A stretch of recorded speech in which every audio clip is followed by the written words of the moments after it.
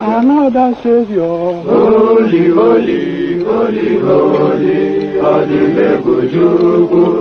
Another Savior. Another Savior. Holy, holy, holy, holy, Adimebujuku.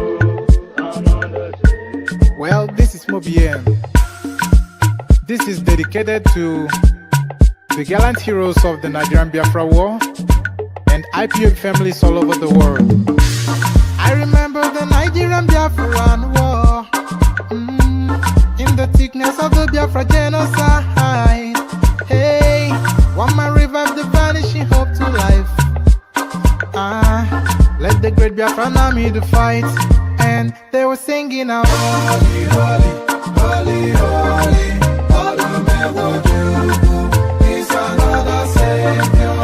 They were singing out, holy, holy, holy, holy, Olumewojuku is another Savior. Holy, holy, holy, holy, Olumewojuku is another Savior. Many years after the genocide, whoa, yet another great leader has risen up now. Oh, and he's leading the Biafrans to victory. Inyomadika yabika kwa namno. Hey, anamekele mazuche mefo. Manemo, it's an honor having you on board. When I'm singing along, holy, holy, holy, holy, Nandekano is another Savior.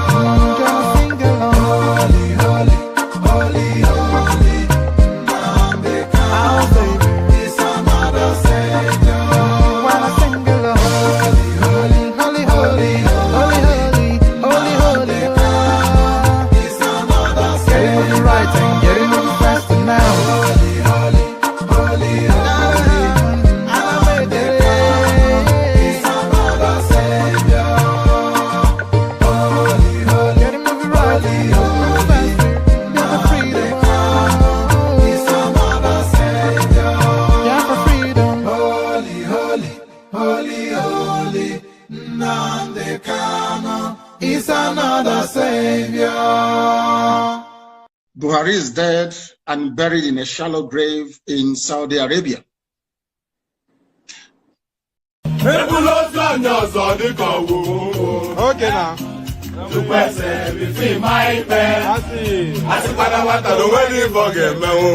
Okay now. Okay.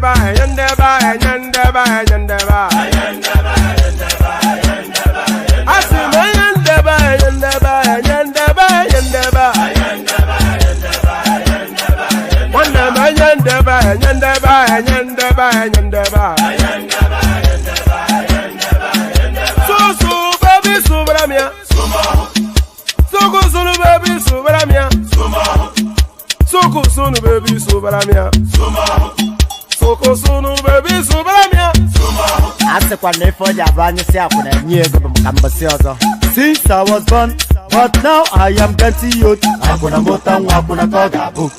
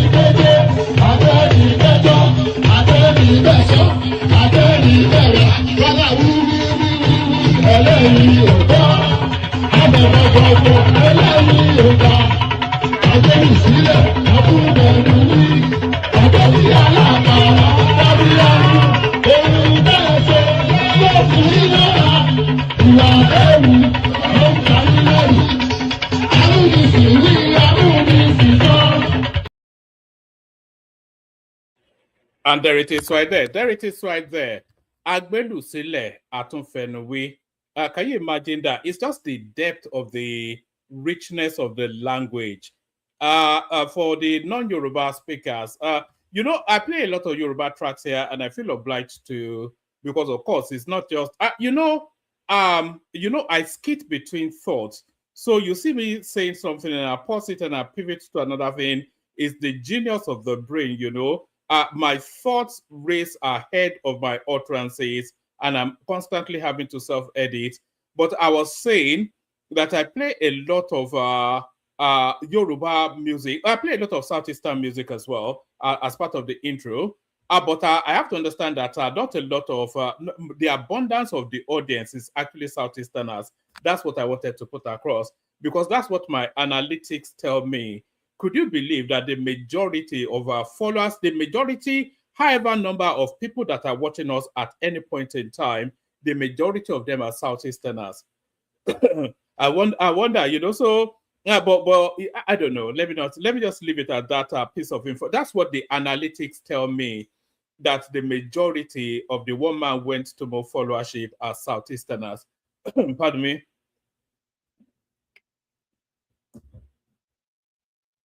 Pardon me, I go through a lot of water in the course of the session, as you know. Good day to you, good to be in your company and all that. Another day, but not another dollar. So another day, another dollar. The protocol remains the same. Please click on the like button. You know, I want to invite you to super chat, but what I really want from you, what would the real favor that you can do is not the super chat, is the likes and the subscriptions, because that is what agitates the YouTube algorithm, and it's all about agitating the algorithm on whatever platform you're on. So click on the like button if you haven't already. Subscribe if you're not already subscribed. We need numbers. We constantly, relentlessly. If we had 1 million people watching, I'll still say the same. It's an insatiable it's an insatiable appetite, should I say. It's an insatiable want. It's a want that can never be satisfied. If 10 million people are watching me concurrently now, I'll still invite you to like and subscribe. But 10 million people are not watching me. However many of you on the screen are watching me at the moment, but we need figures to go up. So like and subscribe. Do us that favor, do that. Although I did say the abundance of my audience are Southeasterners, so I wonder that if that reflects in the figures as well.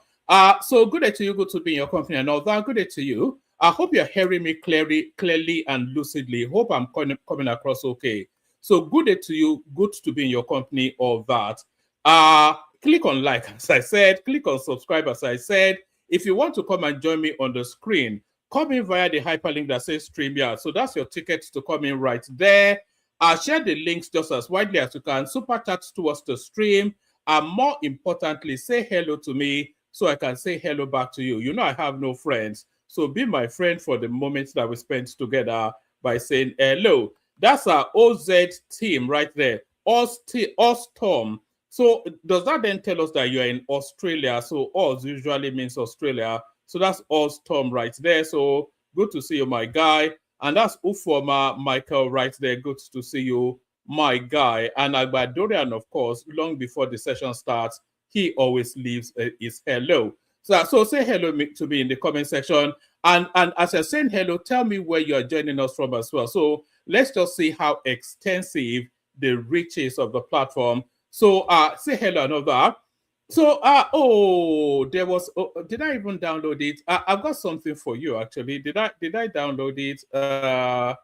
Let me see. There's a particular song that needs to come into play just round about now. I hope I was able to download it. I used to have it in stock and then I deleted it, but the moment calls for that song. So I think I may well have downloaded it again. So of course, Tinubu in Turkey, that seems to be the story in circulation now. Your president stumbled and fell. And of course, it takes us back to this song again. Do you remember this song?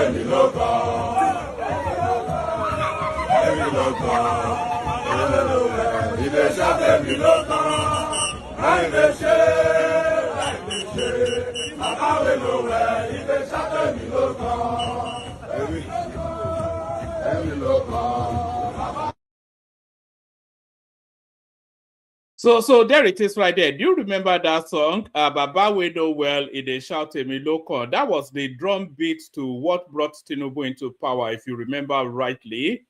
All of these are obedient followers telling us that Tinubu was going to kill over and die any moment soon, and then Kashim Shettima will be our president. So Tinubu, he seems to be completing his first term, and he has not killed over and died yet, but he did stumble and fell in Turkey. And of course, the obedience space quickly latched onto that, and they are making merry. They're doing, oh, he has to resign. And they're now drawing parallels between him now and the former US president, what's it called? Sleepy Joe Biden. So this is our own Sleepy Joe now, stumbling and falling in Turkey, embarrassing us according to what the obedience will have you believe. So there it is right there. Baba we know well, it they shout a milokon. So there's that. But before we get into that, let's start it off on a totally different tack. Do you remember? And by the way, if you want to come in. Yes, you are from Australia. If you want to really appeal to people, you have to appear to be non-biased. I once got a family member to join me in one of your sessions, and she immediately dislikes the platform. Well, there it is. Well, that's just the nature of it. I am not unbiased. I find it disingenuous to pretend to be unbiased. Because I have an opinion on everything that we're discussing, and that's not a bias, by the way. That's an opinion. So my bias is towards. I'm talking about the comment left by, which is a lie, by the way. I'm sure he just made it up, but it doesn't even matter. I have an opinion about every single topic that we're discussing, but my main interest is the betterment of that country. That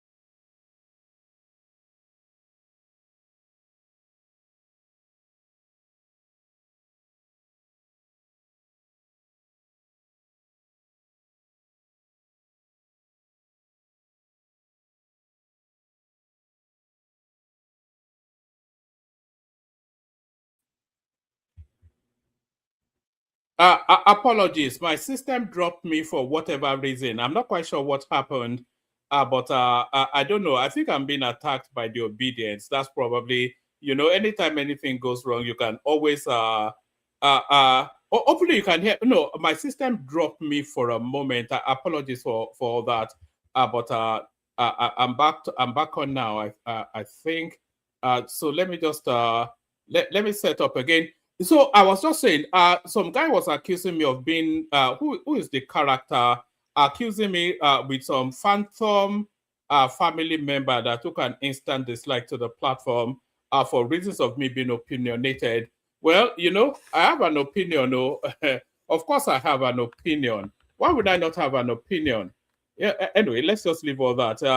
I think it's just made that up anyway. But where were we? We were talking about Tinubu stumbling and falling in Turkey, and the obedience space making hay out of that, as always is the case.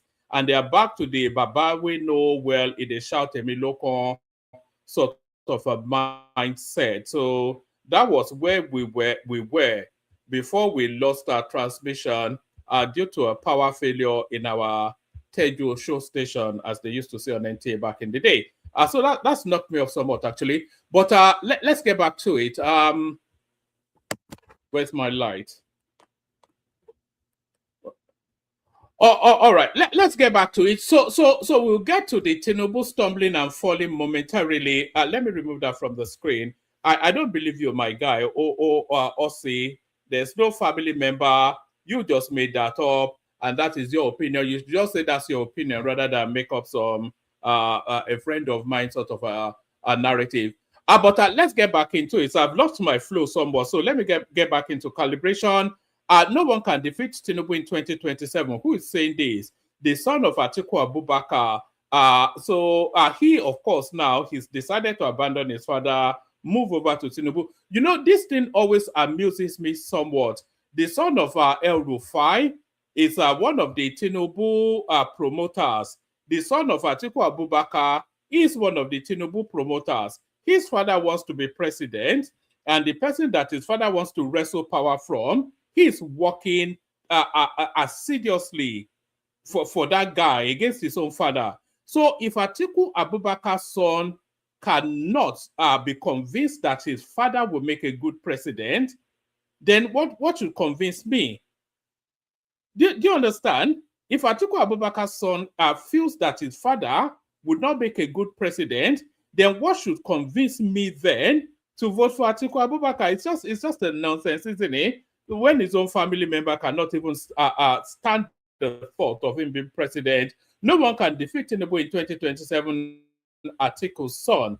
It says, Abba Atiku, son of former Vice President Atiku Abubakar, has declared that no political party can defeat President Bola Tinubu in the 2027 presidential election. Abba, who recently joined the All Progressive Congress APC, spoke yesterday in Yola, the capital of Adamawa State, collecting his membership registration card from his local ward in Yola North local government area.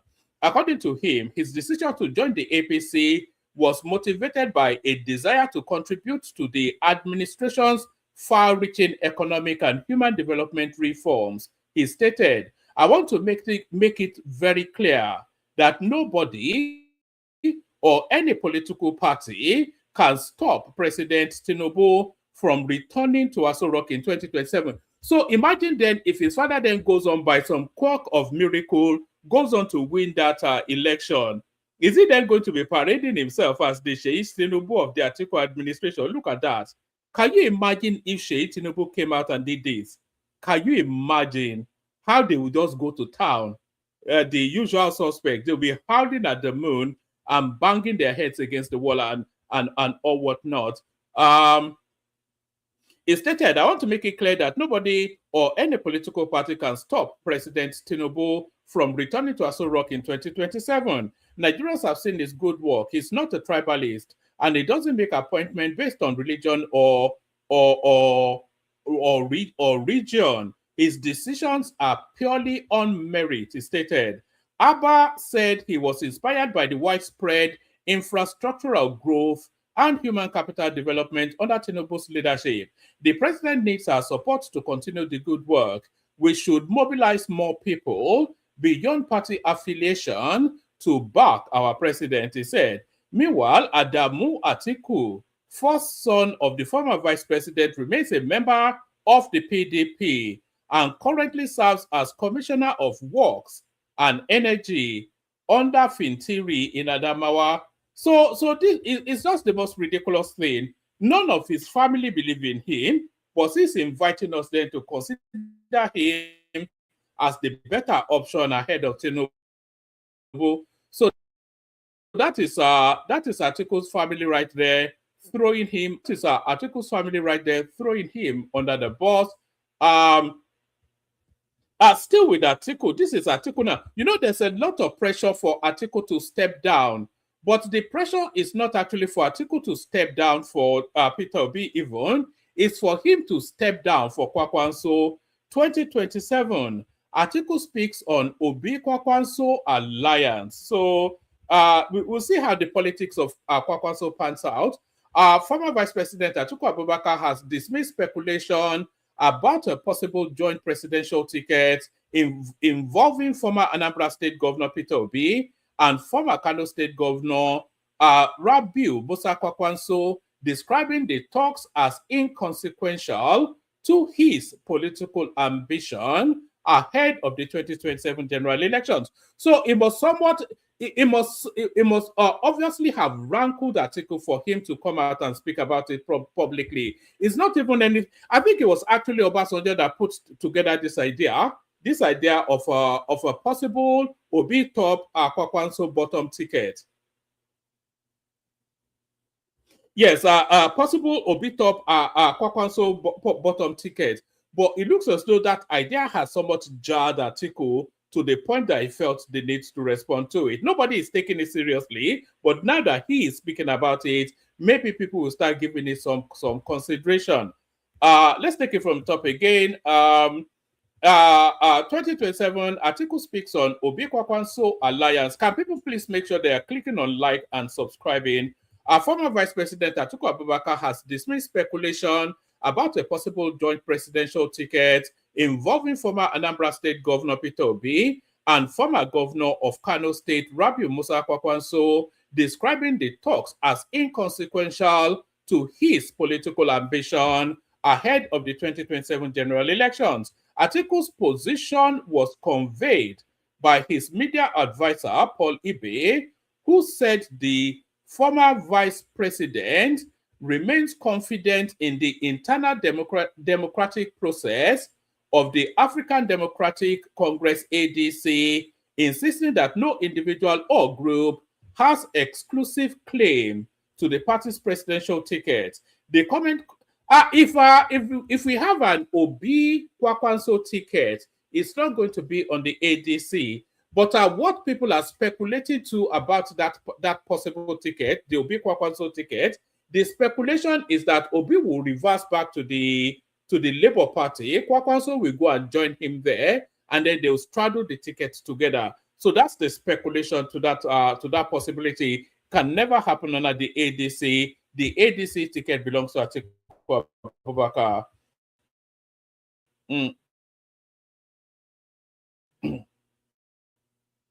Atiku's position was conveyed by his media advisor, Paul. He is confident in the internal democratic processes of the ADC, insisting that no individual or group has exclusive claim to the party's presidential ticket. The comment comes amidst growing political speculation that former President Olusegun Obasanjo is exploring the formation of a broad opposition coalition with reports suggesting discussions around pairing Mr. Obi and Kwakwanso on a joint ticket under the ADC platform. While the reports have generated debate within the political circles, Atiku said rumors alone do not determine political outcome in a democracy. I think it's because of the Obasanjo Association that has forced Atiku to come out and speak to it. Ordinarily, he should not be speaking to something.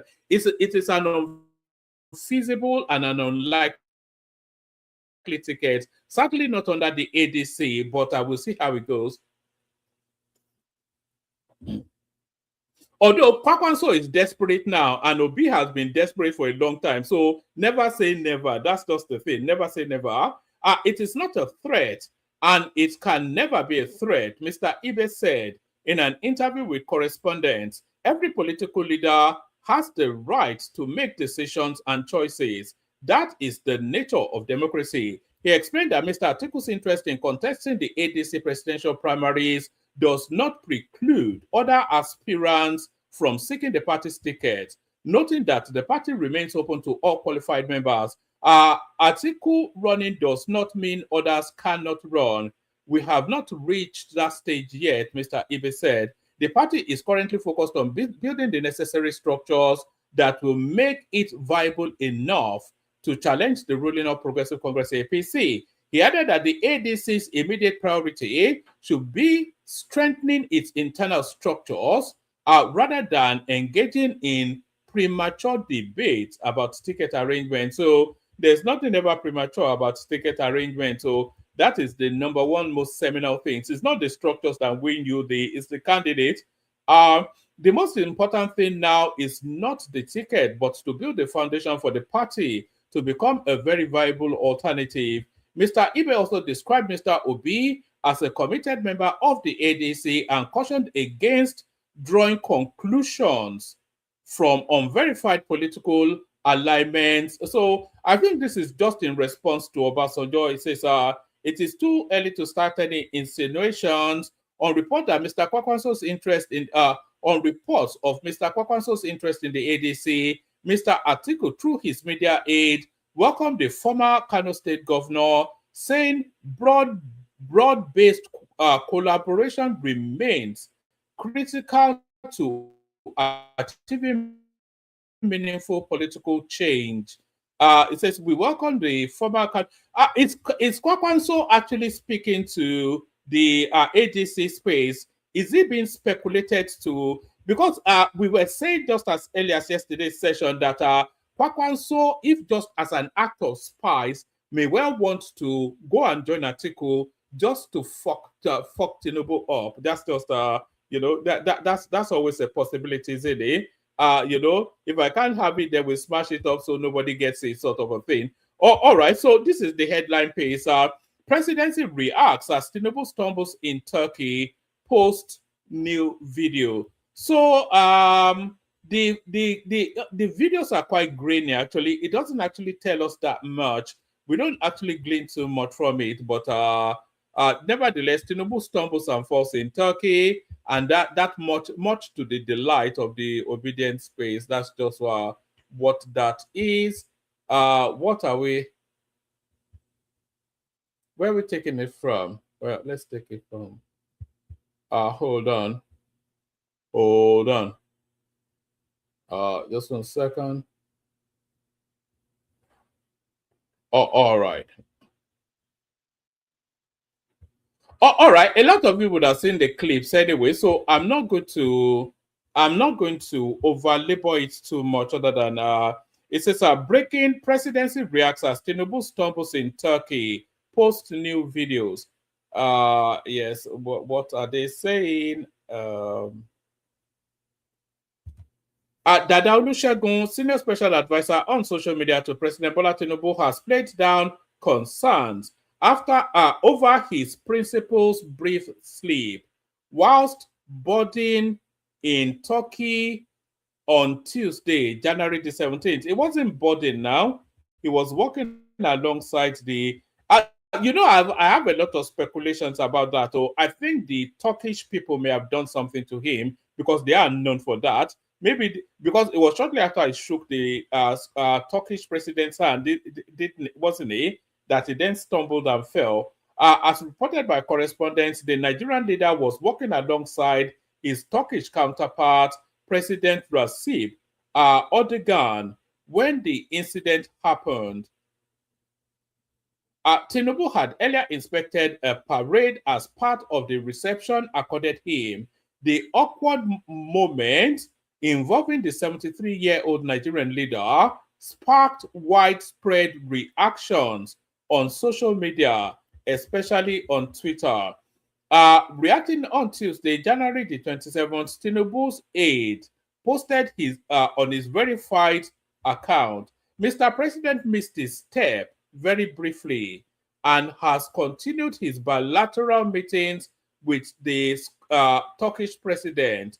A live press conference is happening immediately after the bilateral. So I think they're trying to play it down somewhat. Okay, this is the moment. So this is the stumble. So let's see what this offers us actually. Let's see. I've seen it briefly, but it wasn't much. I think it was captured in just a 10-second thing. So let's see just your president falling over sort of a thing. It's always good. It's always funny anyway. But is it really funny when old people fall over though? That's just the thing. Is this on? Am I sharing this? Okay, let me make sure that's being shared. Is that being shared? Okay, yeah. So that is there. So let me. Yeah. Sorry, Zeta. I wasn't in the studio. Let me send the link. I think it's the most ridiculous thing actually. My speculation is that the Turkish people try to get at him a little bit. But even if he missed a step, I don't think quite it's the end of the world. It's much ado about nothing, as they would say. But let's see your president stumble and fall.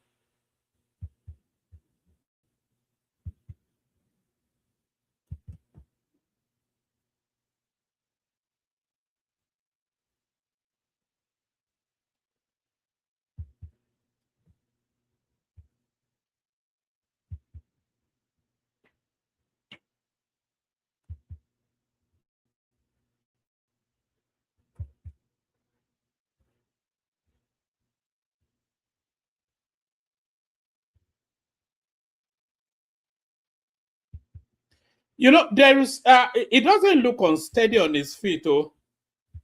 No, it actually looks unsteady. I think it doesn't look coordinated. If you see him here, if we pause it here on this still here, from that upright position, you see him start to sway to the left. So watch him. He starts to sway to the left. Can you see it right there? It starts to sway to the left. And then that's it coming right there. But look at the expression on the Turkish president's face. That is an expression of knowing right there. I think the Turks may have gotten at him somewhat. And there it is. But look, that's a sudden stutter, isn't it? That's a very, very sudden stutter. As to say that you hit your feet against something. Look at this again. So it wasn't as though he went down in slow motion. He cut short abruptly and then he tumbled over. So that is to tell you then that there was some sort of impediment that was in his way, something that he hadn't seen. Do you see? So that wasn't somebody that suddenly collapsed. That's somebody stumbling over something. You can see it quite clearly there. That's somebody stumbling over something.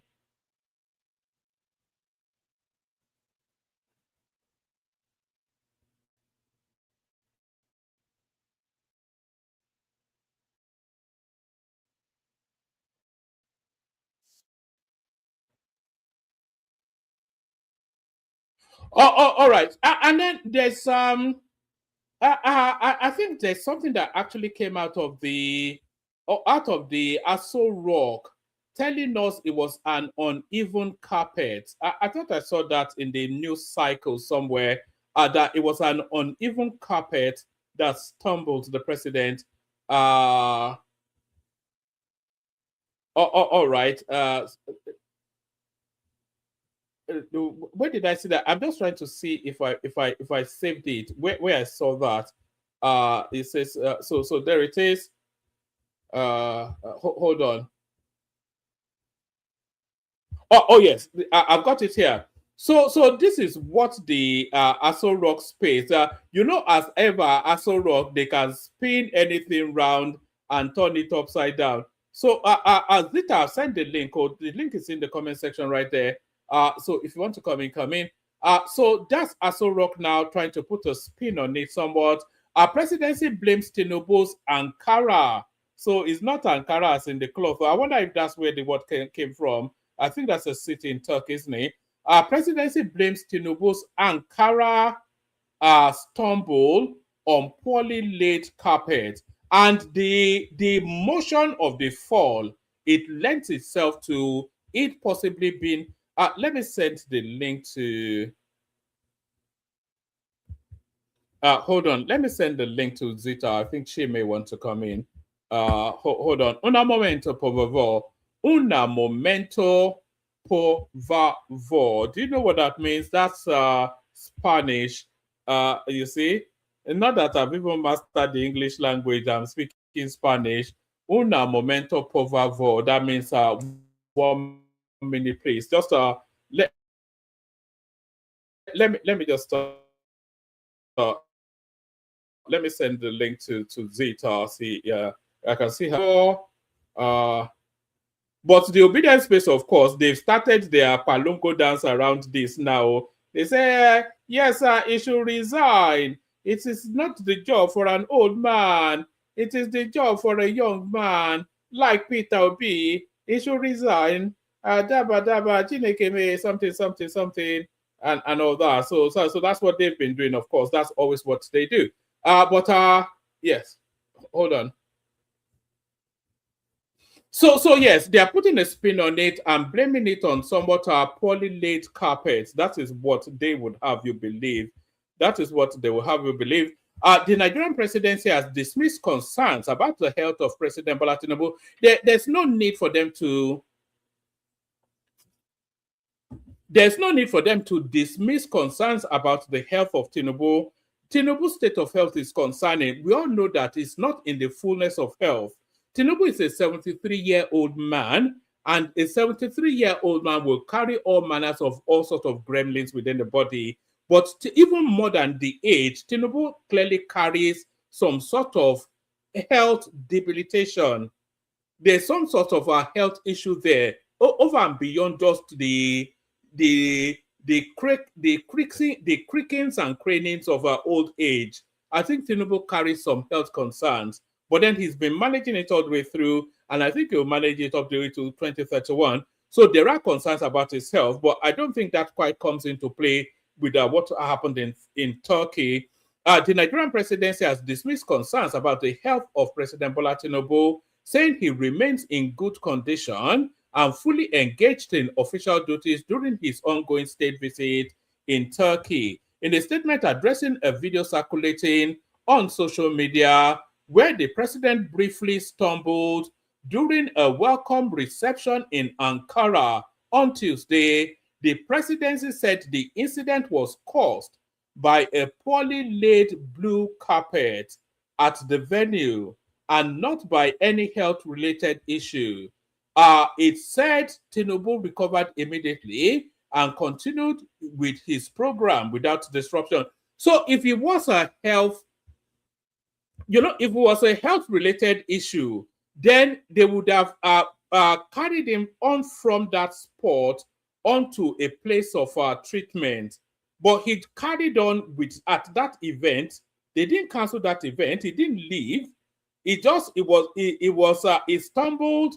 They supported him back up. He looked a bit sheepish for a moment, and then he carried on with his duty. So it wasn't as though they ferried him to hospital. And if it was a health-related thing, then you would want to suggest that they would have ferried him to hospital. So I'm not quite sure. It's much ado about nothing. This seems like.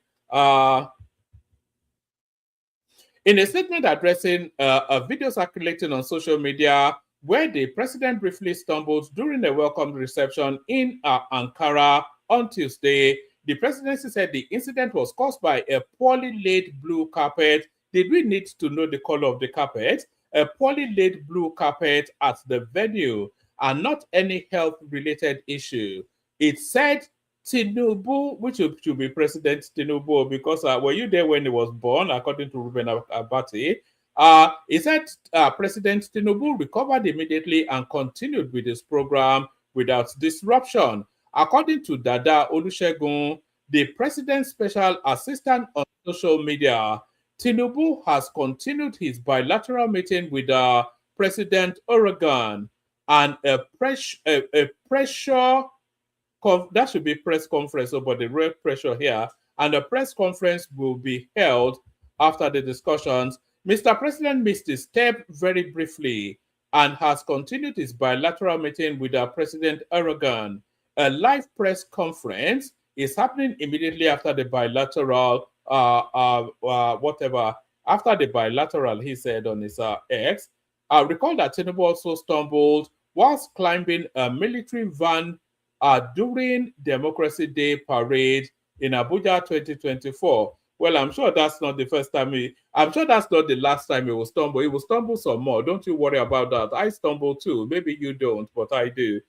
Uh, let me show you this one. This one is somewhat good news. I'm not quite sure if people want to hear good news about Nigeria. It's good news for Nigeria, maybe not good news for the people involved. It's a bag of gari is 15,000. Benue farmers lament the cheap price of gari. So for everybody that gains, somebody loses. So let's just see now. You remember, you remember that we are not hearing those narratives of hunger anymore. There was a time that a bag of rice was everything we ever discussed. How much was a bag of rice? When Buhari gets a bag, and a bag of rice, a bag of rice. Who buys bags of rice anywhere in Nigeria? They buy rice by the Derica measurement.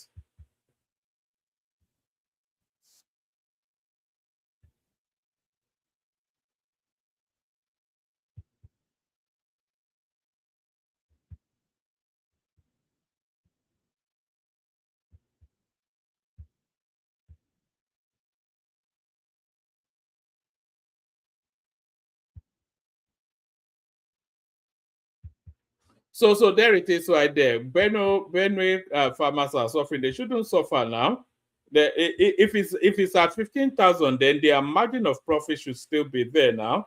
They are not able to exploit people anymore. Whisper it quietly, but it looks as though foreign investors are streaming back to Nigeria. We saw Shell actually holding this grand press conference about a 20 billion naira investment in Nigeria. And here is another example right there, right here. With the economic reforms by the Tinubu administration, people and investors are now putting equity capital at risk. They are now trying to build stuff. People are putting money after money to scale and to grow, as opposed to trade and to extract.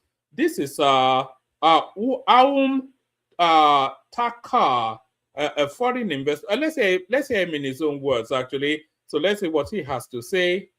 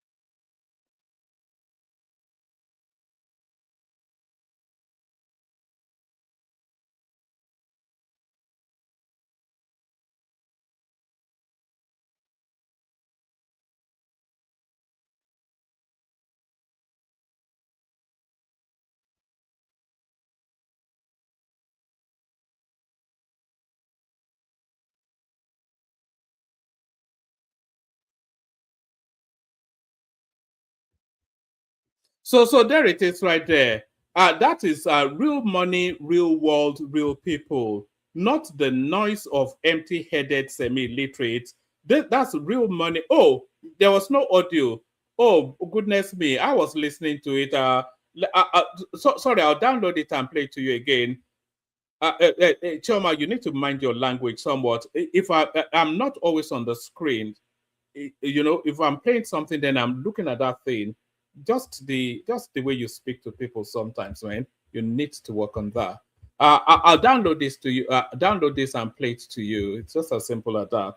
What do you mean? Pay attention to your stream. What sort of? I mean, the audacity. Yes, that little girl has put me off. Let me download it and I'll just play it to you. It's just it's no big deal. Let me download it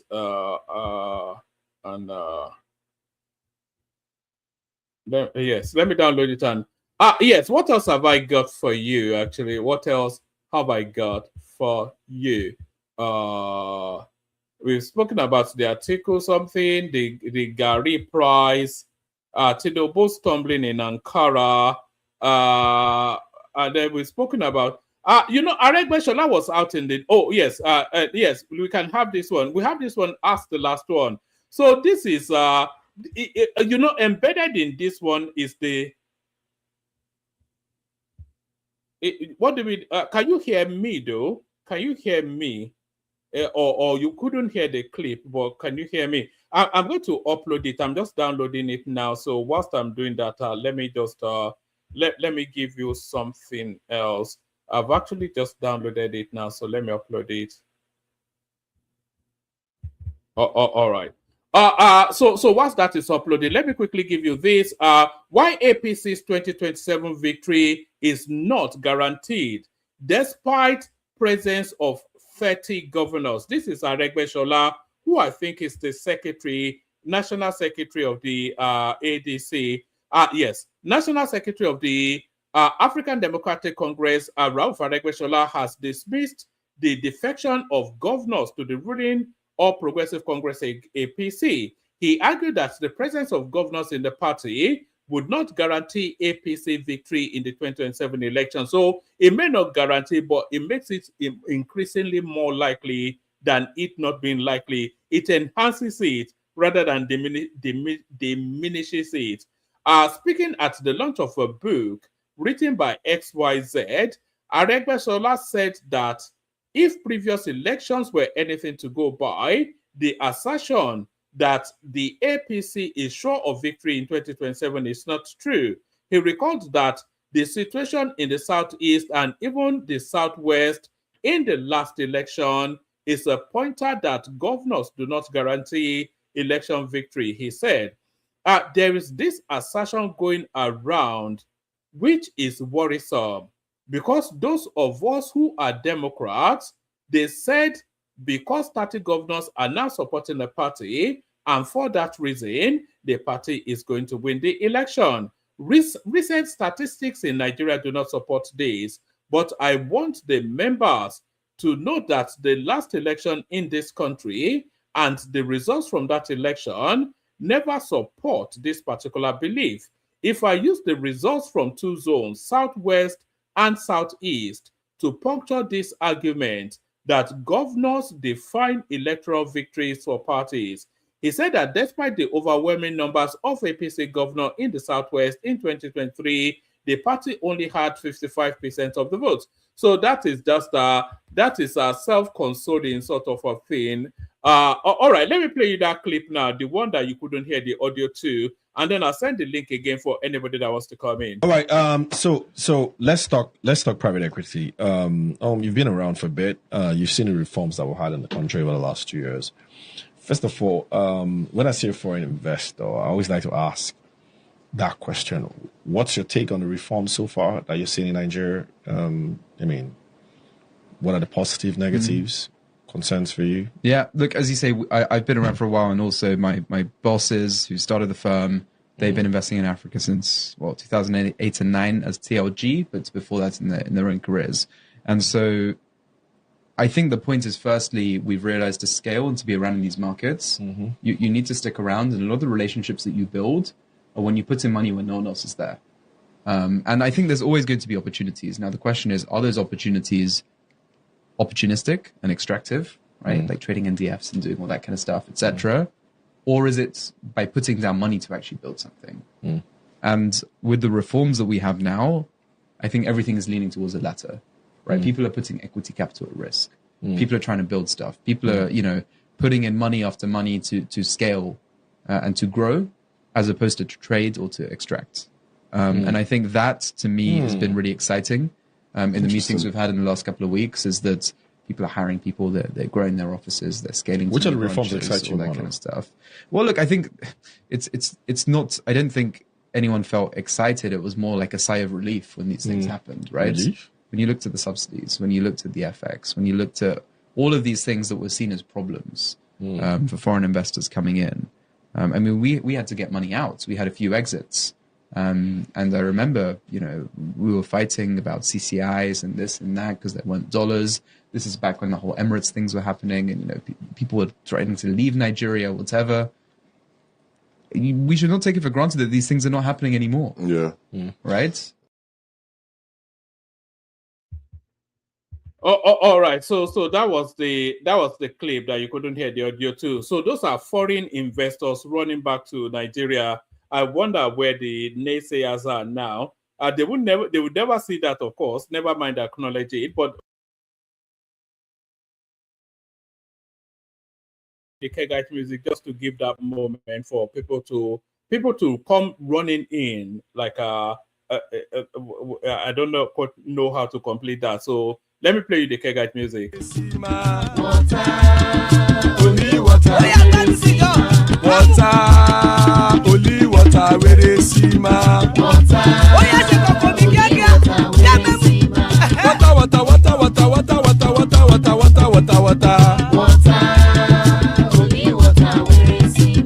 Hapa o naido.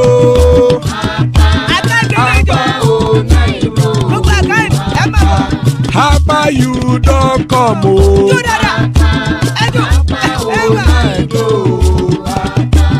Hapa o naido.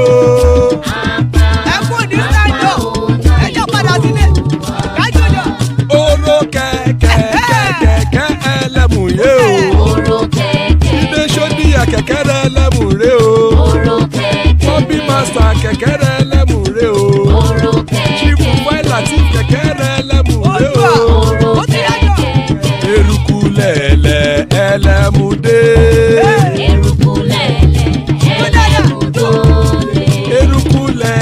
Ẹgbẹ́ ẹlẹ́mu dòdò jàre o.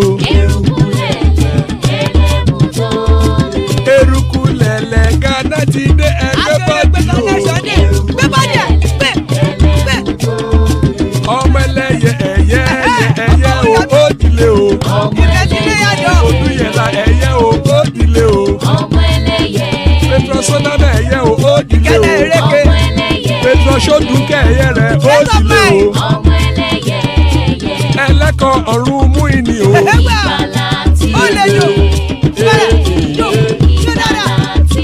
Àkùkọ ọ̀run mẹ́kọ̀.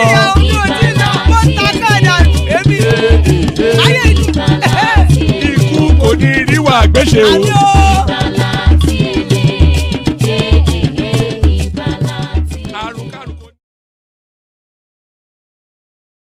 Right there, Ikuko Neru Agweshime, death have nothing to do with us. Joining us, the majestic AY and the elegant AI. So AY and AI, look at that. So it's like an alphabet soup, isn't it? AY and AI. Still plenty of spaces. Anybody else that was to hop on? AY, Wagwan, Watagwan. Yeah, good evening, one man. Good evening, AI. Yeah. Good analysis as usual. But what if this thing now? Baba we know well in the shot, leg they shake, hand they shake. We're back there again. We are back there Actually. It is, well, you see, this kind of stuff, they are distraction. I think the opposition needs to be more serious, They need to be more serious in the sense that, 2023 pre-elections and post-elections, people were dwelling on very stupid stuff that I consider distractions. For example, the issue of, oh, Tinubu did not finish from Chicago University, wherever. The issue of drugs. I feel those stuff were a distraction because they were a distraction to me.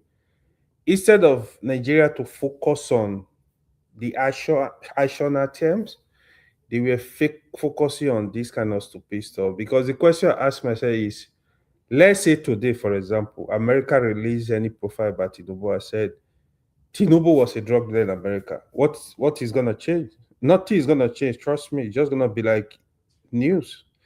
Um, and you don't really need a bachelor to contest for Nigeria president. I don't know if people know this. So we focus on crazy stuff too much. Anybody can stumble. That has happened to Trump. That has happened to Biden. These things they happen. It's not new. But however, It even happened to Boris Johnson once upon a time. He yeah, fell this over stuff and happen. yeah. This stuff happen. But however, I personally Even believe, Obama stumbled too. yeah, people Although he stumble. didn't fall. But however, I personally believe if we are to follow the book, both Tinubu, Atiku, I personally feel they should go arrest.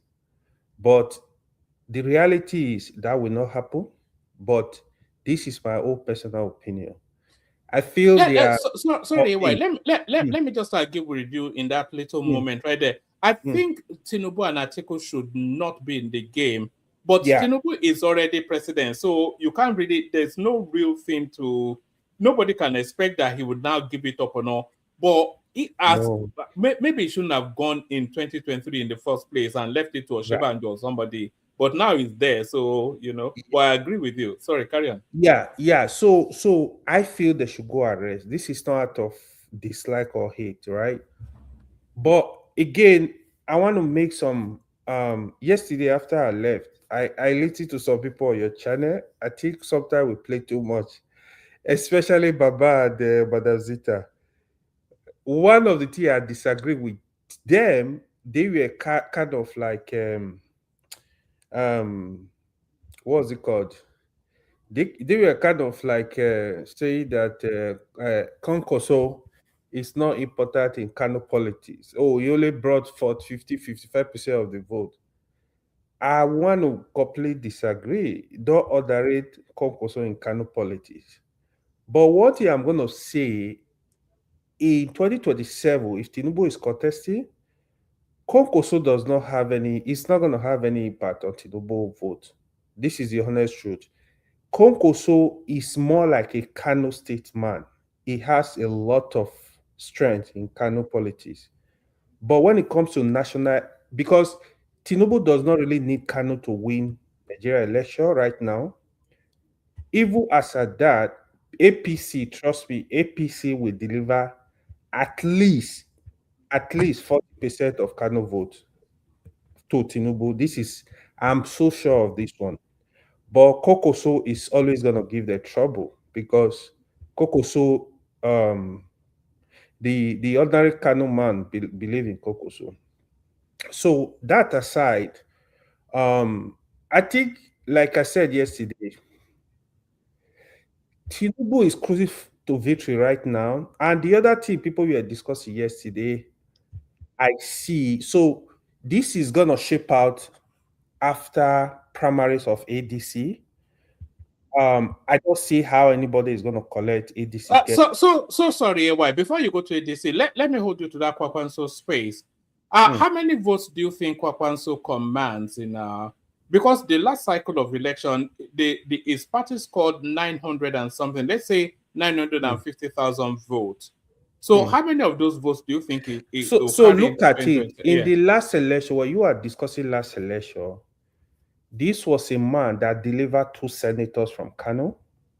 APC got 1 senator. He delivered more than 70% of the House of Representatives. He delivered more than 80% of House of Assembly members. So it's not only the presidential election only. Don't forget the attitude of the people when it comes to the presidential election was they know Konkoso is not going anywhere. So they just wanted to prove a point, you know. And don't forget, APC come with a lot of power, a lot of money. The governor was APC. They come with military, they come with police, they have more influence than Kokoso is just one man that is giving a sitting government stress. It's not easy. It's not easy to do that. That is, you have to appreciate that Kokoso is big in Kano. I believe it's still gonna be a very big fight in Kano with Kokoso, except he decide to say, you know what? Okay, Yusuf Abba is still my boy. Let me allow you to move on. This is my thought in Kano. Then the one I was discussing now, Peter Obi, Atiku, Tinubu. What people don't know, right? After the primary, you will see the changes. What people don't know, right? Every election, you have to look at the dynamics. You have to look at the issues on ground. I will tell you categorically, if Tinubu is peer with Peter Obi in an election, that election is going to be walkover for Tinubu. But people don't know this. Well, be there, hear this, they want to slaughter you. But this is the reality. Where Peter Obi is going to be a problem to Tinubu, Peter Obi will be more dangerous to Tinubu, where you have Tinubu, you have Atiku, you have Peter Obi in different parties. The reason be that the vote of the North, they are going to be shared between Atiku and Tinubu. That will give Peter Obi leverage in the South and in the middle belt to garner vote. Just like what you saw in 2023, where they literally won, I think they got like 12 states, something like that. So that is what you are going to see again. But in the absence of Atiku, in the absence of Atiku, you pair Peter Obi and Tinubu, that election is going to be walkover. I'm telling you this. The other thing is the strongest ticket, despite I'm saying Atiku is too old, he should not be contesting. This is my position. The strongest ticket of ADC, in all honesty, is Atiku plus Peter Obi in one ticket. Then Tinubu is gonna stress out. Their ticket do you is think formidable. Do you think Atiku is stronger than Kwakwanso in the north? Atiku is stronger than Koko. So not only in the north, nationally, the advantage of Atiku, right? Atiku is widely accepted in Nigeria. It just, to be honest, to be fair to him, he has not been lucky in politics. He has not been lucky and it's not calculative. Tinubu was very, very calculative in politics. Look at what he did with Buhari. After Buhari election, Tinubu positioned himself. He knows that now, let me sacrifice these 8 years for Buhari. If power comes to the south, it's my turn. That's the popular Emiloko. He knew once the power come, now you are having Tinubu's Buhari supporters in the north. They now like, okay, this guy did us a favor. We have to return the favor. That was what you saw in the 2023 election. And in 2027, if he tapples, that's what I'm telling you, with Tinubu and Peter Obi, the North will align with Tinubu. Forget what you are hearing. But the other point that is dangerous, I'm saying, if Tinubu is going to replace the vice president, Tinubu must be super careful and calculative. He needs to be very, very careful. Replacing the vice president can be very detrimental. So if he was to replace the vice president, which demography will he be targeting, or should we be targeting? You know, look at it. When you are replacing the vice president, you are going to create enmity in the north. So the supporters of Shetima, they are going to be problem. They are going to you will see protest votes from Shetima supporter, especially along the northeast axis. Don't forget, Atiku is from the Northeast too. So they might say, you know what? Yeah, let's go with Atiku. That is where it's very tricky. I personally feel it's better to leave that ticket as it is. But if he still If he choose, replaces Atiku with Kwakwanso, does he gain more than he loses? I don't so that's what I'm telling you. Replacing Shetima with Konkoso, APC are not, you're gonna have problem because first of all, a lot of people in APC will not be cool with that. The Yeah, I Ganduje know. of this world, Just as that's we know it's not possible, but it's gonna be just, too controversial. It's not possible. So the only way I feel, the only way you can actually replace that ticket and have peace, for example, if America are really of the opinion that listen, a Christian should be on that ticket, they are putting pressure on the government, then in which Shetima is fully aware of what is going on, if you know what I mean, then Tinubu can call Shetima and have a strong negotiation with him. Listen, this is the position. You see what is going on. Okay, let's offer you some kind of like positions, probably give him some ministerial appointment and say, okay, get me people to occupy the, or I think the easiest way, if they really want to do Christian Muslim ticket, the easiest way could have been let the SGF come as VP, give that SGF to Shetima. I think you can have this kind of negotiation based on that sentiment, because even bringing a Christian from the north, you have to look for somebody that the northerners, the core northerners are going to accept. You know, it would have been fair to have a Muslim Christian ticket, in my opinion, because I mean, you have Christian population of more than 40% in the country. So you have to represent it. But I know that is all politics. Muslim ticket, Christian ticket mean nothing. So you are not gonna say, oh, Tinubu have Islamic agenda. These are all foolish talk, right? Because when you look at even Tinubu government, you see even Christian dominate in the major position. It doesn't really mean not anything, but for fairness, for people not to see it as you have an agenda, yeah, it would have been fair. You give that position to Christian, but it's tricky.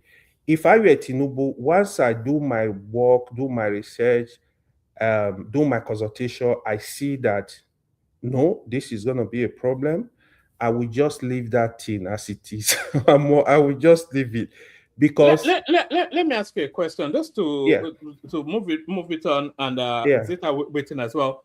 If the news broke tomorrow that Sheikh Tinubu has defected to ADC and endorsed Atiku Abubakar, how do you think the landscape will react to it? yeah, where of course it's gonna be, it's not my politics, right? If that apple is giving it's gonna give like it's not gonna be good on Tinubu, of course. So that's gonna be like a bad signal from his camp, right?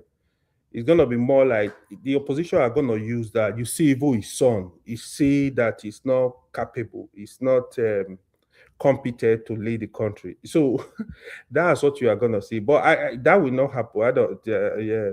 With So Atiku why are we then casual about Atiku's son telling us that nothing on earth will remove Tinubu from power? It's not Can I answer you? casual. It's not casual actually. People are really hitty on the. I know Atiku tried to play that, the opposition tried to play it down, but that's big. That's actually big because even me, I begin to doubt Atiku. Okay, what really happened? What's really going on between Atiku and his son?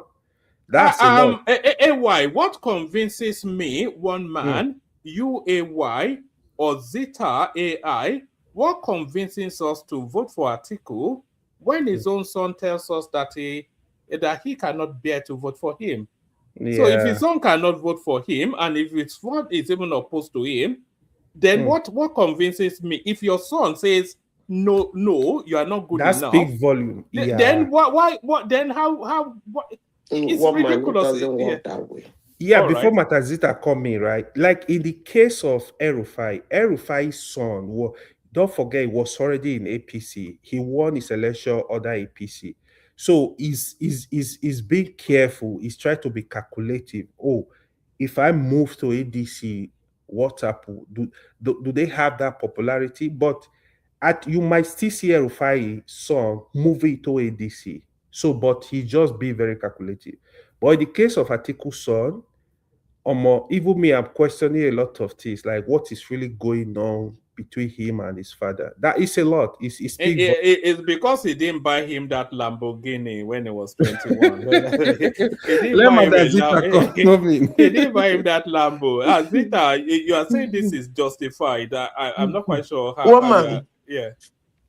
How not day? We did. Good to have you here, Zita. Always a delight. Okay, let me go straight to this discussion you guys are having about Atiku's son. I will come into it from a different angle. You see, when you become a public figure in life, one way or the other, there is one aspect of your life that the whole world that knows you in that your public life is watching. And that is your family. It is very important the way your family is. They know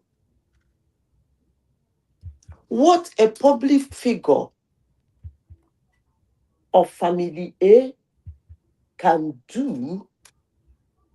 People might ignore it, but if a public figure in family B do the same thing, it might raise an eyebrow. Why am I saying this? Tinubu is one man that there is a lot of stories about him. A lot. Most of them made up, most of them true. But there is one thing about his family, just like Donald Trump. There are a lot of stories about Donald Trump, his love life, his mess around life, many children from different wives, but he knitted that family together.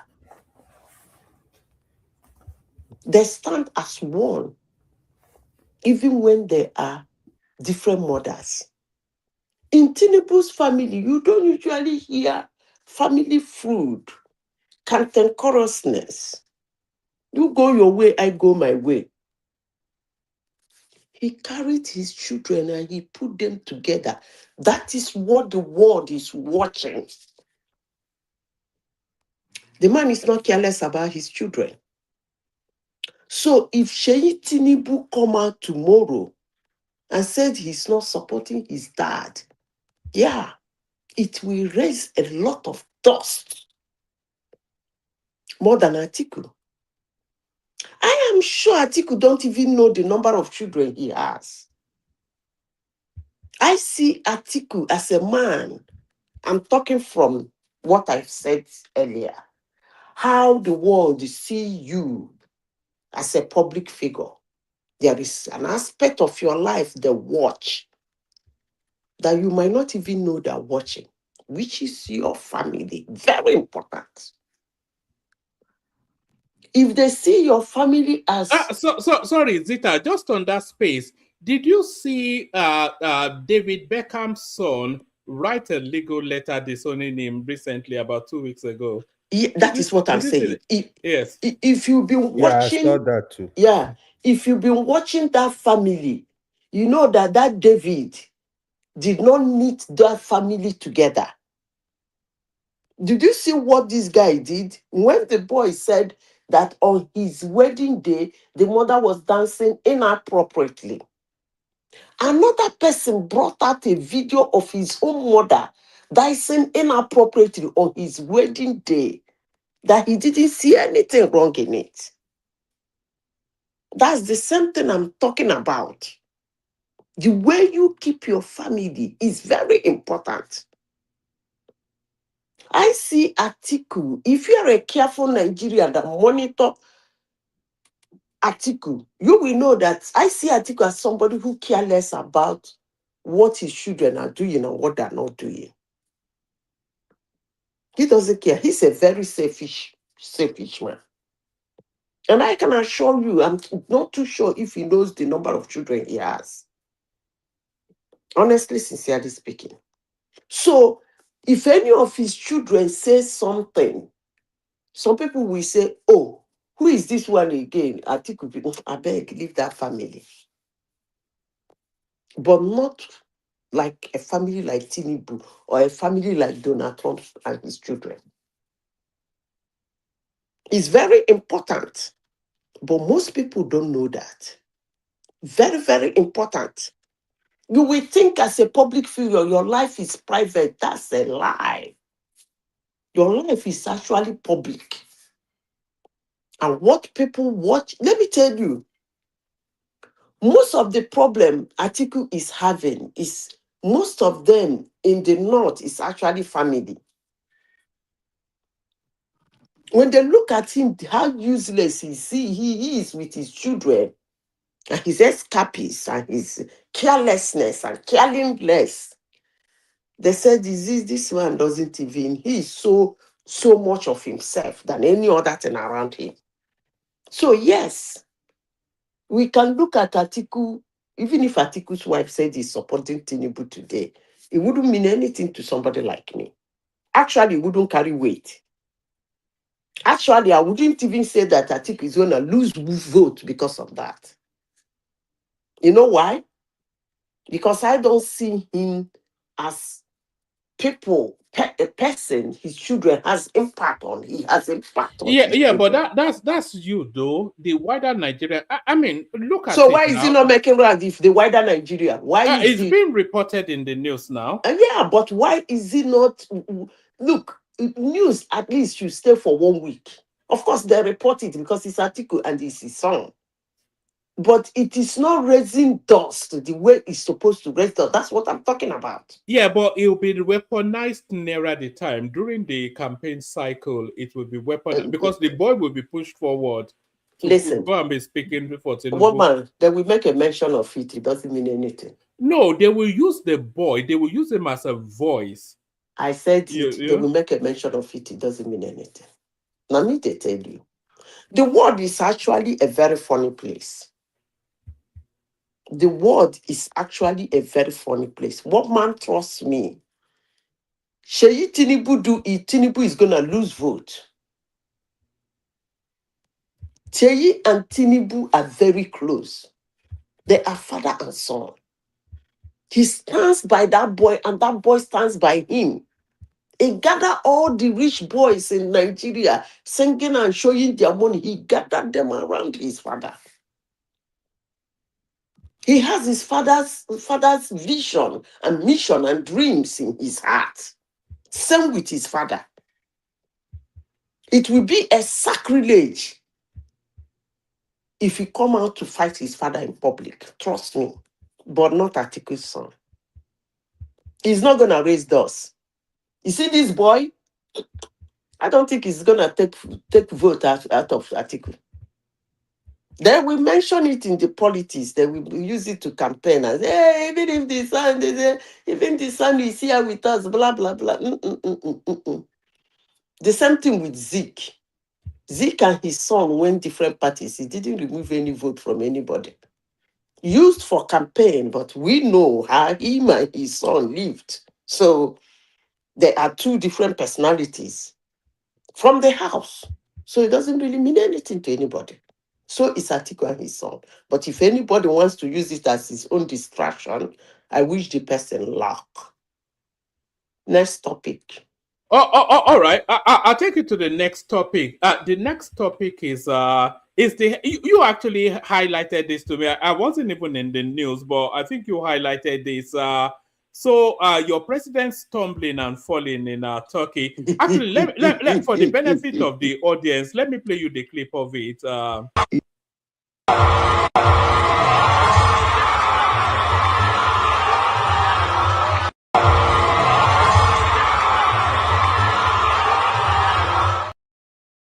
What are you showing?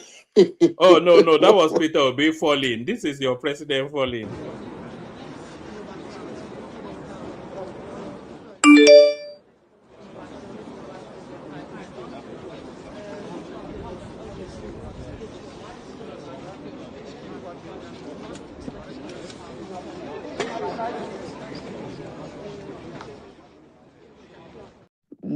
Woman, why did you show Peter Obi's own first before showing?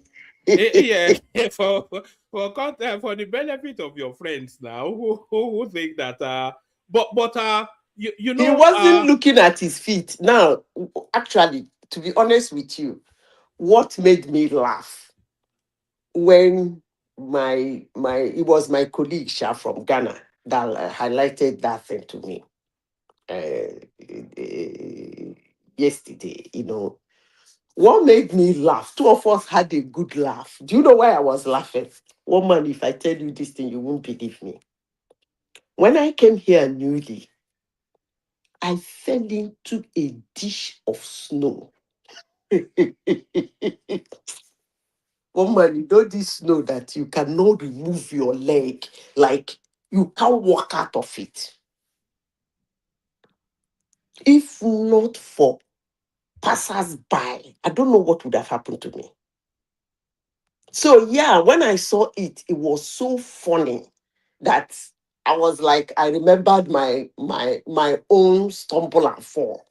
My own was that I fell, my legs cannot raise like this to come out of the snow. yeah, but Zita, I know what you're saying. No, that who amongst us has not stumbled and fell, but it seems to happen to Tinubu with some frequency because people are highlighting also that at Democracy Day 2024 he stumbled and fell as well, and I Yeah. suspect that he will still stumble and fall a few more times before the elections.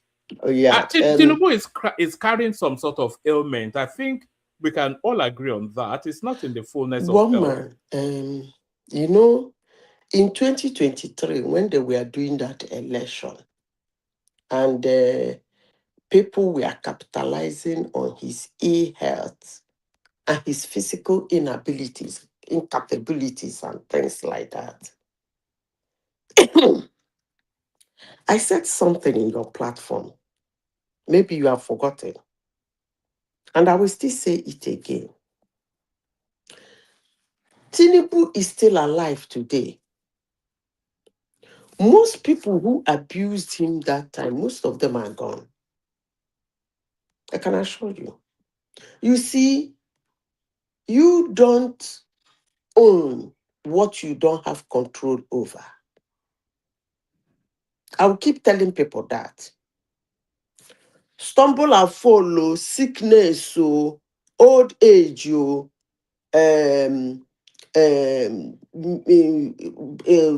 disability, nobody owns that. It's beyond our control. So in 2023, I came to your platform and said, that is actually the last aspect of my fellow human being I would like to discuss.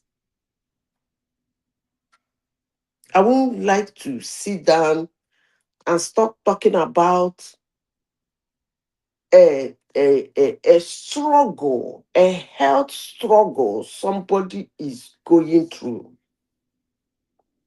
Because when it comes to health, it doesn't matter whether you are born today as a baby or you are 100 years old or 200 years old.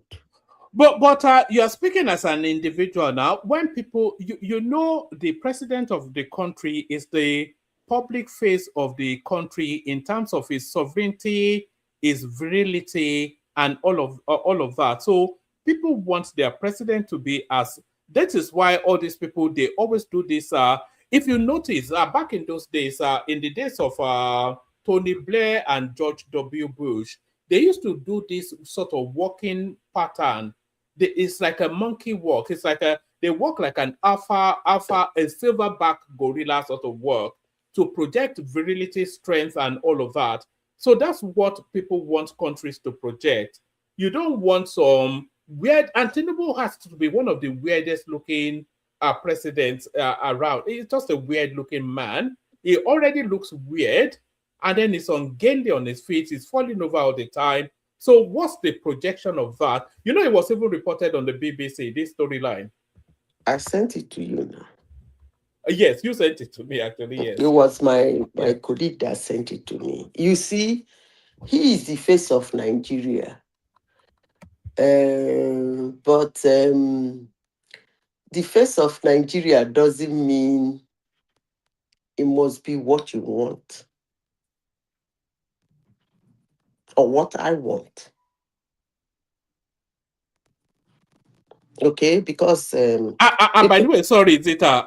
Ola BT AY, we're just chatting. There's not that many of us, so we can just. But Zita still has the floor. Madam AI, whoever picked that outfit for Tinubu needs to be fired or locked up. Honestly, whoever picked that outfit for blaming the outfit now. It was the carpet. Now it's the outfit. No, come on, you look like an oversized. No. Oh, is that BT? To be honest, the only he thing looks that so fits weird in Tinubu- that outfit. Yes. The only thing that fits Tinubu is Is that native, black native. Barbarica? Yes. That's it. Yeah, especially the black one. That's See the way they Tinubu do is it. never good on suit. The thing is that you see, did you see Shetima in Davao? You see, the thing is that when you keep ridiculous people around you, you get ridiculous thing. You see that man, Tinubu shows, that Yoruba boy, former House of Reps. What is that? That is the most stupid appointment that man made. No, he should go now. Why? That's Fashola's job now. But Amila is useless now. That is the most stupid appointment Tinubu has made in his life. In fact, that was a colossal mistake. You see, for people like Tinubu that come from Africa, when they come here to visit, most of them, do you know what they do? That agbada. They wear wear sweater inside. Then the cap, they wear winter cap inside and then put on this cap. So if you look at Shetima, that's exactly what he did. So you'll be thinking he dressed his agbada, he has 4-5 layers inside. That one on top is just for the fashion of himself. And you'll be wondering, why is he dressed like that in this cold weather? No. His image maker knows what he's doing. Number one, I don't even know, because the day I fell too, I was wearing a thick winter jacket. No, Madazita. Yeah, Madazita is right on that point. I don't even know why he's wearing suit. Buhari used to wear native if he travel out now. Most times. Even the suit looks oversized now. Like it looks oversized too. That's the image. His image maker is an asshole. Got a point right there. There is a way you dress these people. You don't. Like, that comedian, that pastor that always speaks to people in that car. What's his name? That Yoruba guy that always wears oversized suits. That's the way they look like. I don't know. Yeah, I mean, he's the president for he have all the resources to. You don't have stylists. Nobody can style. No. It's about fashion. And it will be a very expensive suit, too, but it looks like one man in fashion store, in sense, no matter how bad your shape is, they can always customize something that will fit you, that will make you look presentable. It's true. That's where somebody somewhere knows how to design something that will fit your terrible figure. So there's nobody that can style him and make him look good in a suit. I think they should employ a stylist for him. Forget about the dress. Let me say this. We can't forget the dress, so no. Hold on now. Calm down. Your body the hot. Let me say this. Although when I mentioned it to one lady that worked with President Jonathan, they said for a long time she never listened to them. Most of them don't listen. They're stubborn about how they want to do. But let me say this in the global platform. When you are old, okay, let me not use the word old. When you have some health challenges, anybody around you, including the doctors, what they will always tell you is to mind your step. Mind your step doesn't really mean you should walk slowly. Mind yourself is take it one at a time. You must look before you step. Watch that video. He wasn't looking. He wasn't looking on his step. He was looking at where he was. You can replay it. And that was why he stumbled. And if you watch all other his stumbles, you will see that he was not looking. I don't even know why they keep making that mistake. Because when my mother had her knee surgery, that was the first thing the doctor said. Look before you take a step. That looking down before he put his leg gives him two things. Number one, consciousness. Number two, where to step.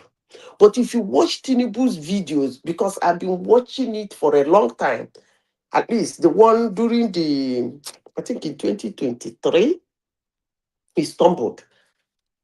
You watch him move, he's not looking. He's looking up. No. For someone like that has problem with his knee, he has to look before he take a step. I don't know whether the doctors did not tell him that. And you can always use it if you have gait issues. You can always use a cane. No, he doesn't need a cane. If he needs a cane, they will tell him to use a cane. I don't think he needs a cane. But that balance the consciousness of his movement. The doctor said, why would you look before you step? Is because number one, it will give you that consciousness that I want to take a step. It's very important. Otherwise, you will stumble. That's just the truth. So, but I don't see anything wrong in stumbling. Don't mind because I do stumble. Don't mind one man. One man said it's no big deal, but guess what he made the title of the show? Like poster. It's no big deal, but he made it a big deal himself. One man. I know. It's for clicks now. It's for clicks. One man, I am tall. I felt like, when you lift. We don't even know what you look like, Zita. I have to video call you tomorrow. I don't know what you look like. Okay, forget about that. One man, I felt like when you take two bags of cement and throw it into a snow, one man leave. Do you know how many times I've fallen? It's different now. But Zita, you are clumsy now. You cite me as somebody that will be clumsy. To be fair, we have to tell ourselves the truth. Tinubu is not. One man, I walk very fast. He's of age. I walk very fast, and sometimes I forget that now of the snow here doesn't need my fast step. Can we ask the question? Are we sure Tinubu is in his 70s? Come on, it's more than hold that. Hold on. Let's BT, I can tell you. No, honestly, no. Like, let's. Are we sure he's 72? The only person that we can relatively be sure of their age is probably Peter Obi. Atiku will be well in his late 80s. Yeah, no, I think Atiku age is fair. No, Atiku is a lot older than that now. No, Atiku is 80 now. He's 80 this year. I think he'll be round about 84, 85. No, I don't think so. Haba. Atiku could claim 70 easily now. You don't know? Atiku because of his rosy cheeks. Have you seen Atiku lately? The guy Atiku cannot stand up. Do you remember during the last campaign that Atiku he stumbled he almost fell in Anambra now. It was Zita, it was 3 flights of stairs. Just 3 steps. And he couldn't handle it. The one man, some people are actually lucky with it. I mean, BT is here, is a doctor. So some people are lucky with it. Like my mom, she's 80. If you see my mom, she walk around, she does everything.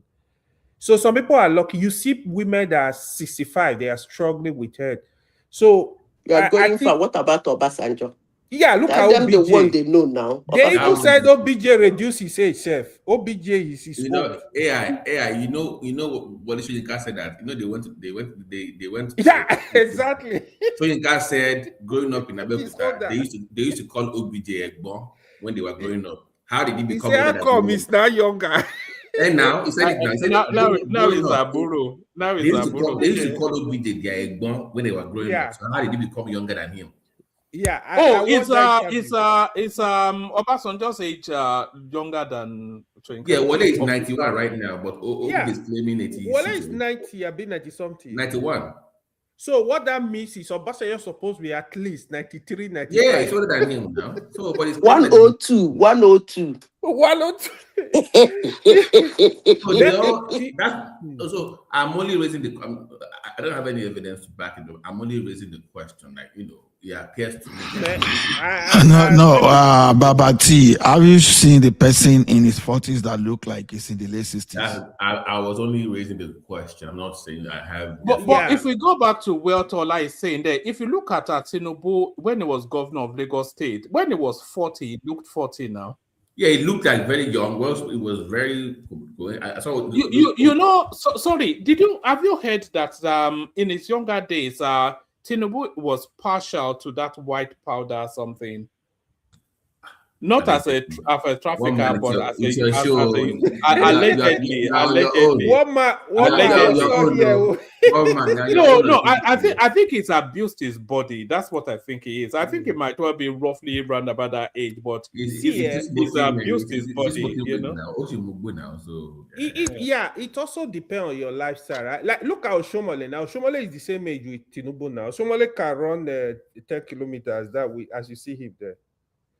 So some people, I think it depends on your lifestyle too. I actually agree with that. But and also actually, one man, I grew over looking at people's look. Over the years of my experience in life, I come into several encounters that made me not to address people the way they look. It's actually very wrong for anybody to do that. You can get into trouble. Most people do not actually care about their looks. That is one thing I understand about life. And some people, before they step out of the house, they look. Have you ever seen somebody going to see a doctor because of a single acne on his face?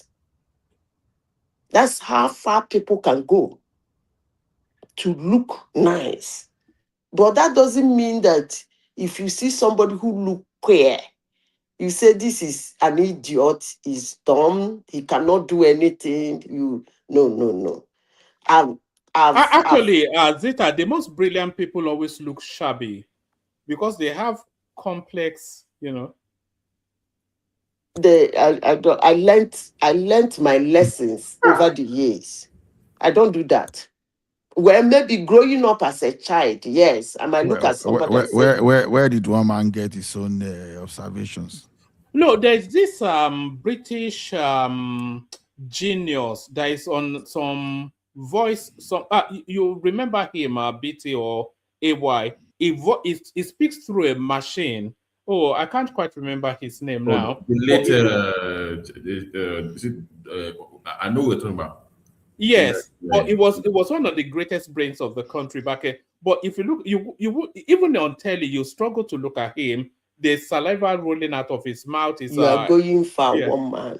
We have two autistic children in my family. They've grown big now. One is, I think, 28. The other one is 36. The 36 one is married with kids. The first time I saw Elon Musk, the moment I look at him, I was like, no, there's something about this guy. There's something. When he now said he was diagnosed, I said, that is it. And he has so much brain and so much intellect. I still don't understand what you are saying. So, okay, what about Bill Gates? What about Jeff? So, what about others? So that's why I'm asking, where did you get the observation? How did they come about your What about statistics? Bill Gates? Go and read his history. No, I'm asking. Go and find out about it. No, you mentioned him. Bill Gates is probably autistic as well. That's why Where I'm did you telling get him that? now. He mentioned him by himself. So let him I go. didn't even know, but He's a just child looking with at it. difficulty. Come on now. He was Babati, a what did child you with say? difficulty. I'm saying not all geniuses are on a spectrum. We can say, oh, you have to be autistic to be a genius. That's the narrative. Exactly. Yeah, I'm not just accurate. wondering. So is Wale Soyinka autistic, or does it look like an ordinary person? Even He doesn't. we are talking Soyinka doesn't look like an ordinary person. And you know, he doesn't look ordinary. He may be undiagnosed now. He may be undiagnosed. One man, you know, Hawkins was not that way when he was younger. Oh, yeah, Hawkins. That's the guy. He wasn't that way when he was younger. So we can't say, oh, everybody is a particular way. No, we are not saying that. But that's the they're painting. But this we are thing just has saying come that on. when you see people that look somehow, or behave somehow, or dress somehow, don't just address them because of the way you are seeing them. That's what we are saying. That is human nature now. We judge what we see. That is human behavior. Yeah, that's the first. That's the first. And I am telling you that you shouldn't be doing it. You can say that now, but that's how people are. The first point of judgment is exactly what you look like. Yeah. See, one man, all this stuff. A lot of people, even adult, they are not diagnosed. It's just like ADHD. It's when you see children in abroad, right? You will know that if you go if you take like children growing up in Nigeria, then if you go and check their ADHD, you will see that I'm sure probably 70% we have ADHD. I'm telling you. Yeah, honestly, you are right. Growing up, we didn't know. We were not aware. That one is more ADD. The one that we had was one on one bed. It was more like of the ADD, not ADHD. So no, Nigerians have solution to that one now. If you have a date, your parents have to. If they have kids, you be the one screaming A B C. If you have kids, as far as I'm concerned, Koboko is the solution to everything in Nigeria. Yeah, I'm pastor. It is bad. They will set your brain. No, as far as I'm concerned, all this just like guesswork. You understand? So I don't just want Madam Zita to escape with that kind of observation, because it's misleading. It's misleading. So that means we should be saying people like Babangida, they are autistics. So who told you he's not? Who told you he's not? How do you know? So how did you know? Who told you? How do you know? How do you know he is? How do you know? Is that the point? I know now. So who told you he's not? Okay, you Agapatuski, that you clear distinction in everything you do. You are autistic then. So if everybody that is first class is autistic. That's exactly what Madam Zita just said. Logic now. You must be autistic. I didn't say you people are anyway, never mind. But I wouldn't be surprised if Babangida was autistic. Or Babangida strikes me as somebody. Woman, don't help AI. Don't do that, woman. Don't do that. I'm not kidding. No, but Babangida is not intelligent. It was just crafty. Don't miss. Yeah, most of them. No, when somebody is intelligent, then for somebody being crafty. Craftiness is a vibe. It's not something to be. It's a vibe. No. Even I agree with that point. I agree with that point. Craftiness is not intelligence. It's not intelligence now. Somebody's dubious person can just you are dubious. Anyhow now. You are funny. Do you know this thing you just said now is funny? Guys, one mic. And sorry, just before that question, can I ask people to please push up at numbers in terms of the likes and subscribes? The numbers are not going up. Please like and subscribe. Sorry, BT, carry on. I have a question. So, where do you place Peter B in this spectrum? I just want to. I would say Peter B is autistic too. Okay. Especially speech impediment is somewhat of a giveaway. He's wrong. Allegedly. It was one man. No, I only asked a question. That's what I'm saying. One man, you are going to hear that voice this election period. Though. Peter B is a perfect One gentleman. man, I have Peter speech B is a impediment. gentleman. Are you suggesting anything? I have speech impediment. So what are you saying? Well, you are just a nutcase, aren't you? Really, BT? Never mind. Your own personal autism. No. Undefined. Undefined. But you know, there's a lot of it's just the generational thing, isn't it? There's a lot of things that science explains now, but even in our relative youth, middle age, however we're bracketing ourselves in the spectrum, back in our days, all these things was just they just had to beat it out of you because they didn't know the science. You know, they just had to beat it out of you. You are not paying attention in school. Olodoni, and no that. No, see, one man. You see that thing is that we were ignorant. So many people in Nigeria we call weary. They are not really weary. It's just because they didn't get early intervention. Help. So they didn't get help. So do you know? They didn't get help. Do you know how many lives were ruined because of that? Because somebody has ADHD or ADD. I swear. You put them in the back of the class. They're supposed to swear. be in the front, but you put them in the back. Yeah. Knowledge That's is power. So that country ruined so many lives, one man. It ruined so many many. But it's not the country. Sorry, it's your race. No. Hold on. Would you say it's the country, or would you say it was a period of unknowing? The science wasn't there then. Now you understand it wasn't there then. We chose to ignore it. One man is period of ignorance. It's period of always ignorance. there. Don't tell me we didn't know. No, it was always there, but we chose to be ignorant. We chose ignorance over innovation. We did not. So now they know. It is the village they still ignore it even till now. No, now do they know? No, it's we that are in abroad. We now realize that what this stuff. Let me tell you people a what story. One man, do you know that sickness? That what do they call it?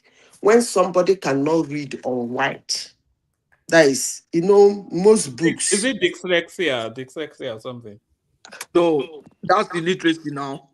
That's sickness. Somebody that cannot read and write, is that not illiteracy? It cannot read anything that is written in black and white. Like, textbooks, exercise books come in black and white. Is that not blindness? No. That's color blindness. No. There's one thing they call that disease. I have a colleague. I have a colleague while I was in Nigeria, in Shell. A big woman in Shell has a daughter. The daughter fell. She cannot read. They will take her to one, money now, or your money. They will go to one of these expensive schools, register her. The next day, the principal is screaming that this girl cannot read. You give her something to read. If you cannot read, that one is Alexia. If you cannot read only, Alexia. I've forgotten. If you cannot write, the parents flew her to UK and they did diagnosis. And they find out that she was suffering from that thing. So they made her things in colors. So do you know what the father was doing before she got the scholarship to go overseas? They will bring the textbook and the exercise book. They will use crayon to paint it. That's the only way she can read. And you can imagine what will happen to a child if the parents are not that worthy. Okay, but they will be beating her black in the house that she cannot read. Okay. A lot of pastors will place their hands on that exactly. Child. I was going to say that now. A lot of Aladura will, in fact, me being a young person, I was profiled as a child, and I had my own impediments too. But not towards your spectrum or anything.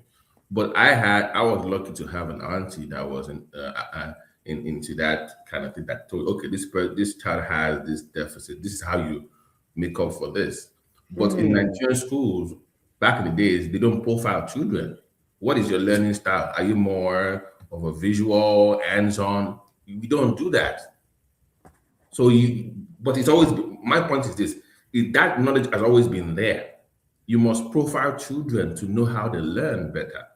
Just don't put 40 people into a class and say, oh, if you don't, it's too bad for you. If you cannot listen, go to the back of the class and we forget about you. Then next thing you know, you start repeating. But that's resource heavy, though. But see, let us look at it this way.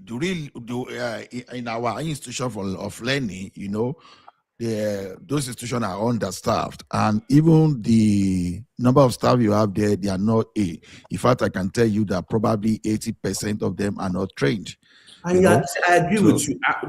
No, my disagreement when he said that we were ignorant back then, I think it was AY. I'm saying that that knowledge has always been there. We just chose to ignore it or not staff people or not train them adequately to help the children.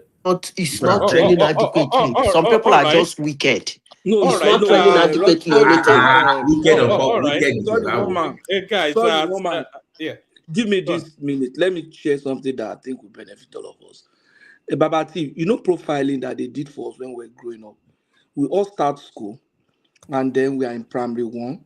Mm-hmm. And then when they are going to primary school, you take all the good students, you put them in primary 2A. Mm-hmm. And then you now put the rest in the primary 2B, mm-hmm. like that. Yes, Then sir. when we now grow again, you carry all the good children, you put them in primary. At the end of the day, you are now coming up with very good students, and the attention is not going to be focused on those ones that are in. But that is a mistake. They will now focus on the intelligent one, and they will now go and put them in school for gifted and talented. Hold on. But here's the mistake. The best teachers are supposed to then take care of the ones that have the deficit, not the best ones. Exactly. The best can now go and take the best one. You will now be getting promotion. They will now. That is the problem. It's like the resources gifted and talented children's school. Because and then the other ones. Those people in the middle, they need more attention. So they're supposed to get the best resources, not the back end. All right. I don't think Simba can stand our illiterate commentaries anymore. So he's running to rescue us. So Simba, are we speaking? Go ahead. One man, good morning from here. I greet everybody. Yeah.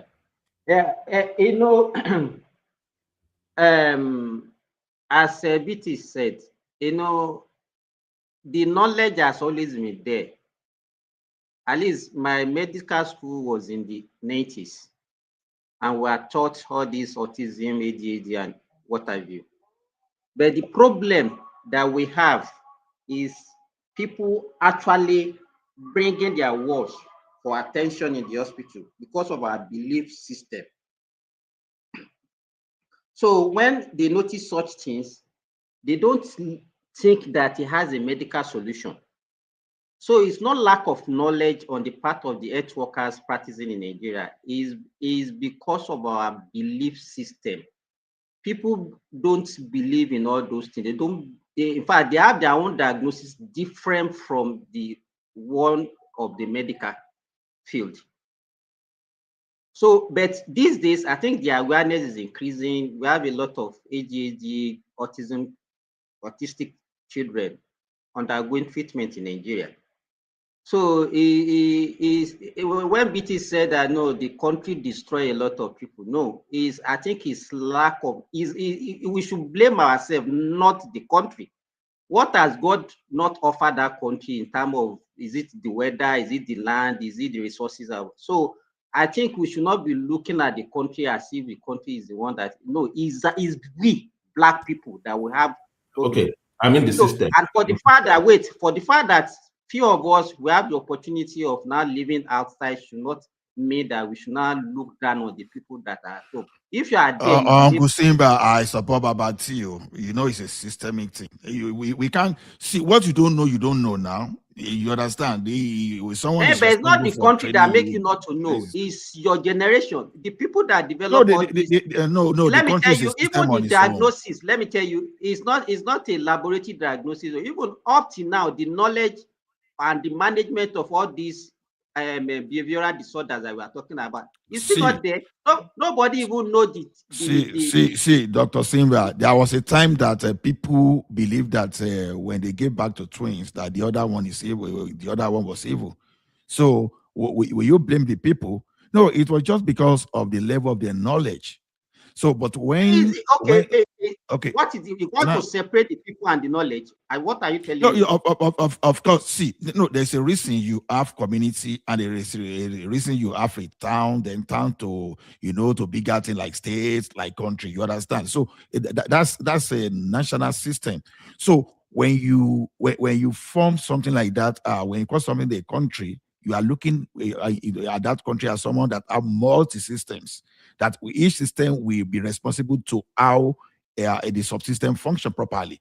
So now, if I didn't come outside Nigeria, for example, how would I even know that something was called autism?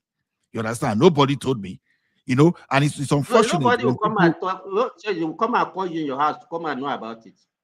So okay, if they didn't tell, if I didn't go to school, someone taught me about mathematics or whatever, how will I know? So someone will have to educate me before I know something. That's why I said we can't say we. It's just a function of what the system is pushing to us. To your point, what I'm saying is that the average parent does not know all these things.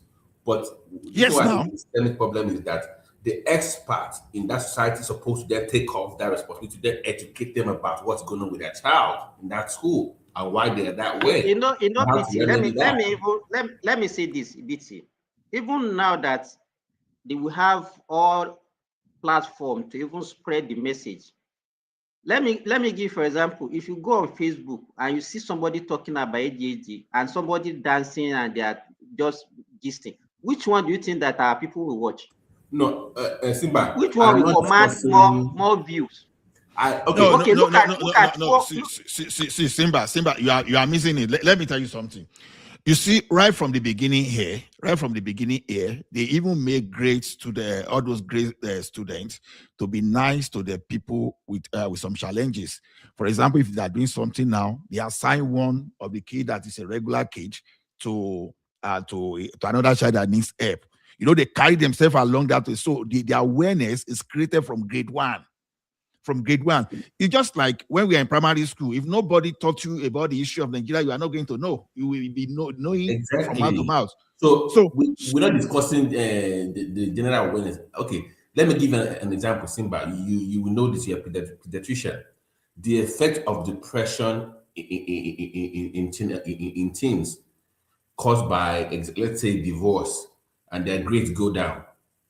That is not something that they will know ordinarily. But in school, why is your grade going down? Did your parents get divorced? Do you have any issues going on at home? Somebody in that school system should be able to decipher what's going on with the family and address it. It's what I'm saying. Let me say this. I think if you look at all these things that they are putting up in place, you will say I'm giving the excuse, but you know that all these things require resources. You understand? We are looking at we want to just jump. We have more problem that are even more sinister than what you people are talking about that we have not even be able to solve because of lack of resources. No, Simba, don't let us go there, because I will counter you on that. Because look at it this way. It's just because we don't do what we are supposed to do. That is why we have excess resources that some people are looting today. Now, you want to agree with me that during the Second Republic or maybe the First Republic, the leaders then, because they have everything they were supposed to do, they were even allocating resources to what were available. Unlike now, just because we don't even have what we are supposed to have, now we have a way of having excess resources that the leaders are looting. So we cannot exclude this thing from the system. It's systemic things. Can I say something real quick? So here's how I see it. I think the knowledge is there. There's a fault of knowledge, and there's also a fault of system. And let me break it down. So basically, when you give birth to a kid, we have doctors. Well, he's cardiologist. He probably will know as well. I'm definitely sure everybody have kids. So when you have kids, there's expectation. When your kid is 1 month, there's a list of what is expected of that kid. So when you take your kid to pediatrician, they're expecting that will be the outcome. When you get to 6 months, this is the expectation of what the kid should have. So during that stages, and you are expected to always We take your call kid. that Wait, listen first. developmental milestone. We don't. That's what I said. There's lack of knowledge, because if the knowledge is there, your pediatrician will be able to tell from the age of 6 months up to, by the time you get to 6 years, they will be able to tell if you're growing, maybe you're taller than normal, or maybe you're not, when the age that you're expected to start reading, you're not reading. That's number one. Number two, the school you also go as well, you have your own school nursing. They have their own department where, when they look over these kids as well to determine if you're lacking in some area, that they will also reach out to your parent that, oh, you might need to look at your kid for this area, or you might. How do you know, like, kids here at the early age, they can tell you if, oh, you need to pay attention to their eyeballs, or they need to start wearing glasses, or they need to, the expectation of reading, they should have started saying ABC at this age, but they're not doing that. So that's what I think we lack. So we cannot Okay, let blame me the let me tell you government. this. You as a Oriola, person, let me ask you as a person. you are talking about pediatrician. Let me give you this. Do you know the percentage of people that even deliver in the hospital in Nigeria? Give us a number. Give us a number. I want to know. 38%. Really? Okay, the 38%. You as a pediatrician, what have you put out? How are you able to monitor those 38%? Don't worry about the rest of them. Now we are talking. Wait. Just wait. I'm coming. So if you have over what is that? 62% that we deliver at home, and they will not even bother to even access its facility. I will do a follow-up question. Hold on. If within that number, that 30%, how many of them will come back to follow up with those children? Thank you. Most of them will not even. They will not even come to hospital even when they are sick. 1% maybe. You understand? Then two. Let's say the 38% that even deliver. How many of them are attended to by a doctor? That is another fraction. Wait, I don't agree with you. Because Oriola, before you proceed, let me tell Simba something now that you know it's a system. Do you know that if you give birth to someone at home here, you could be arrested in Canada here? But why are you talking? I don't even know. Are you people disconnected from reality? Wait, I'm just telling you that's a systemic thing. You can be arrested. No, you people are disconnected. I don't think it's systemic. You are extrapolating. Okay. Can we guys, hold on. One voice, guys. One voice. Please, let's clarify, please. What is the Nigerian law in regards to giving birth at home, or do we have any law? You can deliver anywhere. There's no law that sorry, let me say this. That was delivered in the hospital. Sorry, I don't know who was saying that about Canada. In Canada, it is legal if you have a trained midwife there with you. Yes, it's legal. Yes. You can deliver to. I know somebody. You are saying another thing entirely now. You are saying another thing entirely. Hold on. Even that midwife, that midwife you are talking about. That one as home delivery. We are talking about somebody who probably is the one grandmother that will take the delivery. That's what we are saying. So wait, before you shift the goalpost, let's stick on that 38%. For example, now in Nigeria, I'm for sure you have to get vaccine for every other kid. If you have a kid, at least 2-3 vaccines you have to get. Meaning you have to visit your pediatrician before you can get those vaccines. Now let's look at that. You as a doctor, Dr. Simba. No, I have a question for Dr. Simba. Wait, he's a pediatrician. I have a question for him. Every kid that you see, are you able to see your kid every year, for example? Are you seeing all your kids every year? Meaning the kids that they bring to hospital that was delivered in the hospital and they have to come back for vaccination. Are you able to see them every year? Because they have to come back for vaccination. And if they come back for vaccination, what do you have? What are your checklists of what you're checking every year? Can you tell us? It's not about every year. Vaccine is not given every year. It's given, we have schedule, and it's in weeks and months. Even a normal child should have completed all their vaccination by 15 months of age. So it's not every year. No, speaking so of when use that. What do you check within that 15 months? It's saying the one, you do 1, 6, and 1 year. So, but it's more of health records. Like, what we are saying, let me give you now. What we do is this. Once the ones that made themselves available for vaccination, they give them vaccination at birth. They repeat it at 4 weeks, 6 weeks, 2 months, 4 months, 6 months, 9 months, 12 months, and 15 months. That's it. Yeah. That is the schedule. You understand? Each time they come, they weigh them, they check their weight, they check their height, they ask them if there is any problem. Anyone that has a problem will be referred to a doctor. What? So you yourself do not actually diagnose them to see if they are meeting every 6 months? Do they meet the standard of? Because I know, do you listen to what I'm saying? We're not saying the same thing. All right, guys. Sorry, Timba. 1 second. I'm going to let you guys carry on. I think there's people here that can shut it down when you're done. Pass the mic around, everyone, so everybody gets to speak. Thank you, everyone. See you tomorrow. Carry on. Sorry. Okay, let me give you, for example, in the hospital where you have only one pediatrician. Wait now. You have only one pediatrician, and then you expect that pediatrician to see, let's say, 150 children that comes. We understand. Don't pass the blame. Just tell us that's the problem. We are not doing what you're supposed to do because I'm telling you what we are doing, so that when they, how do you identify? Wait now. How do you identify? We have our own, the way we do it. How do you identify problem? When they come, you check their weight. You are talking about children that are not going well.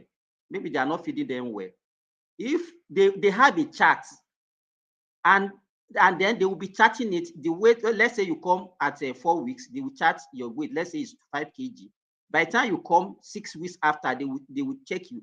If you maintain the same weight within 2 weeks after the first 4 weeks, that is faltering. They will refer you to go and see a doctor. The people that are doing vaccination are nurses. They're also qualified. But the problem that we have is that we adopted what is actually suitable for the level of resources that we have. But you people will always come and say, oh, this is the way they do it in America, and that must the same way we must do it in Nigeria. It's not done like that. No, Simba, the thing is this, the excuse being given that because of our environment, that we are going to blame the people, that I don't agree. Okay, look at it this way now. Who brought to us that cement, that concrete road is better than asphalt? We are progressing there. Who told us we should expand our airport? Why don't we say, okay, we should stop having an airport, let's just have the normal ground and don't work? So if you see the global standard, you have to do exactly the same thing.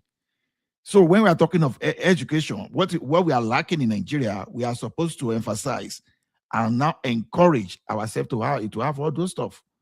So that's where we are talking. You're talking from. We don't have that system. If we have a proper system, you understand, there are many things that we will have learned even from our primary school, not the one that in England. Just imagine a child suffering from autistic. The next thing, so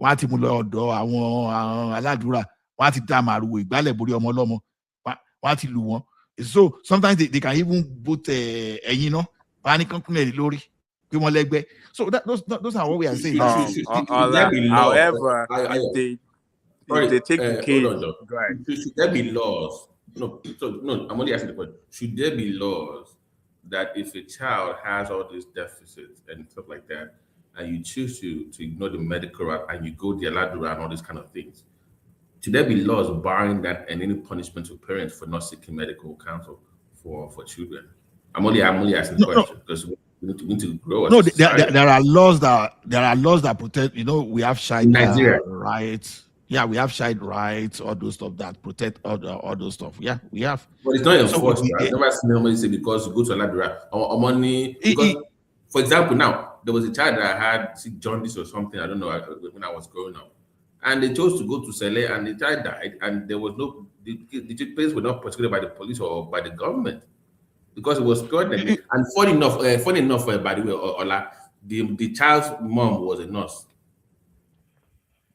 Yeah, but I think asking. the problem is just not.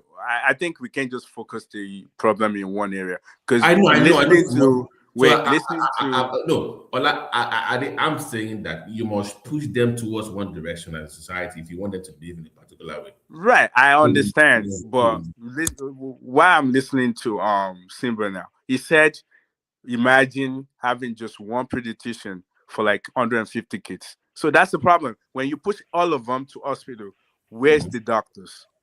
So staffing issue. Where are the doctors? Like, so that's another angle for the problem. Like I always say, like I don't think government do anything. Like we can't rely on government. Government, they're not there to solve problems. You guys are doctors. We have engineers. We have we create these solutions. But for primary health system, you need government at the local level. Enforcement, right? For enforcement. Yeah, that is why that is this local government of 18 they are giving this. You understand? Many of those things are supposed to be their responsibility. Let me give you an example of what I'm saying. I know you live in America. You know what I'm about to say. You live in Canada too. When a kid goes to school, they won't allow that kid into school if they don't have their shots. Yes. You see what I'm saying? So that's a way of enforcement. If the child does not get on, he cannot come to school. Right. I agree with that. That we need that too. But you see what is happening in those areas is that it's all about awareness. You understand? And a lot of ways you can have awareness.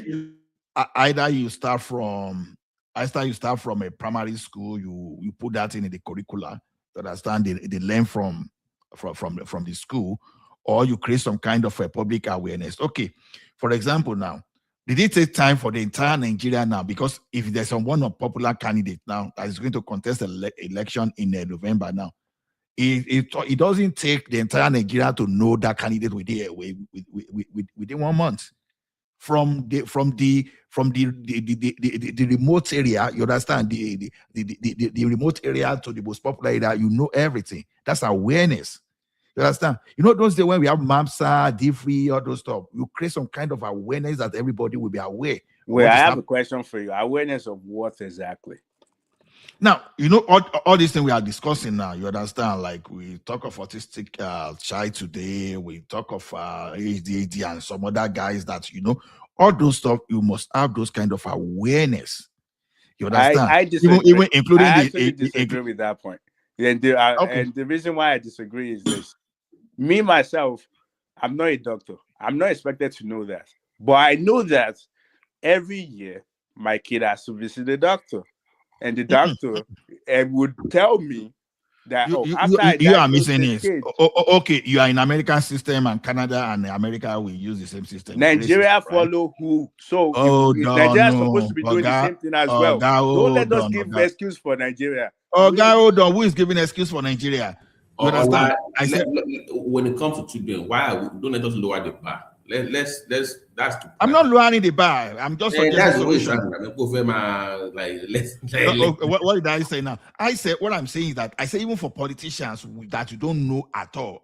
When we are saying, you understand, when they want to contest, people just suddenly know about them. How did you make sure that the Nigerians know your politicians or known person?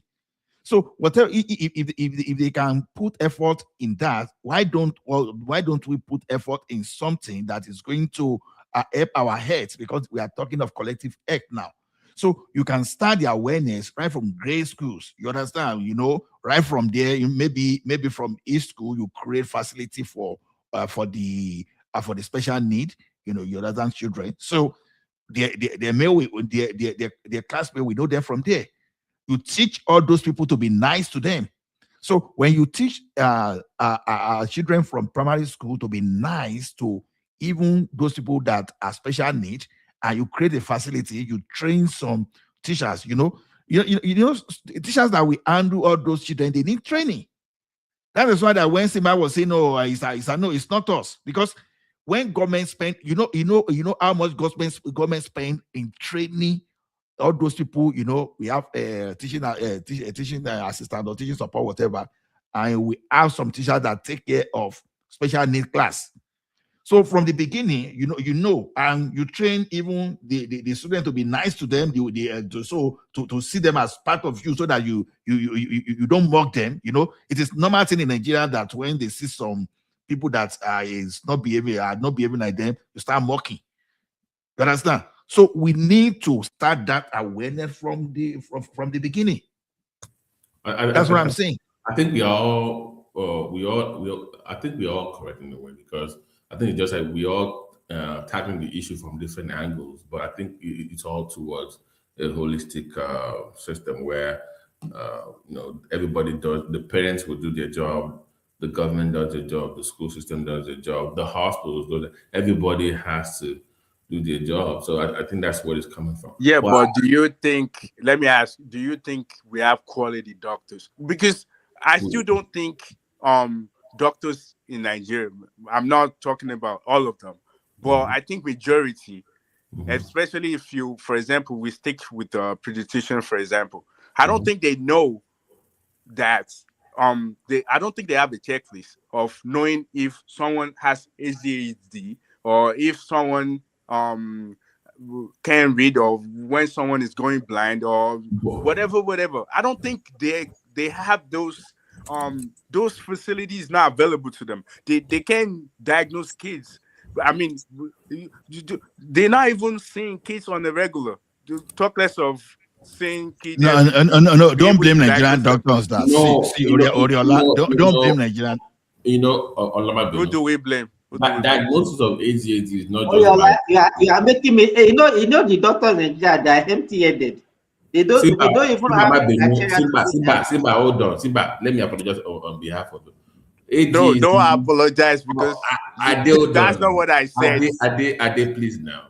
You see, diagnosing all these deficits is not just one healthcare provider. Exactly, I know. It cannot just be a pediatrician. It might be a neurologist, psychiatrist, physiologist. Right, they would refer you. They will refer you. Yes. You can't say, Simba, why are you not diagnosing all these kids? Exactly. That's not what I meant. I'm just saying that it will be the go-to person, and it will not be like, let me say this. Let me say this. Hold on, Simba. Ade, he said he will refer out. He already gave you the answer. To work. Let me just answer him and let me get out of this place. Oriola, because don't be mad. Your ignorance now. Don't what? Be mad. All these things they have, in fact, is an international diagnostic criteria. Right. You understand? And it's universal all over the world. Right. So you cannot tell me that the doctors in Nigeria don't know it. It's not limited to only where you are in America. It's an international diagnostic criteria. You understand? So don't come here and just be talking as if we are empty-headed or we don't know what we are doing. I agree with you. But what I'm saying is all of the tools necessary for them to be able to do these things, they don't have it in their capacity. We don't need, let me tell you, for autism and ADHD, you don't need any tools. That okay, when you talk about ADHD, that's not true. You definitely need one of the problems. No, Simba, you actually need you understand. If you see the children of people. Wait. You don't understand what I mean. If I send Ola, I will send it to you. I don't have any other people's contact here. BT has refused to give me his contact. He just, maybe he's a ghost. I don't even know.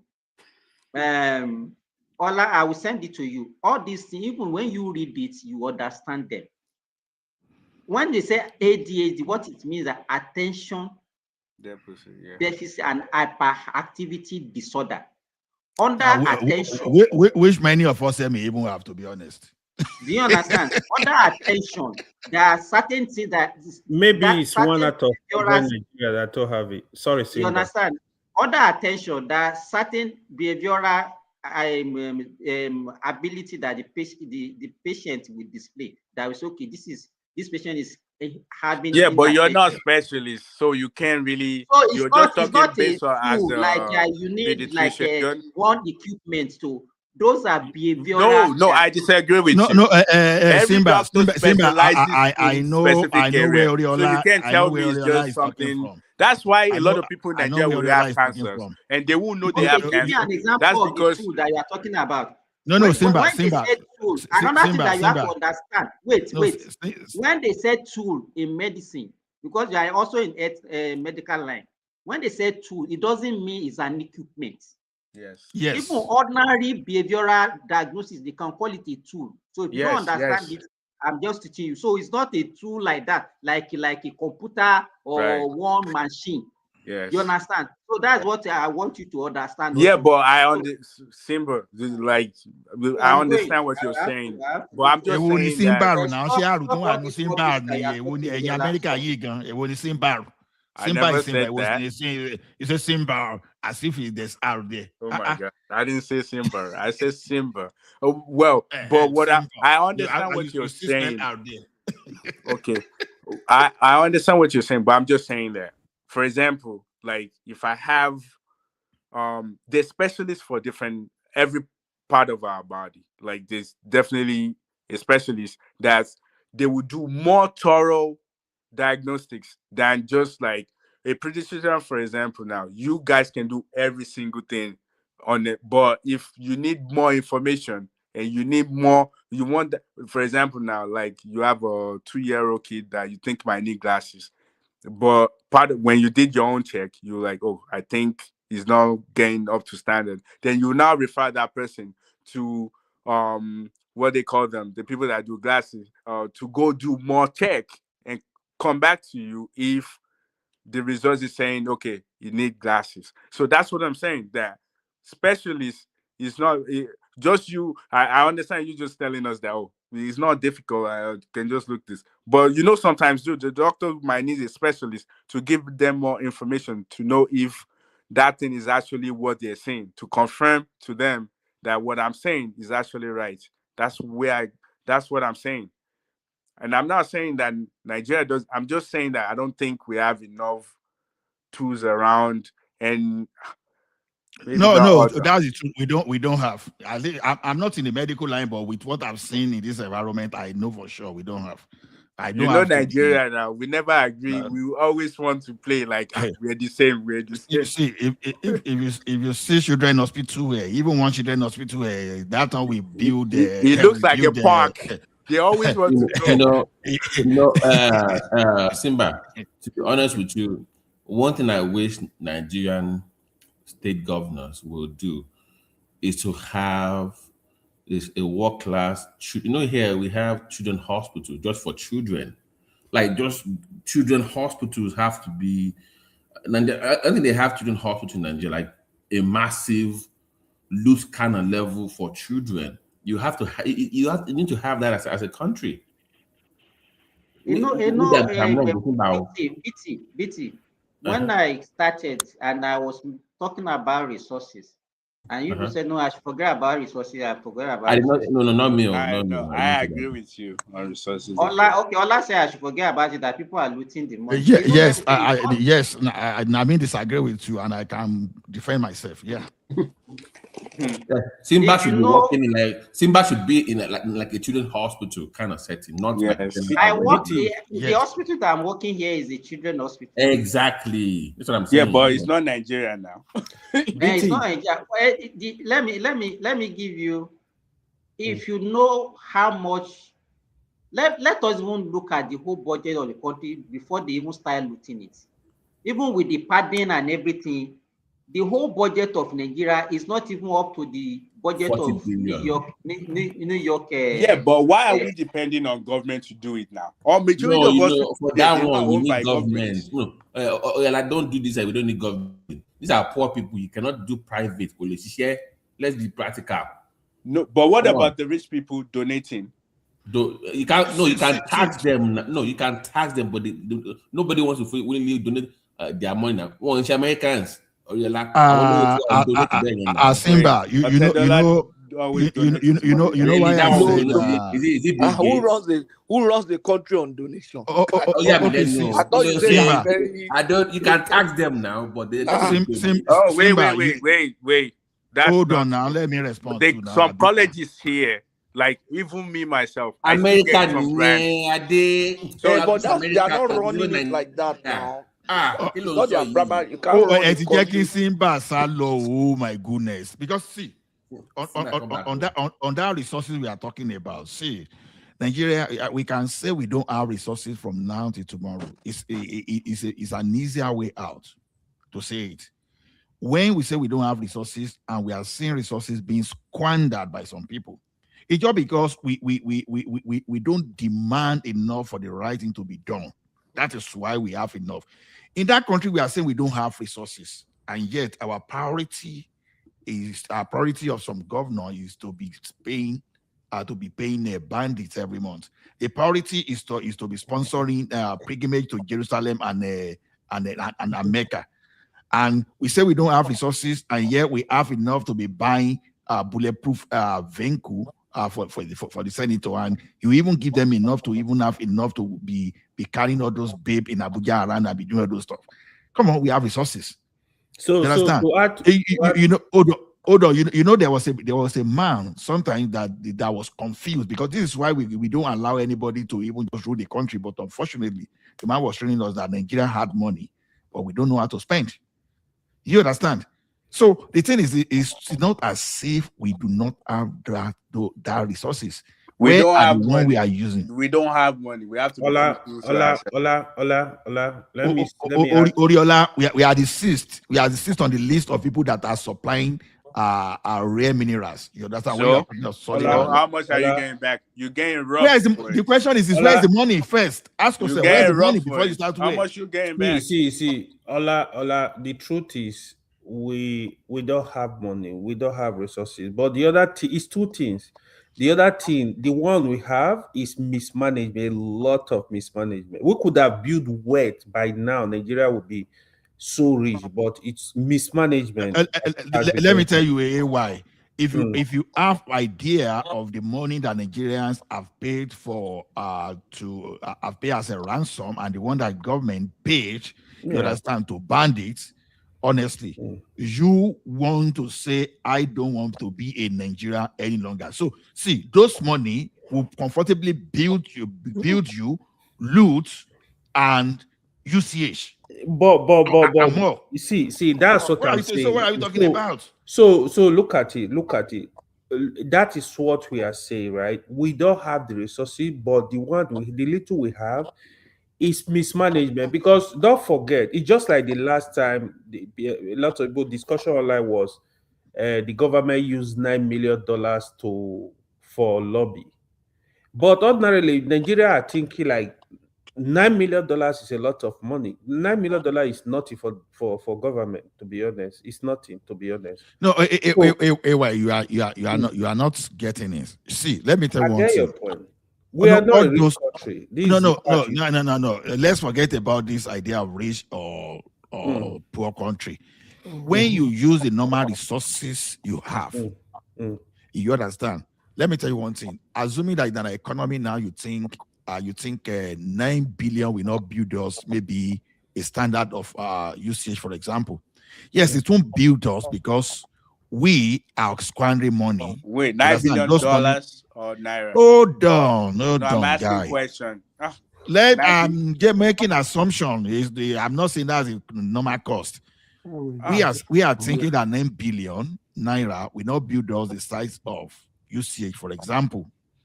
Now, do you know why it's not going to build us? Just because, number one, we've been able to steal money to the point of spending money on what we are not to spend money on. And, you know, when you start spending, so you create some kind of systemic imbalance. You understand? That even what you are supposed to achieve by just with 1,000 will now be costing you something like a 5,000, because everybody want to key into such kind of wrong lifestyle.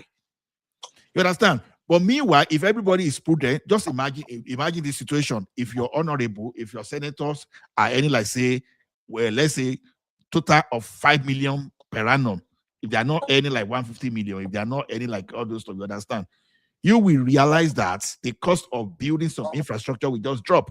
Because already all those infrastructure you are seeing, people go patch just to make sure they meet up with their lifestyles. So when you start adding all those costs to the actual cost, you will think that, okay, this thing is more expensive. No, the money waste to corruption is the problem. So within the little we have, if we just use that thing first, then we can now say, okay, maybe we are going to borrow. That's why you see America having debt of tens of trillions. You have UK having trillions of debt. You have Canada having the same thing. So you first of all use whatever you have first, then you borrow. But when you cannot even use the one you have, how will you borrow? You understand? So to me, we can't give excuse that we don't have money. No, because we need to do something to even make ourselves credit worthy and for us to borrow for social infrastructure. So to me, we need to be serious as citizens of that country. We are not as citizens of Nigeria, we are the one failing the country. Yeah, but when it comes to systemic things, yeah, that's the government. You understand? So no excuse that there's no money. See, if we keep dwelling on there's no money, there will never be money. There will never be no money, no money. We will never build Lagos Calabar Coastal Road. We will never build Lagos Sokoto super highway. So everything, because this no money was what they were shouting like 3, 4, 5 years ago. All of a sudden, we have money now to do some project now. So there will always be no money if you do not do the right thing. Look at the money that Malami alone, where someone was saying, look at what that guy said, that they say was 212 billion. That is not even up to or about a quarter of what Malami stole, allegedly. So now look at, so have you done that of Emefiele? Where did they get it? Have you how much did Malami steal? His brother said that should be like about a quarter of what he stole. That is how much is 212 billion in terms of things. So That was when Naira had value. Naira was exactly. less than 1,000. Exactly. So the one they may fail is store, we have not even talked about, and you now know. See, we have multiple chiefs in that country. So look at the amount that they said that they said NNPC failed to remit. Look at the amount that we lost to subsidy over time. See, if we calculate what we've lost to this crook in Nigeria over time, maybe we'll be calculating something in excess of over $800 billion here now. I will say Nigeria. So the question is this: assuming we lost in the past, we've lost like over $800 billion to all those criminals. Assuming we now pull those things in critical social infrastructure, we won't be talking that we don't have money. How did we have money to build UCH that the king of Saudi was coming to? How did we have money to build Obafemi Awolowo University? How did we have the money? Yeah, but it wasn't built by Nigeria now. It was built by the Western. So whoever built that, how did we get the money is the point. But it wasn't built by Nigeria. Let's be factual here. It was built by people that they have their head straight. They know what they want. Nigeria was just a mixture of both dumber and dumber. So everybody, dumber can become a president now and say, I want to do something that is just crazy. And you can't say anything. But the people that built those things that we are claiming today to be Nigeria, they're not the same people. They don't think the same way. They have a future ahead of them. They have a goal. Imagine if you don't have a goal, you can't get to anywhere. You are supporting my point. Wait before Buhari before he passed. Ask him, does he have a goal for Nigeria? I'm 99% sure that man does not have any goal for Nigeria. No, he had a goal. He had a goal for his full alienation, people. Right. Yeah, he had a goal for his full alienation. The only reason why Tinubu is doing something now, because he has a goal. He has a future. If you ask him, what's your goal for Nigeria? He can tell you, I want the reason why I want to be a president is to build let this. Let me agree with Ade for a second, because earlier on I was harsh on his statement. All those specialty hospitals in America here, with all the funding they get from the government and that they source for themselves, they still largely rely on donations to survive for cancer, children's Thank hospital. you. But here's the problem, Ade. Your own Nigerian billionaires are not that generous where they will be donating billions of dollars of their wealth every year, or even when they die to some hospital somewhere. That's the difference. Are you sure? During COVID, Have you know you how seen many millions those people donated to not Nigeria? I mean, Bill Gates is giving half of his money away. I don't think Femi is ready to do that. There's levels to it, what I'm saying. Like, Babati, see, what you just said now, let me tell you one thing. Even if I have my money, if I want to give my money to Nigeria, I will go and build structure on ground. I will not donate my money to any government of Nigeria because I know what is going to happen to that money. It is to run the hospitals now. That's what I was saying. No, that's what I'm saying. If I want to donate money those hospitals, the way it works here is those hospitals, they have board. So if you have money, if you're giving them money every year, you can even have a seat on the board of that hospital. Yeah, they are very well structured. Yes. Yeah. Yes. For example, if I want they to will donate, they can create a new unit and name it Yeah, after so you. you have a say on how the money So is. your family would know that your family donates this place to this I agree. I agree. See, if Yeah, I want to and donate it's not just anything, hospital. They do it for schools. They do it for different things. Parks. Go to parks. let me just tell you by ahead. someone. Let me tell you ahead. If I want to donate anything to Nigeria, like school now, I can. AB, you can go and sleep. If I want to donate anything to Nigeria now, for example, let's say I want to build school, you understand? I will take my contractor to that place, they will build it. I will not give the money to the principal. If I want to donate if I want to donate a drug to hospital and I want to disperse that, I will work with some digital solution people to the extent that anybody that is collecting drug there, you understand, you must be putting your fingerprint to do that. Because when you donate all those things, I guarantee you, if you donate 1 billion drug to hospital in Nigeria today, before you know, more than 3/4 of it will be stolen. We'll be ferried away from that place. All of a sudden, people will have interest in that board seat. They want to join us. Yeah, but this is what I think should be donated. I think maintenance is what we should donate. Yeah. Meaning, like every single thing in Nigeria now, I can just go to one hospital and say, "Your facility, I want to donate a company that will just be taking care of maybe just restructuring and making sure your building looks nice. What's the word like when you remodel? I want to do remodeling of your current hospital. And it's a big department, though. Yes. No. Some guys are doing it, these people, wait, let me finish. And these people, they will stay here for the next 10 years. Yeah. And by the way, you know, next 10 years, making sure everything looks like new. You know those TVs in the hospitals, those TVs. Some people pay for that. That even the telephone, some people pay for just the TV. Yes, just to get you're right. TV. That's correct. They pay for that for the hospital. Don't worry about maybe if you are AT&T or MTN. You say MTN just say, don't worry, your phone service in that place will be free.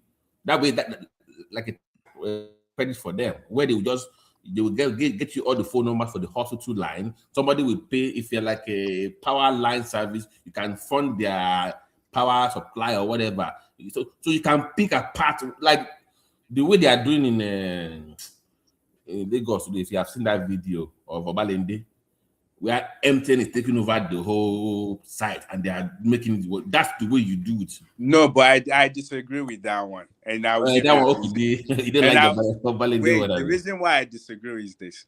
I want them to actually put a maintenance company facility that's after you build it. After it's built, they're taking care of it every day, making sure it looks brand new. That would be the company that I will be near the funding, not the hospital itself, but that company that is doing the maintenance. Yeah, but people don't do that. They just donate these places, and when you go back there 6 months later, they already look like garbage.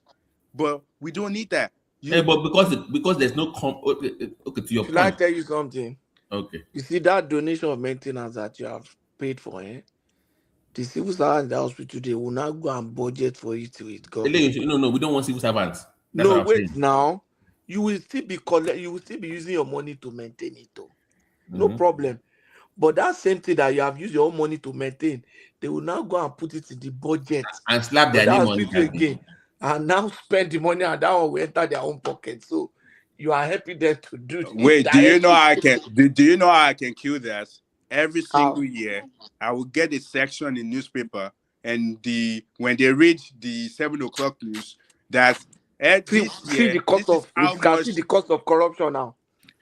No, no, no. Can you see that? I think No, you're anybody not that hearing want to what I'm do. saying. That I will make sure all the No, you just people take in the your eyes off society it, know Nani. what I'm doing. No, Take your eyes Ade, off it and continue you're to missing the maintain. point. One more, because the issue should have been that the House of Assembly or state should know that the civil servant is stealing money, but they all know because they all They all share the get their money. own share. That's the point. Ade miss. So you see, my Oriola. brother, Riola, your own aim is to make sure that the hospital is maintained, right? You are not there to go and help them fight corruption or anything. You are not interested. Just do your own. As long as the hospital is maintained and they are getting the right care, When that's people their when own. people backstake their Okay, I You will colleagues, not. really You even will no want let to me say longer. get. something. You will Let me no just say longer. something. You will now be using money that you are supposed to continue to use to maintain hospital. to You go now to be using to fight corruption. Wait, newspaper. let me say something. He See, said newspaper. Just carry your. wait, Just carry your. the way you are looking at That it is is, not the wait, problem it's of not like you Nigeria. can do corruption, That's not the problem of but I'm Nigeria. just going to make the No, we are not trying corruption to address the harder problem. We are for just you. talking generally. I'm We going are to not make trying the to solve the corruption. problem of Nigeria. The I dey What hear. I'm saying is, I'm not saying Nigerians you're not going to lack corrupt. hygiene. If you want to start Which one maintaining fit a that No, be? hospital, no, Yeah, Ajioma, you've been no be out for that a one we dey minute. talk. Olatun I think Jasiba you. you're off for a minute. No be that one we dey talk. That no, thing I'm you not said you will calling on. be taking care of maintenance of the hospital. No, we are just talking of how people can donate. No, What we like can. to That's what I'm fund. saying now. Okay, You go want ahead. to, your own is to make sure there is somebody who is taking care of the hospital, making sure the That's own building, donation. the infrastructure is functioning. That's his own interest to donate. If your own are to That's what educate I'm people, saying if now. your own are to educate people on hygiene, you yourself you can also bring No, down. it's not a question of educating people on hygiene. You see, one thing I can boast of when I want to talk about Nigeria is that I worked with Nigerians. When I mean I worked with Nigerians, all these things you people are talking about, by the special grace of God, I was able to be a party where those things are being done for Nigerians. When you say somebody should do this, your own is to donate, taking care of a building. Your own is to donate, just supply them drug and walk away. Your own is to do this. You think those things has not been done in Nigeria? Or if I'm as we are speaking, some people are not still doing it in Nigeria. Is that what you people think? Like this guy, No, this I'm woman. just asking. I Yeah, just no, asked a No, simple that's not what no. we question. are Let No, me saying. some explain people it. are doing now. Some people are doing. This I don't woman. think people are Listen. doing No, now. no, AI. This woman gave them a hospital in Osun State. I like it. What of He Bank built a Anthony now? whole- And your care house? Yeah, he built a whole hospital for them in Osun. And your Medical care house in school. In Lagos? the next 2 2 years. years, It will go look and look at that garbage. hospital. You see, it's not funny. It is not actually funny because there is a lot of lies going on in Nigeria that sometimes when I hear them, I feel very uncomfortable. The problem of Nigeria is with Nigerians. It's not in lack. It's not in the nation. The problem is actually with Nigerians. Nigeria is not a poor country. I disagree with that. That the problem is with Nigerians. You Because see, if Ola, law is I being don't need you to enforced, agree with me. Let me finish if saying law what is I'm being saying. enforced, I people don't will need you take to note. agree with me, please. People knows in You Nigeria people that have been talking don't for wear 1 hour. Let me camouflage. finish If you saying what dare I'm wear saying. camouflage, you know Please, what the soldiers will do to can you. I And you're finish telling me saying what Nigeria I'm doesn't saying? listen. They Please. listen. It's just law Please, doesn't can I enforce. finish saying what I'm saying? I beg you in the name of whatever we're you listening. believe in. I'm just trying to let you know that I don't Please, agree with can I that point. finish saying what I am saying? I beg you. You can say what you want to say. Thank you. So these things will be done, it will be given to them, and within a twinkle of an eye, those things will vanish. You want to do maintenance of a building, you go maintain tire. Because as you are fixing, it's disappearing. So the problem is not that Nigerians don't have the wherewithal, or that they don't have the ability or the money or the finances or the land is barren or anything. No. The problem is actually with Nigerians. The things that Nigerians has donated in Nigeria to fix Nigeria, I don't think some countries in Africa that their citizens has done that much. Let alone our oil companies. Let's agree with her. She's correct. I don't agree with that point of view at And all. they look at what Like, happened. you see, I don't want you to I don't agree agree with with my that point point. of view now. And if we keep saying this, we are giving I don't excuses want you every to time. agree I don't with like me this now. excuse. Oriola, There's no Haba. way. Oriola, she is correct. You know, She's not correct. She's not. I don't want I don't you to agree with agree that point with of me. view. Okay, No. Hey, let's disagree respectfully. Madam Yes, Zita, now. she got a very good point there. To be Yes, honest. now. She got I a have good point, but I been, don't agree with that point. I am not It's not true. saying, That look, Nigerian Ola, people doesn't have that we mess Ola, things up. That's not true. Ola, I am not saying out of my own imagination, or I am not saying a point that I want to make a point for somebody to agree or disagree. I'm talking about facts with statistics, It's not which fact. I have been part of. It's not fact. The one, there is one that happened in Port Harcourt. I always say it very here. The one of electricity and the one of healthcare. And nobody is accountable. In Nigeria, they just do that thing. It's just a giving. There is no accountability. You come, you build an infrastructure, you put everything. It's not that the infrastructures are going bad. I'm talking about them disappearing. I agree. Some of them are being torn down. So nobody should come to this platform and look at Nigeria and say, we need to contribute this. People need to do this. If you are doing this, where are And you nobody's talking getting like that that here head now. from? Nobody's making that kind of sound and gesture. Nigerians has been doing it. Some of them even get tired of doing it. In every walks of life, in education, in health, in economics, just name it. Even that Tommy Lamb bridge now. If you don't have the statistics, go and look for it. No, I totally agree, because I know what we do for my old school, for example. I know what Natasha just did to hospital to hospitals and some others. So it's not as if Nigerians are not doing all those things. But if you realize what I said the other time, I said if it to say I want to donate for for things today, I will have to put something to monitor. Even Because now I that gave them IV pumps. Didn't they sell the IV pump to private hospitals? They will sell it. That's exactly what I'm saying. They took all the Let beds me- and sold it to private hospitals. Wait, They I took think the you're money. getting it wrong. That's let not me what say- I didn't say that, and I don't think everybody is saying that you should just donate like that. When I say maintenance, it means that I hire a company to stay there. They have to provide me a report every day to confirm every single thing they're doing. And if it doesn't match what I want them to do, they're not getting paid.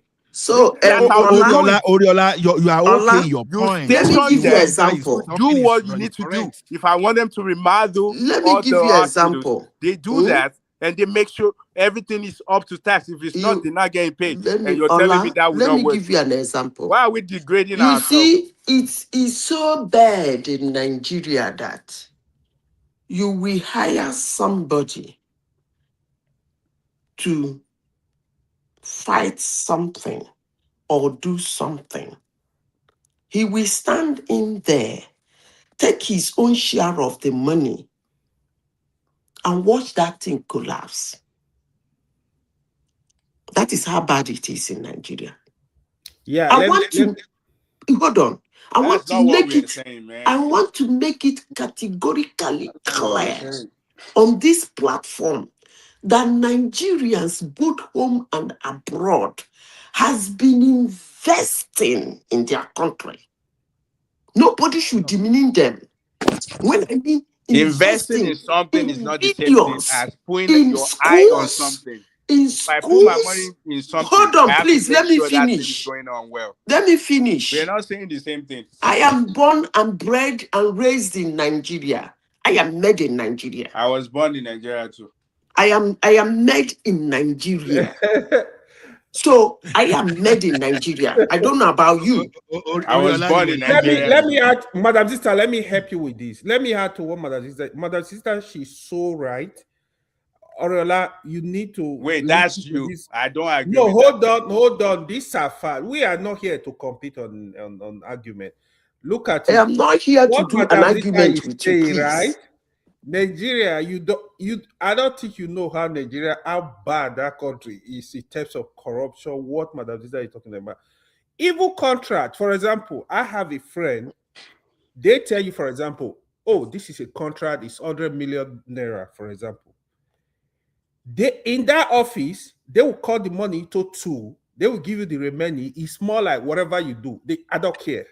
This is the attitude, this is what is going on. And what Ola was saying, right, as regard to if I want to do anything, I will hire a contractor.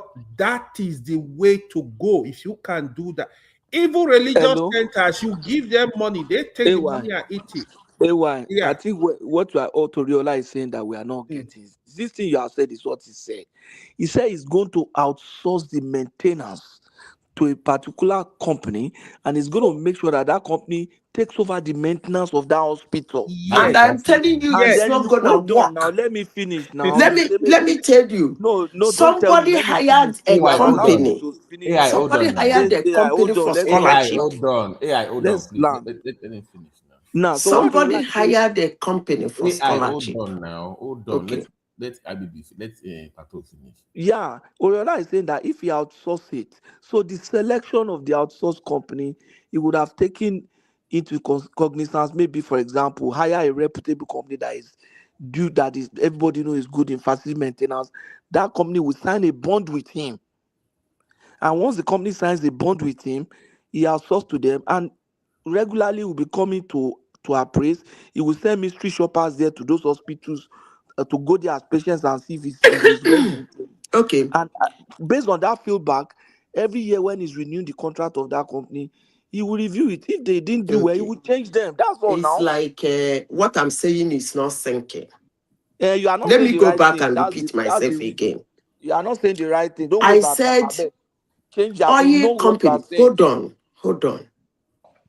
You see, It's like the first you are stage. painting a no AI. It's like you are painting a hopeless situation where there's Yes, no. That's because what you are saying. no. Listen to me.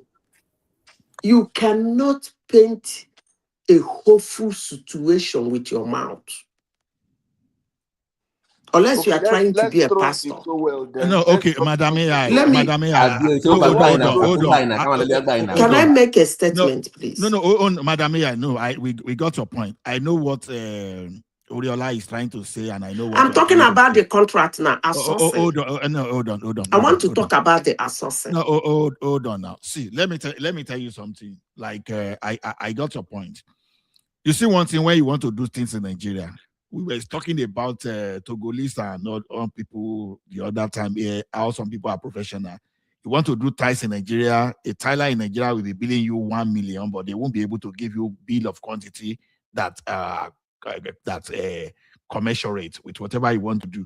But someone from Togo will be coming and be giving you the same thing that Nigeria is charging you for 1 million for 200,000, and will give you everything in details, including his workmanship. So what we are saying is this. We see what you are saying is right, and what Oriola is saying is right.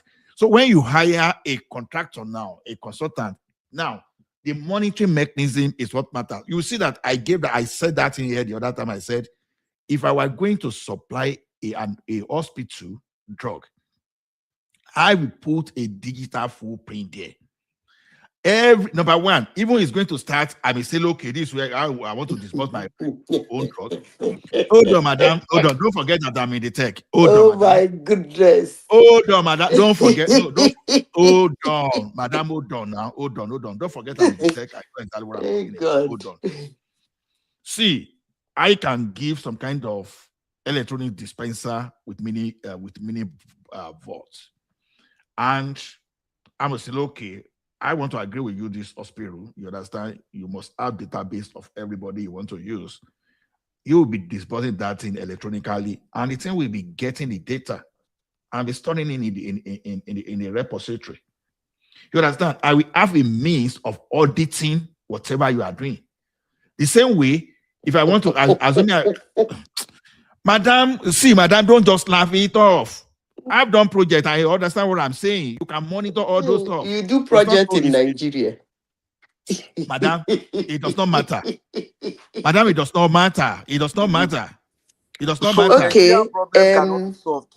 Okay, how do you solve it? Allah. You cannot have that kind of let's not paint this whole place. No, hold on. Let me say something. I want to say something.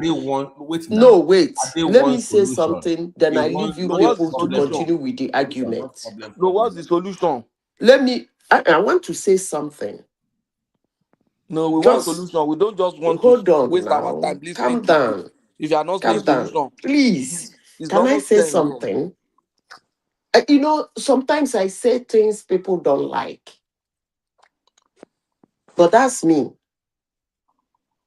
I speak hard truth, not to hurt people, but to shape life. And sometimes those hard truths need to be said so that if there is any place there should be an amendment, we make an amendment. Let me say this, then I'll leave you people to continue with the argument. When you talk about an ideal company, ideal is something that is too good to be real. When you say ideal, it's actually very difficult to find. But if you want to state an ideal companies in the world, Shell is among them. So when you talk about outsourcing job to contractors to execute, they are masters in it. If they can solve that problem, I don't know who can. I leave that one. Let me say this.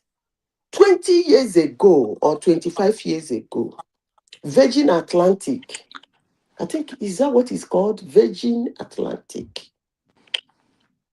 The owner, who is one of the wealthiest people in the world today, he made a comment about Nigeria when he was pulling his business out of Nigeria.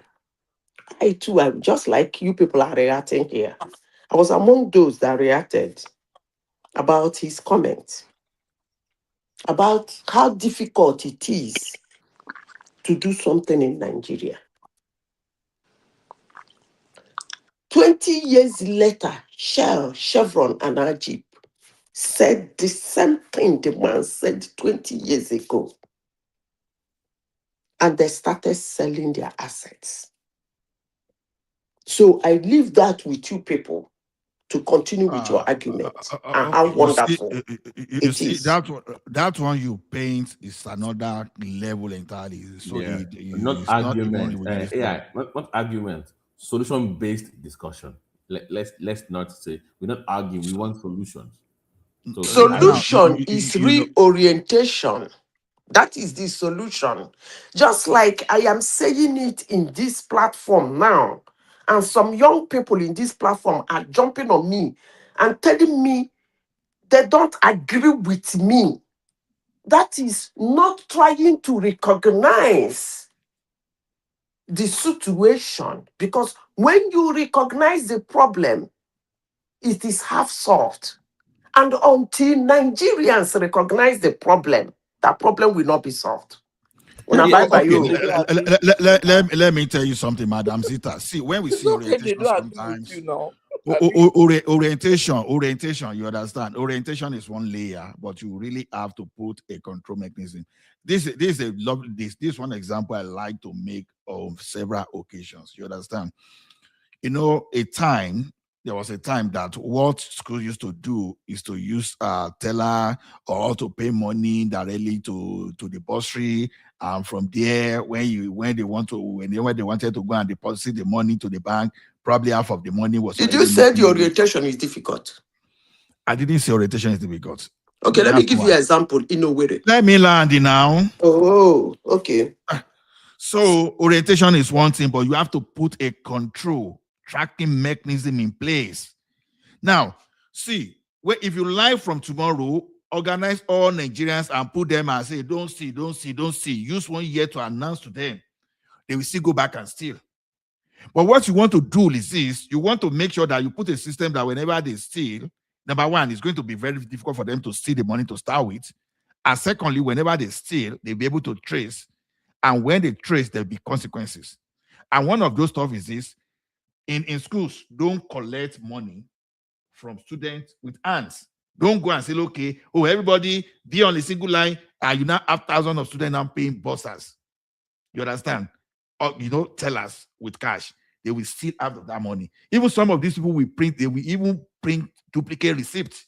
They will bring it to that school. That will match the same number. You will see, they know the number of the receipt is coming from school. They will print exactly the replicant, and they will have the same number there, and here money will be missing. But look at it this way now. If that's okay, I'm no longer going to collect your money with hands. Go and pay on InterSwitch platform, e-transfer platform. The money is going to the accounting system directly. So you've already eliminated about 20 thieves along the question. So, when Ade said he wants to outsource maintenance, that in itself is recognizing the problem. Because also the system so he now wants to outsource it. That means that the system, so he's now taking it away from them. So we can't say he does not understand the problem. He does understand it. We know. I agree with him. Yeah. So the orientation and motivation. The only way I disagree with him is orientation not going to do anything. Orientation and motivation. Let me remind you something why orientation will not work. You know, MAMSA is an orientation agency in Nigeria. MAMSA was at its peak during Babangida's time, when it was headed by Professor Jerry Ghana. That was the most corrupt period of Nigerian governance. When MAMSA was at its peak, when we had the highest level of national orientation manned by the most efficient guy, that was the time Nigeria had its highest level of corruption and maladministration and misbehavior. So orientation no be that one have mouth. You know, go so you must. The thing is, when I want to, Madam, let me give you an example. I say something that I have seen where it is used and it works. In a way, motivation and orientation, that was what they used in a way, and it worked. Madam, orientation, there's no orientation you can give to a thief. A thief will always be a thief because the ideology, the motivation for stealing, orientation will never eliminate that. Deterrent. Prevention. No, it won't work. See, let me tell you one thing. You know how many orientation they did. You know how many orientation they did for fertilizer stealing when they were doing fertilizer subsidy. You know orientation along. You understand? See, they don't do the orientation for Boko Haram. They do the orientation now, look at that. Look at fertilizer. They just need digital wallet to eliminate that. If you like, this thing, let this thing reach our poor farmer, all those stuff. They were not listening until they put digital. For example, in government now, one thing we've realized in Nigeria is that if you want to eliminate all that to some extent, is to limit human to human interaction, right? Yes. That's been like okay. That won't work. So you put system in place. You don't start doing orientation. Forget that one. put system in place to curb that. Look at that Ojo was addressing the passport officer, you understand? When we even believe that everything, there's no contact. Anything you have contact with human, they will thief. You understand? They will steal. So the thing is this, that thing, don't let them get access to that money, because stealing money is the motivation now. But when you put a process that we eliminate all those middle person that want to get money, okay, look at this place now, look at this thing now. You apply for passport, right? As you apply for that passport, the passport just, once someone at the end, once you just confirm your biometric, it just bypass whoever is there. The thing just goes to production straight away. You understand? And it's skewing the production that they do the production in such a way that you can never fast track anything except to just go do fast track separately, system separately. That okay, as you are entering the system, the thing is going to production. And no human being can stop. You don't even have the encryption to even stop everything there. The thing will just produce straight away. You will eliminate some kind of interference. Look at road usage in Nigeria and seat belt. Are they not giving them enough orientation, no speed, no? People still follow roads. And Pato, you use the Lagos Calabar road as an example. It's so bad right now. The minister is you are driving one way to lock. People are dying. Okada is driving one way. Facing traffic. Is that what orientation? Which orientation? Even in advanced station, they don't. The orientation is one thing. That orientation, the orientation is deterrent. That give that orientation, not be word of mouth. Because look at this one now. Immediately you take even in advanced nation, immediately you take camera off the road. What happens? People speed anyhow. 200. But immediately they start seeing radar. Police is there. All of a sudden, everybody starts speeding 110, 100. Everybody starts obeying the traffic limits. And you beat a smooth express with no traffic sign, with no speed limit. What do you expect? People are going to start speeding now. Baba, those limits are there. What they just need to do. That new Lagos Calabar road. You don't have any speed limit though. You will be shocked. It's there. Babati, let me even tell you.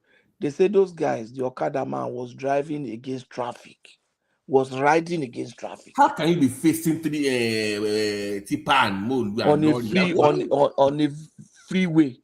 Yeah, but do they have driver's license? Those you're going too far. You're going for where? No. Exactly. So that's another problem. No, Babati, I've given my own recommendation. A lot of things we need to do in that country. Number one, I know it doesn't cut across everybody, but you will always have solution at the end of the day to cover at least 80% of the population. For those people that are working, you can document properly that are working in Lagos. Once you put speed or traffic camera, install it in specific place, you understand? Those people working with Lagos work with the employers. Anytime they violate traffic, they got that money from there. But can you even track who they are? So if hold on now. I'm driving Okada now. So my number, whatever license me. How can you track me?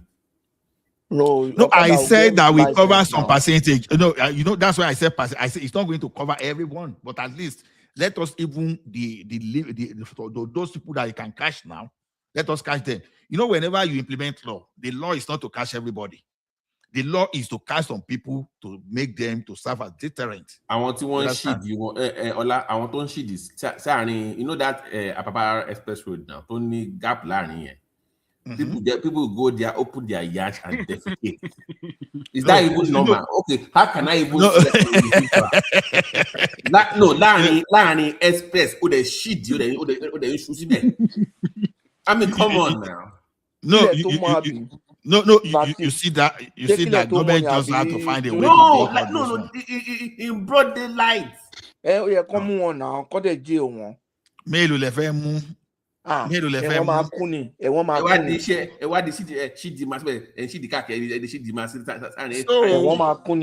So recommendations they mean give law. It's a disgrace to Southwest now. You work with motor park. It's a disgrace to Southwest as educated as we claim. All that work with front. Hold on. all that bit front. I know. Let me just give me my solution on this traffic that I'm running. You understand? You work with all those motor park association. You register all the vehicle that goes to them. So you put a system in place that whenever all those drivers misbehave, capture them. You understand? Capture them. For those people that are payee, just work with the employers. They at the end of the month, your debt on traffic, pass it into their account. You know, the corporate people, they with time, when they start losing money, their hair will reset for sure. Then the motor park people that have their registration, especially the one in Lagos, their hair will reset. Then the problem will not be those people coming from I have outside. a solution for this. Okay. Go ahead. Oh, yeah. Go ahead. I'll go after you. So go ahead, Prince Daddy. Go ahead, Prince Daddy. Yeah, thanks. So I guess we need to get a good understanding of what we mean by orientation, quite frankly. And orientation, you know, I mean, what kind of orientation we're talking about? Education or what? Or training? My point here is that, look, in many societies where they have understanding of how things work or what is acceptable in their community or in their society, they are what you call the gatekeepers, right? When somebody does something that's like unusual or strange, weird, you know, they frown upon it. Okay. So to me, I think maybe that's what Madam Zita is talking about to a certain degree. Because if you have a society whereby, you know, you want to implement technology to solve all the problem, which is great, keep in mind that if they have a poor orientation, their goal always is to circumvent the technology in place in order to continue their corruption or fraud, whatever it may be. So that's the point. You know, if you go to this Western society, I mean, we all live in the West, most of us, right? Come on, look around you. The reason why people do what they're supposed to do is because they have the proper orientation of what is acceptable amongst them. You know, sometimes you go amongst, you know, I guess the Westerners, the white people, and if you do something, they look at you strangely, like, oh, why is this person doing what they're doing?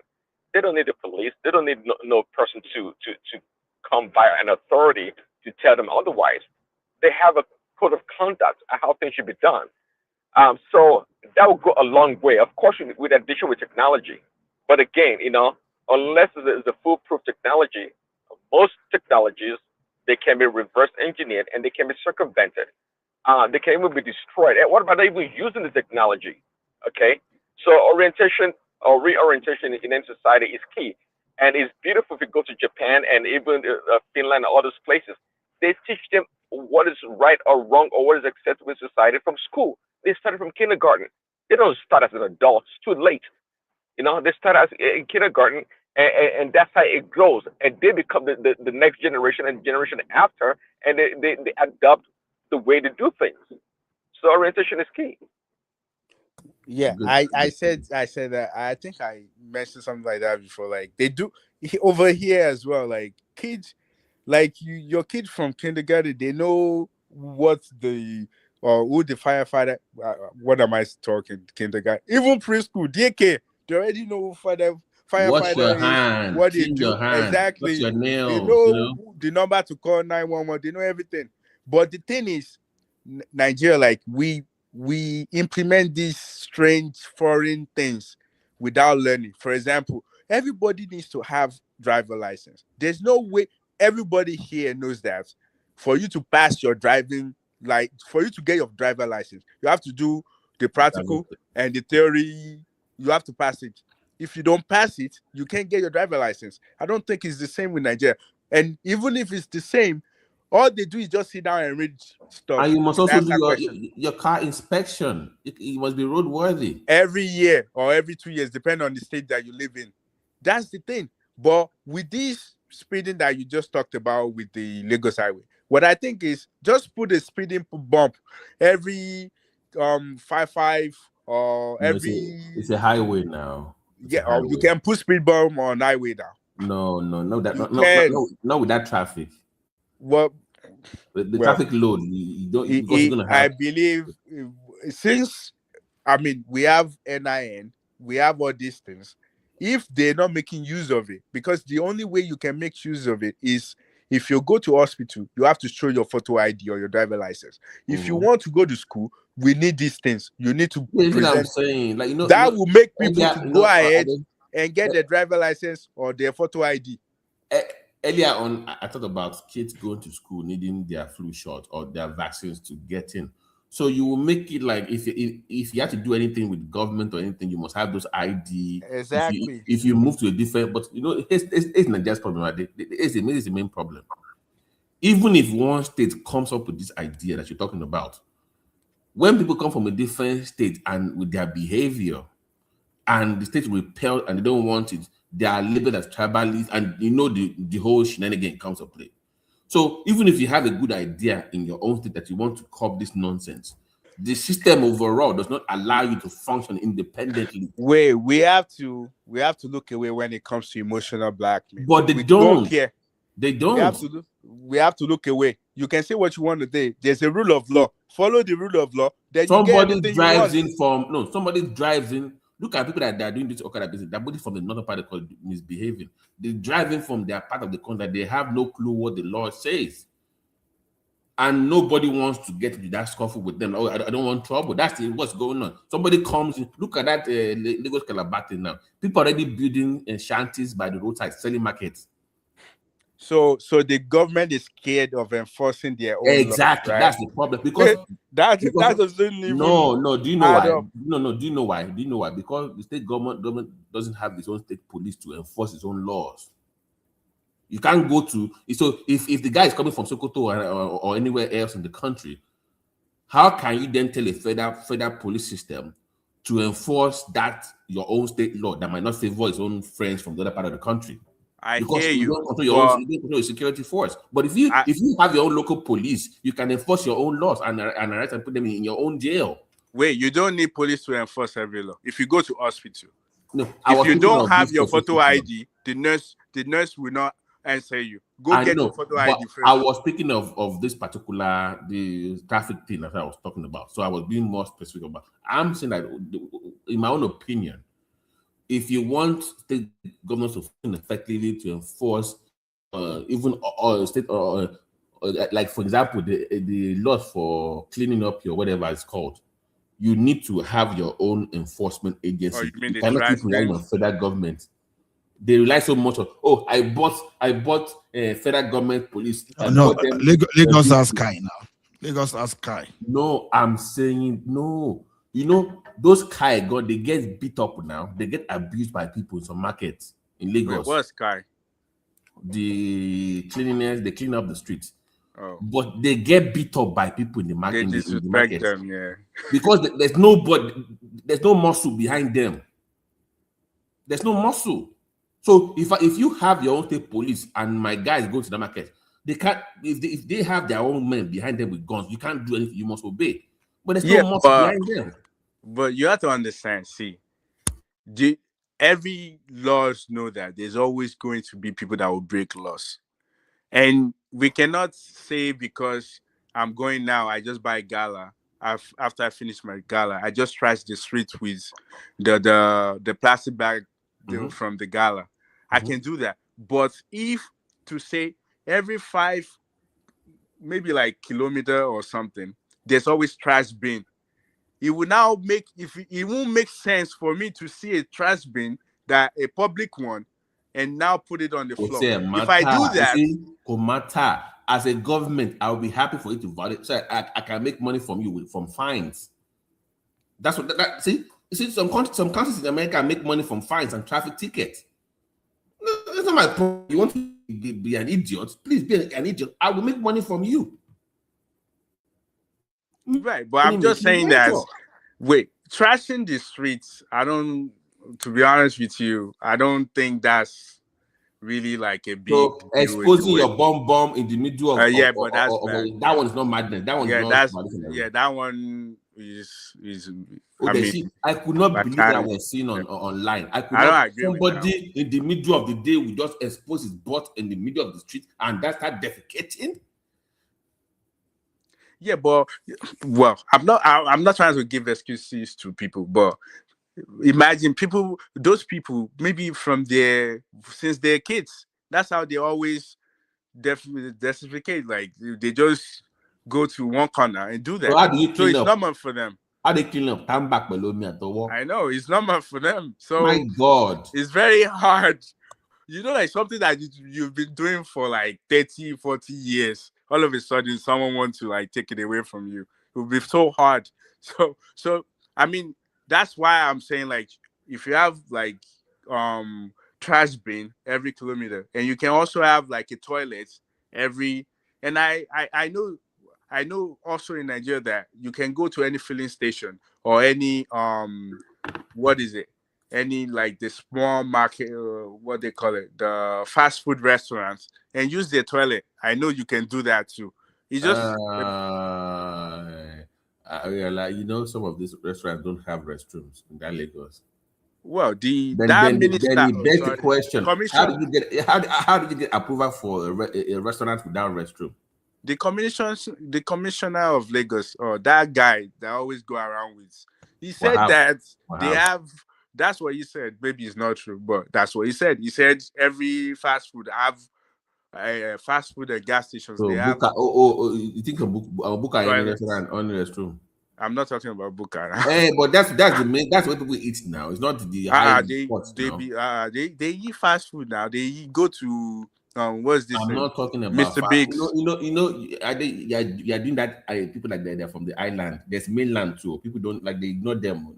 Life is not in island only. Yeah, but before island now, Ikeja and Surulere, there was a big thing. Those are pockets now. Those are pockets now. They're pockets of wealthy people. I'm saying overall, if you're going to build a restaurant, I don't care if it's Buka, whatever you call it, there has to be standard. You must have a space for restroom. That's where enforcement comes in. They don't. I don't. Yeah, there's no enforcement. Like, I think anybody can just go ahead and build anything. There should be like, if you want to build in this area, this is what we allow, and you have to follow the plan. You have to have, just like you said, you have to have restroom, all of these things. I don't think it's enforced that people should do those things.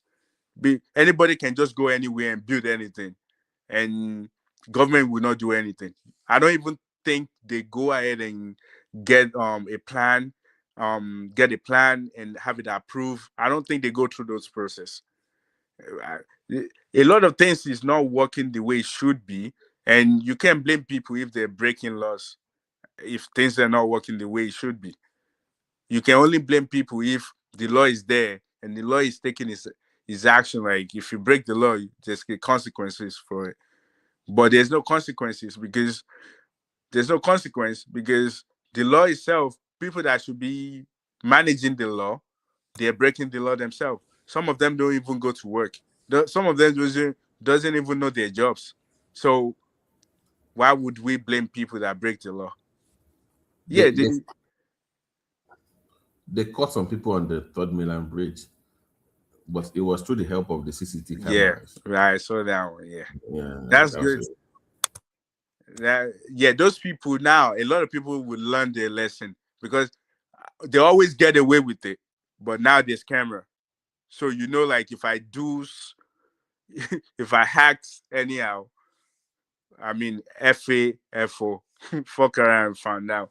You do any silly things, like there's somebody to get you. Yeah, so I mean, it's just expensive. If they can do that around everywhere, it will be. I mean, a lot of people their brain will reset. Like, I can't just act anyhow. But I mean, I'm just saying that because they have all these watch towers, watch centers, they have cameras. That means they first of all, they need more cameras in that league. They need more cameras around to watch for enforcement. Second of all, you need people on ground, police that will patrol all these highways and all these areas. Number three, to your point, you need waste disposal, which I think local government should be able to manage anyways. It shouldn't be state. If that works, that would be good. Like the local government can get their money and do their job. That would be great. And they will charge. My point is, you can even make it a money-making venture as a local government. You can make money from emptying people. I swear to God, money now. If they can think outside of the box, man, they will make money. First of all, just as a local government chairman, tell them you have to register, you have to get a photo ID for your local government first. Everybody pay 50 naira to come get your photo ID. Every 30 years you come and renew it or whatever. Exactly. That's the money right there for them. If anybody's coming, if anybody's renting in your apartment, they must show that ID and they will pay maybe 50 naira, 50 naira. That's how you make money now. You see now that we allow local government to work, let's see what is going to happen, because you are saying exactly what they should be doing. That's what they should be doing. To be honest, you're saying what they should be doing. Yeah, but the Lagos one, if they claim it's working, how come they're not doing it? I mean, they always claim that they get their money. How come they don't think outside of the box and do that? Which one are you talking about? We need your thing, the one that you proposed earlier. That outsourcing of all those things. We don't want them doing it directly, but they can outsource it to maybe companies that can help them with ticketing, for example. They are one that all the ticketing in all those bus parks is done by all this MCO crap. That should be something that you can come and say, okay, I can do it better. It can be automated where you can swipe your card, you will pay your ticket for the day, and then the money goes directly to the purse of the local government. But they are still doing ticket and cash now, so the money gets lost in the middle. I thought the new tax law said they can do that anymore. We'll see. We'll see. We'll see. I mean, even they're supposed to collect money for all those billboards that you see. It's supposed to be money for local governments. It's not state government. It's local government. Yeah. BTR said a lot of nice stuff, man, tonight, man. The last couple of minutes. That's just the way to go if you want to solve the problem of that country. If you want German, if you want German, they will learn now. Yeah. The problem is massive, man. Yeah, like those disobedience, like use local government to even collect the money. I mean, we should look for a way. Like, if and you know what's funny? Before you go, you know what's funny? If you're an elder council that can get your shit together, people want to live in your own look. They want to live in your own area. Even with the fines, they want to live in that local government. And if it's clean, neat, and well organized, and you're doing, they want to live there. Yeah. That's just the truth. It's just sometimes I just feel we are not even making a step. We are not ready to do it, do what is good, because Nigeria are very difficult people until you have laws that we compare people to do what is right. They know how to break laws. But we naturally they will call you tribalist now. Yeah, we naturally know how to break laws, but we need that person that we enforce. I remember during Fashola in Lagos, to be honest, in terms of cleanliness, I feel people were doing what is good. But it was more open. Remember when he came out and said, people, you want to claim tribalism, don't worry, I'm waiting for you. He said it publicly, he was not hiding. Yeah. Fashola was, was like, yeah, I know you want to do this. It was bold, like nothing. You will do what I say. That's it.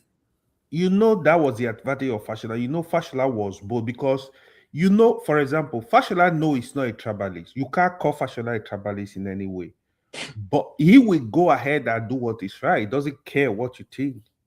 That's the kind of mindset if you want to face the country genuinely, But we have a long way to go. By the way, I don't know, before we get out of here, have you seen Badebo's ADC list? ADC? Badebo Rose Viver. Yeah, Rose Viver. Have you seen the list? He appointed ADC chairman for Lagos. Yes. No, I've not seen. No, not yet. Half of the list are not even your Lagosians. Like, but I think they all miss it though.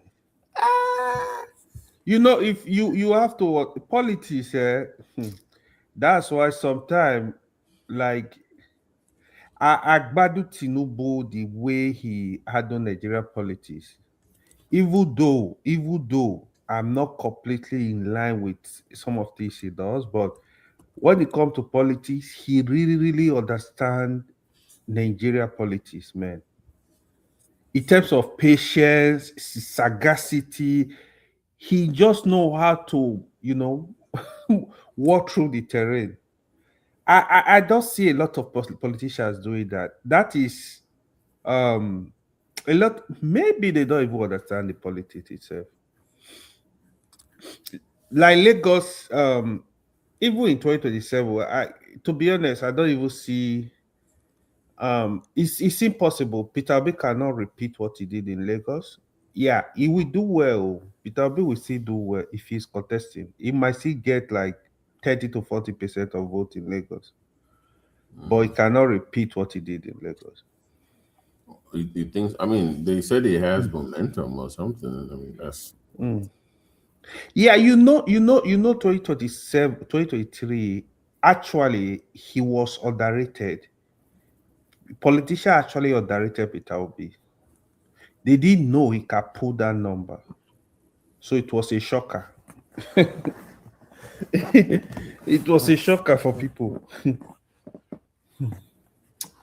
But now they are waiting for him to. That is the problem now. So when politicians are waiting for you, they will do anything. So it become more difficult. So even in the other regions, so now they know what he can do. So everybody is gonna put in the work to make sure you are not getting that number. In general, Nigeria politicians actually underrated Peter Obi until maybe a month before the election. They realized that, whoa, this guy is gonna put the number, we gotta push. That was what happened. Yeah.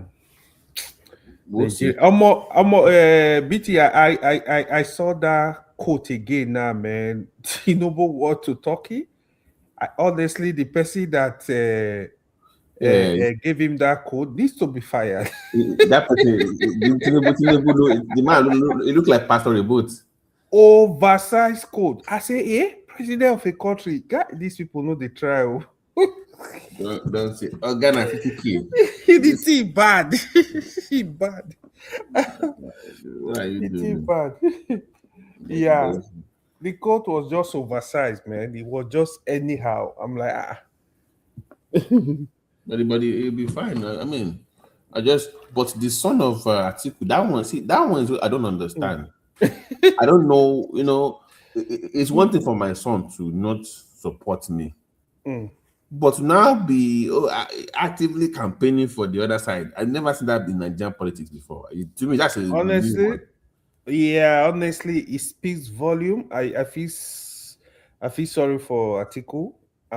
It's not a good omen at all. So what do you think happened? Did they consult to me, it looks like it just that was done by himself, and did that have to cover up and just like, oh, I knew about it, it's okay. Like I don't think I would ask my friend that can have that connection. Like he knows, he would definitely even know that guy or knows people that know him very well.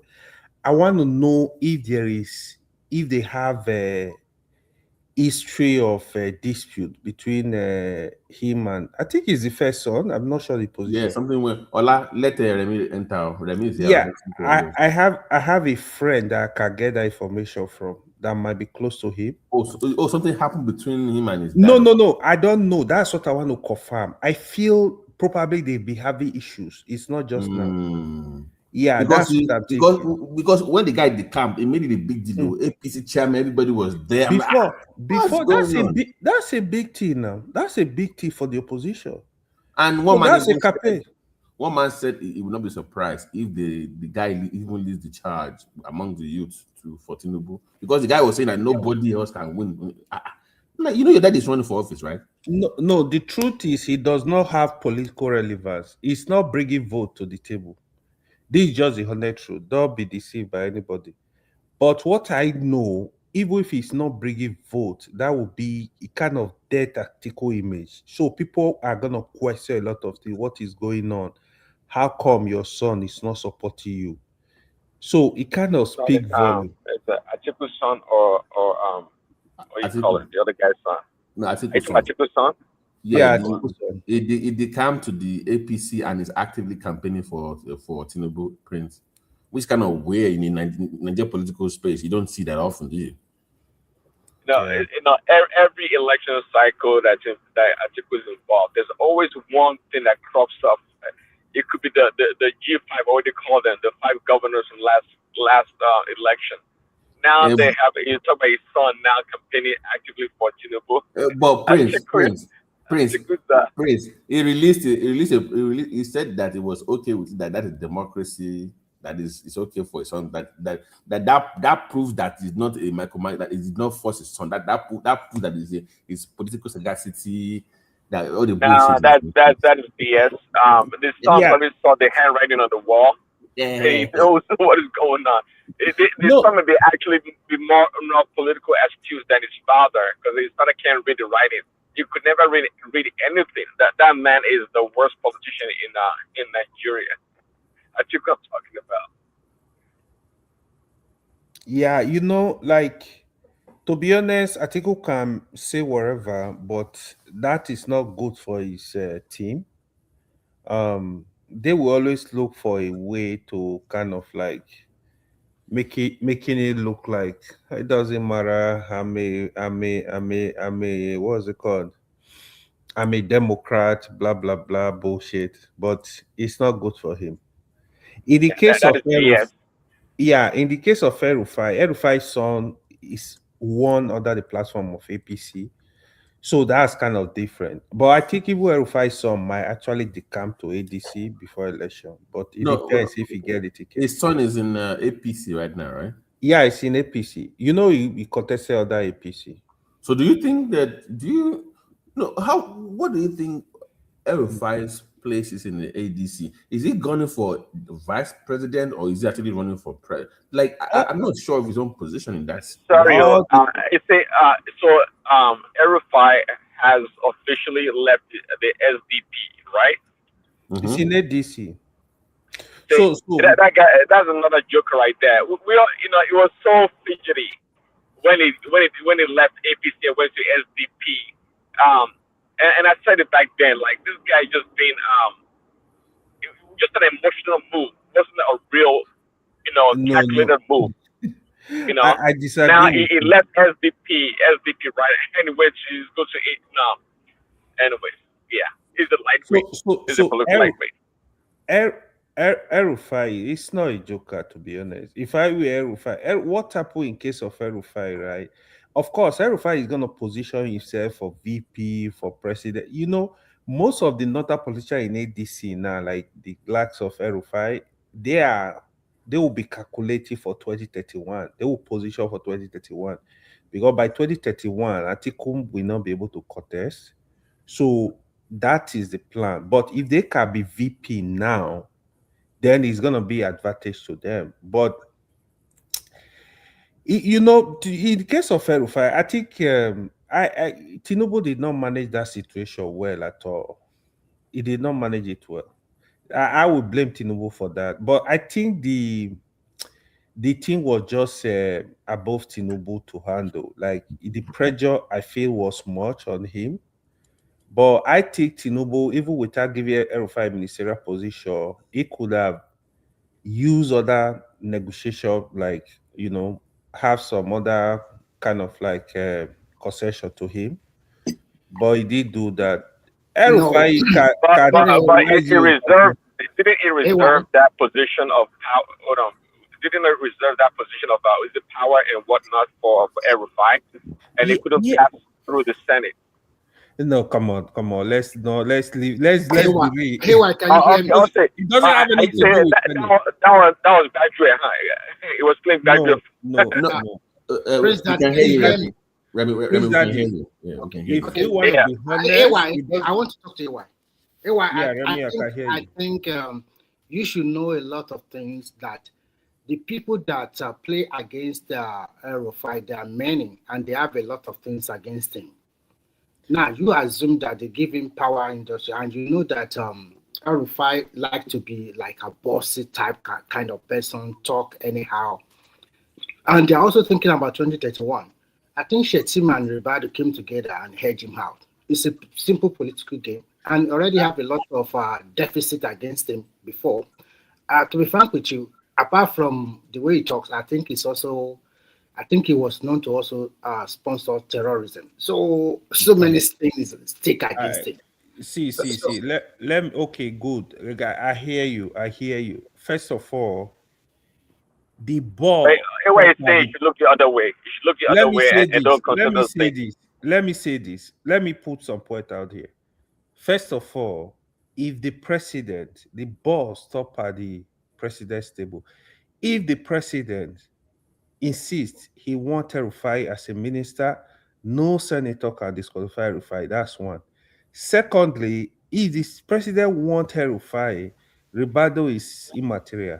But in this case, But you should know one thing. One thing you should know that the way Tinubu plays politics is simple. I think it carries a lot of people along. When he okay, look at it.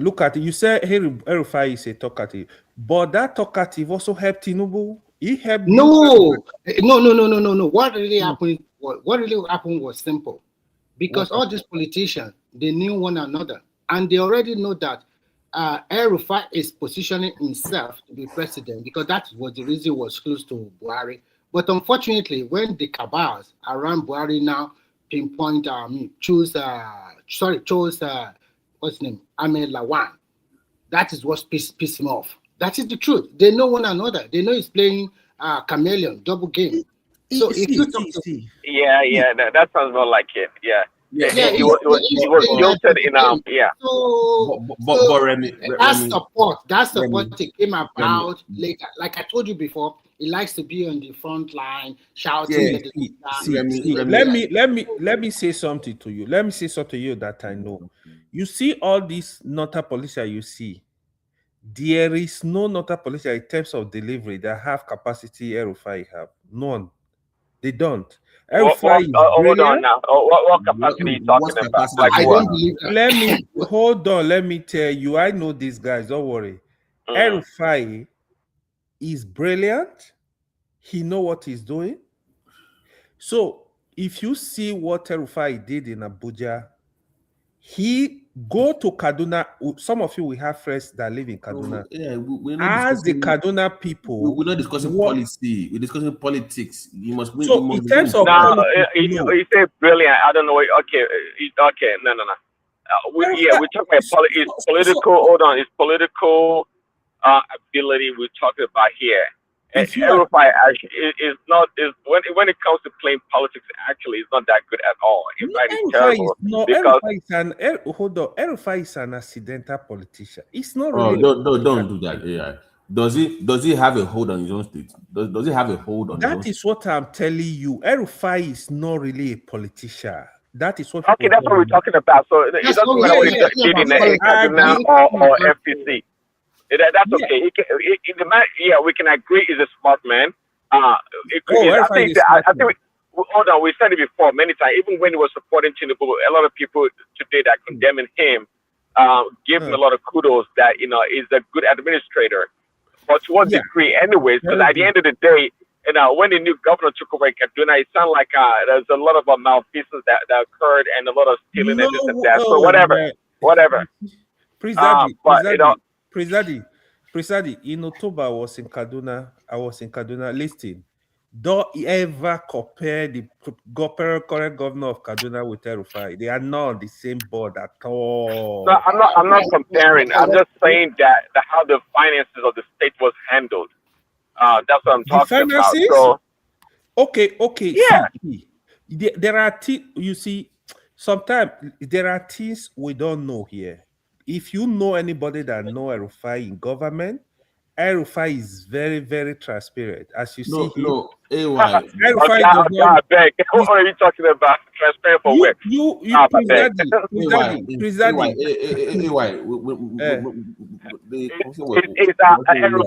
a politician from heaven, or what are you talking about? The guy can be good and at the same time be corrupt and steal money. Come on. Prince. No.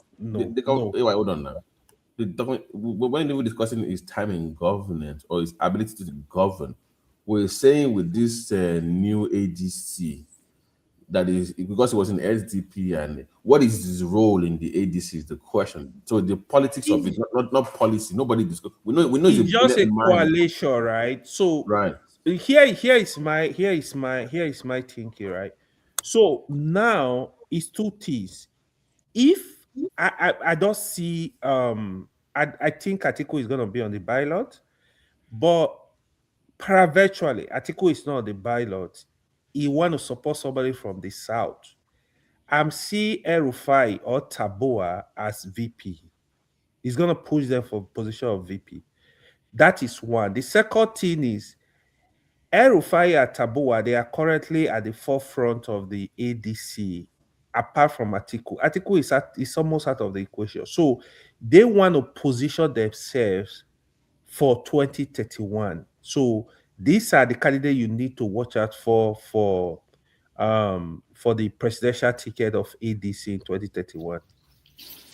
This is all my own analysis, but I still don't see how. The only way I think Atiku cannot get a DC ticket right now, except he's gonna come back by say, I said, listen, I don't want to contest. You're absolutely right. When you look at the composition of the executive ADC, all It's of them Atiku from top boys. to bottom It's is Atiku. Atiku boys. They are Atiku Atiku friends. ADC So, already. He Obi, attacked it. let me tell you the truth. The game plan of El-Rufai is very simple. If at the end of the day, maybe Atiku, because of old age or health ground, is not contesting anymore, then go ahead, they'll pick a mission, and then they will Yes. decide with That's a good point, Jeremy.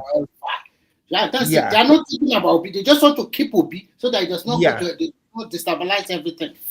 And if All Obi is Remy, all they need, Remy, So, all they need so from would it him be is too late for Obi to go back to Labour Party? no, Prince. Don't you think they have all already they caged him? need, They all have they already need. caged him. No, not What they yet. did, sorry, Laja, let me quickly say this. What they did to him was super. These people are very good. Now look at it. If you're an average voter in Nigeria, Obi cross-packet from Labour Party to ADC, and within 1 month or 2 months, cross-packet to another party. Do you think you vote for this kind of person? So they cage him very well, and he entered their net. He's so, You know, I don't know. He's so, it's not sincerely, Peter Obi is in a very difficult situation. He's in a difficult situation. That's just the honest truth. He will be begging for that VP, but the way they're going, he will be begging to be VP to Atiku, but when they are done with him, the way they will not give him the VP because if okay. giving him the VP, it will affect their vote. Okay, they You won't see, give it. let me also say this. I personally feel this is my old thinking in ADC. I feel there is some kind of agreement for Peter Obi to be a VP in that ticket. But Peter Obi is in a very difficult situation. He doesn't know how to explain to his supporters, to Obedient and his supporters. He doesn't know how to explain to them. So this is the dilemma I think he's facing. But I don't think there is no way on earth Peter Obi is going to have that ticket, But except AY, Atiku is giving at him the some point, ticket. we have to tell them the bad news now. Abi? Yeah. So at one point, so when we barely have 1 year to be, when is he going to tell them the bad news? Babati, they already know the bad news because they were made categorically. They told them everybody goes to primaries, but your B does not want to go to any primaries. But Remy, let me tell you this. Remy, let me tell you this. You see, the I think the High Court, the Appeal Court, they've added a Labour Party to Nana de Usman. Abure is on appeal at the Supreme Court. If they get to Supreme Court, and Supreme Court add over Labour Party to Nana de Usman, you might see Peter Obi returning back to Labour Party. That's but Labour don't want him back though. The Labour So what kind of that picture big guy, the most unstable politician ever. Again, just like Remy said, and I said it before. Politicians don't have shame. Now you get shame. He does not have any credibility until he goes through a real primary, and emerges. He doesn't have any credibility. See. Let me just be honest with you. Peter Obi cannot do primary in any major political party. Peter Obi is not then he should go he's and an sit aspirational down. politician too. If he can, if he can, See, no, honestly, because this annoys me with obedience. If he cannot go to any primaries, he should go and sit down. I am tired. Well, yeah, you just want to anoint the guy. What do you mean he cannot do? Is it because he is like he doesn't have the talent, or what? Let me sincerely tell you this: if you leave Amechi and Peter Obi to contest for primary in ADC only, Amechi will defeat him in the primaries. It's just the reality. Primaries is completely different from the national election. So Peter Obi needs some goodwill. Amechi does not sound to me like even a good politician. No, Amechi is Amechi is not a good politician. That is true. But in the primary is different because Amechi can reach out to people. He knows people. You saw what he did with No. Okay, he can. Unlike Peter Obi, he like you can spend the money. That's what you're saying because Peter Obi doesn't give you. Not money only. Not money only. Look at it this way. So the Northerners in ADC, they will actually prefer Amechi over Peter Obi. This is the reality. This is the difficulty. This is just the truth. So you know, when it comes to primary, every state will come and vote. So no. Let me clarify, please. I beg of you, please. Okay. So let's say they trap him in the primaries and he's stuck in the ADC. Atiku picks Amechi and Obi has to support the ticket, right? Maybe they make him a DG. How is he going to sell that to the obedience? That will not happen. It cannot happen. But to your logic, but he's stuck in the ADC. He can't go anywhere else. If he's stuck in ADC, I think if he does not get the ticket, he's not a VP, vice presidential candidate, I think Peter Obi will stay away from the election. He will just play the bag. He will just go as so it's all or nothing at this point. It's all or nothing. Yeah.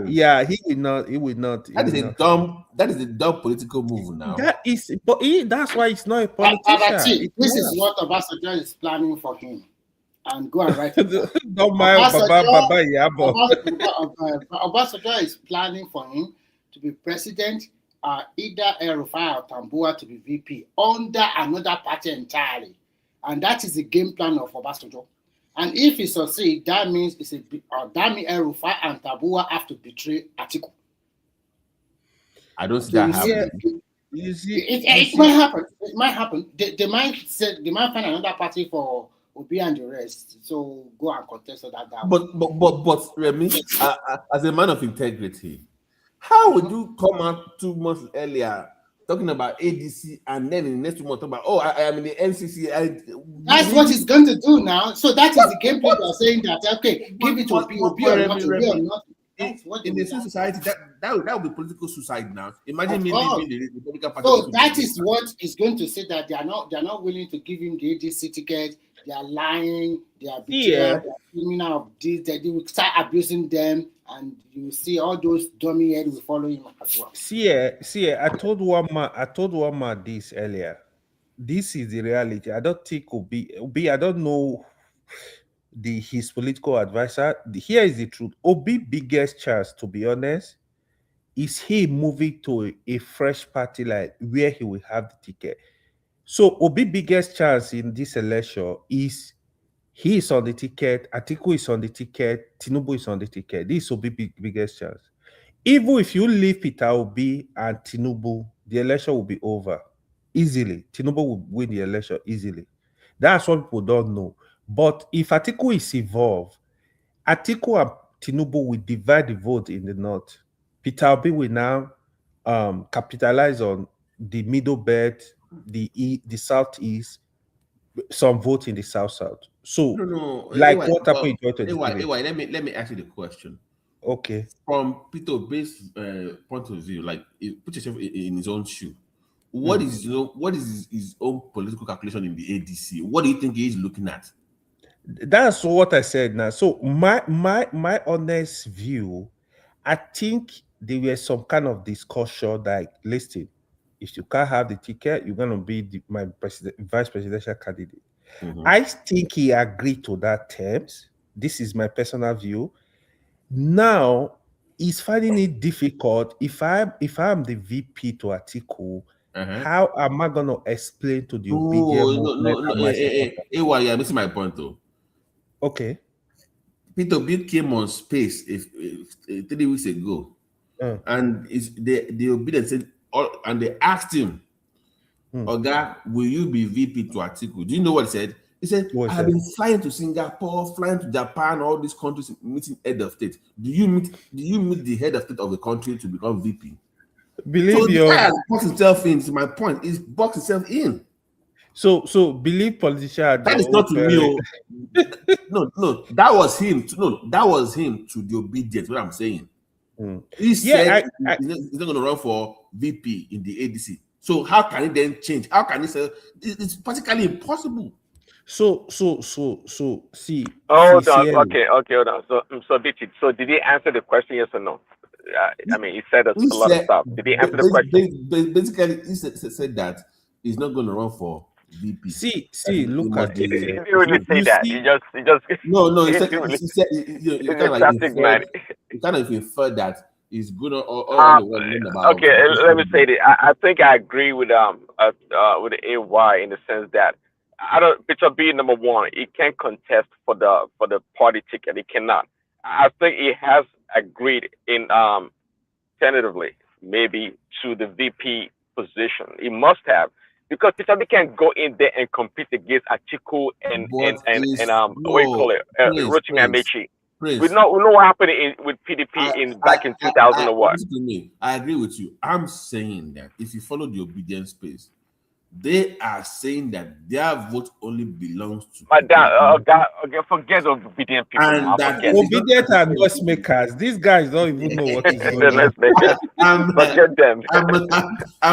I'm speaking for them. I'm the spokesperson on the show. You're taking these obedient people too seriously, BT. Forget them. Let me tell you. If not that we come online to discuss like who is calling the obedient to be noise makers? When I look at people on the Todabiji, we are having discussion. I'm like, whoa, you don't even understand what is called politics at all. Some of them they just think it's just like classroom discussion. Or more politics is deep, very deep. Forget them. It's just noise. I don't see. David Mark is the chairman of ADC. David Ma is a butcher. Except you don't know who is David Mark. Basically, there's going to be an ADC primary. Yeah, there's going to be a primary. Okay. It's gonna be like that PDP primary. You see, and do you know who was the chairman of that convention in the PDP? Do you remember? I think it was David Mark. Exactly. So in the beginning, the puppet masters are Rufai and Amishi. And you see now that Amishi is moving silently from one state to another state, canvassing to the delegates. And UOB is talking about, give me the presidency. Are you kidding yourself? So again, that's what I want to measure. So you see Obedient all line, Obedient or Obi or not to aid this. You can't be politics. It doesn't matter. Nobody listens to you. So they don't even know what's on ground. What if it happens? I want to sorry. Let me see. Sometimes this particular news that was 2 or 3 days ago, Obi was meeting the ADC chairman in their headquarters, and he was telling them that he will never contest against Atiku. He will never contest against money bags. If that is what they want to do in their primaries, they should count him out. Wow. Those people were just looking at him like, who are you? Remy, but we know that already, and that's exactly what happened in 2023, right? Can you give me the link? That's what happened in 2023 with the PDP party. Obi ran and left. Is that what he told you? Is that how he said it? Who's talking? I mean, maybe who's talking anyway? It was in paper. Does this that he's not going to contest with Atiku? He said that he's not going to. He was contest when he was in PDP. Hold on, did he contest with last time when he was in PDP? Okay, can I see yourself? Who's talking? I'm asking now. he was trying to tell you that if the primary is monetized, that he's not going to contest. Okay, this time around, That's always normal now. okay, welcome, welcome, Happy New Year. So, this time around, they're not going to monetize the damn party. Is that what you're saying? Let's wait and see. Obi Yeah, we go wait and see now. We go wait and does see. not have the money to The even delegate will collect monetize their money primary. in dollars. If you We Let have me already changed our structure to ADC, so see we are ready.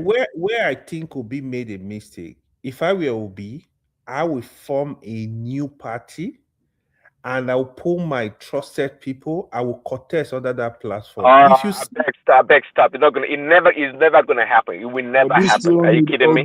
That's not gonna happen. Obi that they gave Labour Party, they gave the Labour Party to do whatever the heck he wants to do with it. He did nothing with it. He told me, if you go and start a new party, it was centuries that it was freaking planet that's gonna happen. Come on, stop. When you said Obi, you said that if the permanent is monetized, you will not run for permanent. I saw your name. You are contesting under ADC local government chairman, as put out by what is it, Rose Vival. I saw your name there. Oh, they put his name there. Yeah, he's contesting Alaba zone now. He's contesting in that local government area. Ekene is it true? Leave Ekene alone. Ekene confirm now. Ekene is it true? No. But Ekene, here's the question. Why are you surprised that the ADC primary will be monetized? Why are you surprised? Isn't that what they do? No, I'm very sure it will be monetized. No, why is surprised? Why it would not? Why it won't be monetized? The question. Why it won't be monetized? I mean, come on. So why is he complaining? Why is he be complaining? You know, for me, Obi, you know, wait and see. Wait and see. You know, he think that he has the support of some people. Maybe they have trapped him in the ADC. Let's see how it goes. He don't enter one chance. I mean, can your Obi is a lazy man. You are a strong Labour. I watch you. We all watch you here. You're a strong Labour Party supporter, to the point that you spend your money and resources to support Labour Party. Your guy Peter Obi is a lazy man. We know he's a lazy man. So there's no reason why he should have left LP. Okay, and go join this damn ADC. And you talk about you talk about lazy man. You talk about lazy man. You talk about Tinubu now. Tinubu now didn't lazy. He was lazy for you see person that wakes up by 5 a.m. goes away. Go about 3 or 4 places in a day. Then you talk about somebody that sit down in one place and be. If you take movement, I think you are lying. During the 2023 campaign, Tinubu went around all over Nigeria. Also went to very, very remote after the campaign, what happened? Do you know how many times? Do you know Tinubu is the most lazy politician I've ever seen. The most lazy. He will just be stuck in one place. How many times do you see me? The hardest working politician. I said it before many times. The hardest working politician in Nigeria is Tinubu, number one. Hands down. What Tinubu does? What Tinubu does is just to let me tell you. What Tinubu does is just to sit down and you need to pay attention to the last election. Only if you pay attention. If you know how much he campaigned, only if you know how much what Tinubu does is to sit down in Aso Rock and be inviting people that he wants to. Maybe he's the president now. What else do you want from me right now? Hey guys, let's try to be objective. Let's not divide the house. To be fair, both Tinubu and Peter Obi, they really move around during 2023 election. You got to give it to them. No. I didn't even believe Tinubu can do that. But Tinubu was Tinubu, the old man, moved more than Peter Obi. Peter Obi did way more than Peter Obi. Don't compare. They're not in the same category. Bro, I was monitoring but he didn't move as much as yesterday. Today is in Port Harcourt. Tomorrow is in Peter Obi move. He travel. I don't know how are you killing yourself? Tinubu that went to some state twice or thrice. That is what I'm saying. He overworked everybody. He went to he did pay attention. You overworked everybody. See, Remy, look at the difference. Tinubu have resources more than Peter Obi. Tinubu have that's the excuse now. He's a billionaire too. That's the excuse. He only went to where there is market people in the state. You just go to the market people, talk to them and go away, or go to churches I bet he has money now. Bro, He should spend. bro. This is Peter, politics, man. no, Peter Obi does not have that money you Let me, Remy, your people came to our market last week and said that all your APC people, they came to the market last week. Which market, Kenneth? Which market? Alaba market. Alaba. And they are commanding all the traders to come and they give the mandate to our chairman, commanding all the traders to register on their APC. They will put in our market. So it's an APC member now. Is that what you are hearing? So they give you that money. That place now, nobody go there. Our chairman talk. Don't worry, people are playing double face. Please, I want to hear the story. Let Kenneth finish. Let Kenneth finish. I want to hear the story. Please, our chairman was going around begging all the shop owners, please come and register before they put our market. You want enter trouble now? The market people, they want to be our chairman. If you talk this in aside. Ekene, by the way, this Soludo, sorry, Remy, this Soludo thing with the market in Onitsha, IPOB. How do you think this one plays out? Because I saw the video that he went there today, Abi, saying that he closed the market for 1 week now. That no, he said if it comes on Monday again and they don't open market, that maybe is it 1 month? Anyway. I thought he said 1 week. Next week, if it comes back again next week Monday and they don't open, it will close down for 1 month. Okay, so how do you feel about that? No, Soludo is just he wants to play national politics. That's what he's doing, and it's going to fall on him. He cannot give. He's not going to give IPOB that kind of. Anambra people that kind of. Ekene, let me ask you this question. Do you really support the sit down at home on Monday in the South? Did you support it? Do you think it's a good thing for the people are already used to it now? They're used to it. Who do you think is losing? It's the government, because the people still do their business. So let me tell you that most of those things, most of those sit at home order, they favor traders somehow. Because once they open that Tuesday, you see customers that will rush. Everywhere will be, as in you have enough customers to sell. That week will be very good. Monday to Tuesday now. You know how. Yeah. Okay. So most of the traders are even using it, just like when they were during a lockdown. But don't also forget, children are not going to school that Monday. Children are not going to school. They are covering their curriculums now. Covering it. How can you be running your own government? Nonsense is this. So the point is this.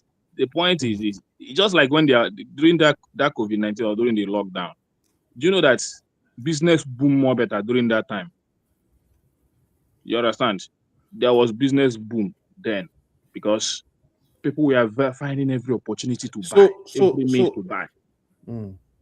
So, and that people are making more profit. It's just like the same thing with this sit at home. So once they skip that Monday, the next Tuesday the market will boom. I think the government are not ready. If they are ready, is to deploy military and block all the.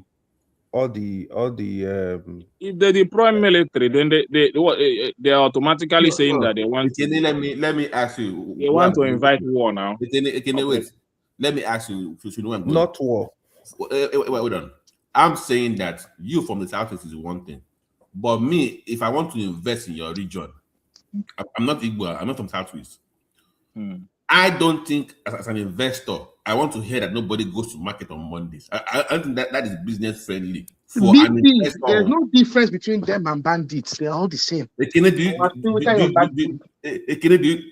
you see my point now? Like for a non-Igbo person in your region, that kind of mindset is not attractive for businesses that want to bring money. It might not be attractive to you, but if you check it if you're a businessman, you see that it's a very attractive idea. So if you really want to invest, it's just like when you say that if you come to the room, it's just like when we are in Lagos now, you are telling us that whatever the Lagos state government say that we are going to obey it. The same thing, if you want to invest in the Southeast and you see the system that the Southeasterners are operating, you also obey it. If you don't want to not obey it, then irregular market. That's And you obey the system. You obey the system in Lagos. Do you? Every single time you Hello. will be complaining like you have like egots. Femi, go ahead. Femi. Yes, thank you. Please, I heard what Mr. Ekene said, and I have to come in. Why? Do you know why Yoruba is different? Nobody can control any all the system. Nobody. How will you be a servant in your region? Be a slave? How will you be saying that you are defending this rubbish? How? What are you? How What the point? There are no different education and they will cover curriculum. 5 days in a week is not. You cannot cover the curriculum of a term, and you are defending this, bro. But the students are graduating now. They are writing WAEC. They are writing their exams. They still will. They still have the best. South still have the best education system in most of the states. So how does one voice, please. One voice, I beg. You guys have to stop in Yoruba. I don't think one Tinubu can tell me that Tinubu should not go to market because of one Nigeria is better than Anambra State and Abia State and Imo State in terms of education. Even so why are you drinking paracetamol in another person's head? No. I am very worried about when I heard about like. You're not supposed to be. You're not supposed to be worried. You're supposed to be not worried. Yeah, one voice, please. Femi, finish up. Then can go ahead, Aro, after Femi is done, please. Mr. Ekene, please. You guys have to think for yourself. Nnamdi Kanu time is gone. Are you giving me advice or what? Think for what? What are you trying to say? You don't have to. I met a lot of people, and everybody supported. That is why I think you have a different opinion about it. That is why I have to talk to you. Everybody has the same opinion. It is a good thing. It is a good thing, and we are fighting for our kids, man. For what? You are not. See. I was somehow biased when it comes to Biafra, especially. But when Tinubu decided to imprison Nnamdi Kanu, that is when I changed my mindset. So if he cannot release him, then let us fight it the way we want. We cannot keep our man in Sokoto prison and claim that he's a terrorist. Our man. Aro, go ahead, please. Aro, go ahead, please. Femi Suru. Aro, are you there? Aro, get back. So you want to Nnamdi Kanu to cause another war, right? But I think the federal government if that is what you call it, then let it be. If that is what you call it, then let it be. No, I cannot. Listen carefully. When the federal judge sentenced somebody, the federal government or the judge have the right to send him anywhere in the country. So you cannot be coming here and telling us your man should be sentenced to a jail in Lagos or in Abuja. No, you cannot dictate to a judge. That is the constitution. So they sentence him to Sokoto, send him to Sokoto. Nothing can happen, and he will serve his sentence there. It's QED. It's finished. So you can't be sending. No problem. Let's see how it goes. Now that there's not how it goes. Remy, hold on. The worst that can happen is that you guys with your 5 states, you leave Nigeria. It's as simple as ABC. That's the way. So everybody already knows. So there's nothing. I'm saying, here's my point to you, sir. You know, I followed many portfolios that want to invest in the country. I follow all these things. So I'm telling you, from their own perspective, even your governor that is the issue he has with your movement. You are losing opportunities to other regions because everybody operates on a Monday through Friday. He said that he's losing 80 billion naira every Monday. No, not even him only. Forget about maybe you don't like him or the governor. Think big. Think about opportunities for your region. Nobody wants to go to an area that operates a different system from everybody else. Forget Soludo for a second. Forget him. Think about so in addition, company.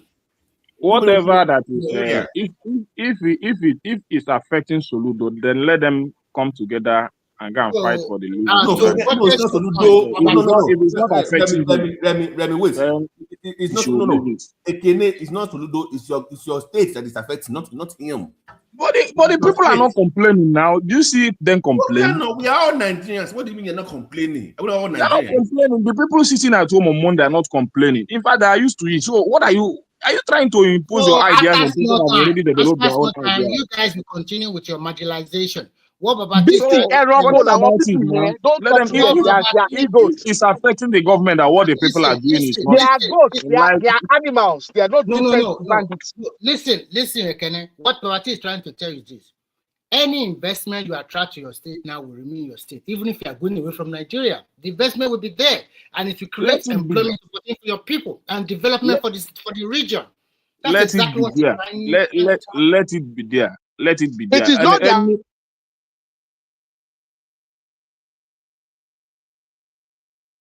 Arrow, you're in the matrix. There's nothing wrong with it at home on Monday.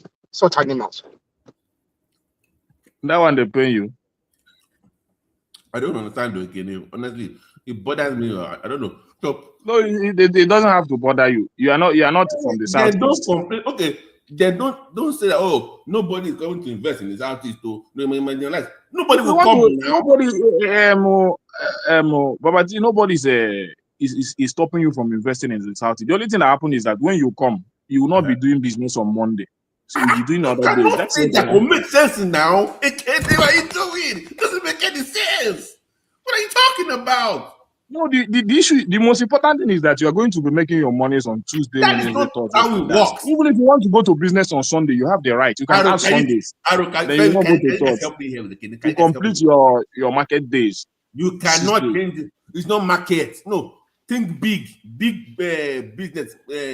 Big companies, not markets. Big business. Oh, big companies are functioning now, even with that Tuesdays and all those stuff. Big companies are functioning. The market is booming also. So what's the problem? Soludo is just fighting a loose battle. You cannot fight it. It's something you cannot fight it. Go ahead, man. Let me go. I can't. Soludo cannot fight it. He's just fighting a loose battle. He knows how to approach it. If you would have used a better approach, if you really want that to happen. So one thing I want you to realize is this. In terms of political arrangement in Nigeria, go and write it down. Southeast is not in contention because they already know where you guys are going.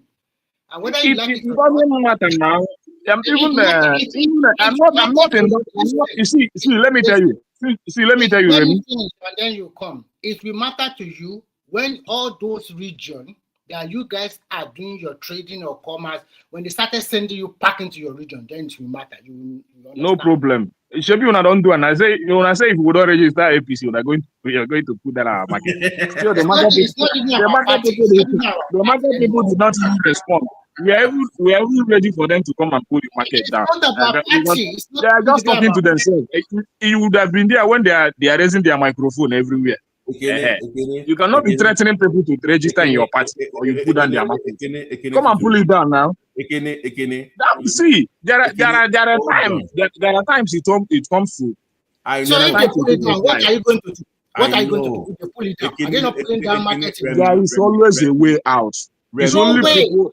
We are not further-minded people. You understand? We are not further-minded people.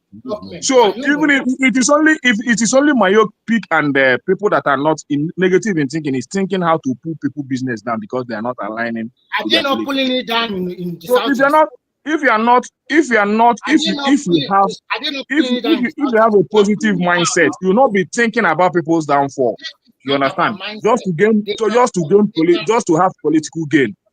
But because your mind is always negative, you are always thinking of how to bring people's business down. And the people who want to bring their business down are not even complaining. Why are you drinking paracetamol? If you want to come and pull it down, come and pull it down. Okay, Ekene, it's like you nailing yourself to the cross and complaining of people not paying attention to you. Nobody cares. I get that. But I'm saying that on a bigger scale for the country, It's not helping you. It's not helping Let the me country. let me tell you, Baba T. Let me tell you, Baba T. Let me tell you, Baba T. Let me tell you, Baba T. Yeah. You see this 2037 election. I'm going to support Peter Obi, but I'm not going to tell anybody to vote him or not. Even if it is one vote he gets, I'm going to support him if he comes out of the primary. You understand? If he actually wins the primary, I'm going to support him. And if you come out and tell me that voting Obi is voting IPOB, I will tell you yes, voting Obi is voting IPOB. I'm not even going to drag it. But he can't win that. But it's not helping him now. It doesn't help his Whether cause. it helps him or not, I know that even if he loses 2027 election, that he's still going to survive. Let him go and find a political party first, okay, before you start talking about voting for him or not. So that one is matter. Well, Arrow. Because Nigeria, because I've not seen anything I've not seen anything since Tinubu came into office to begin to jubilate or say that even if Tinubu wins 2027, that Nigeria is going to get better. Are you not importing your? Are you not so selling in Alabama? What has he done? Are people not buying from you? It's your business. You are selling stuff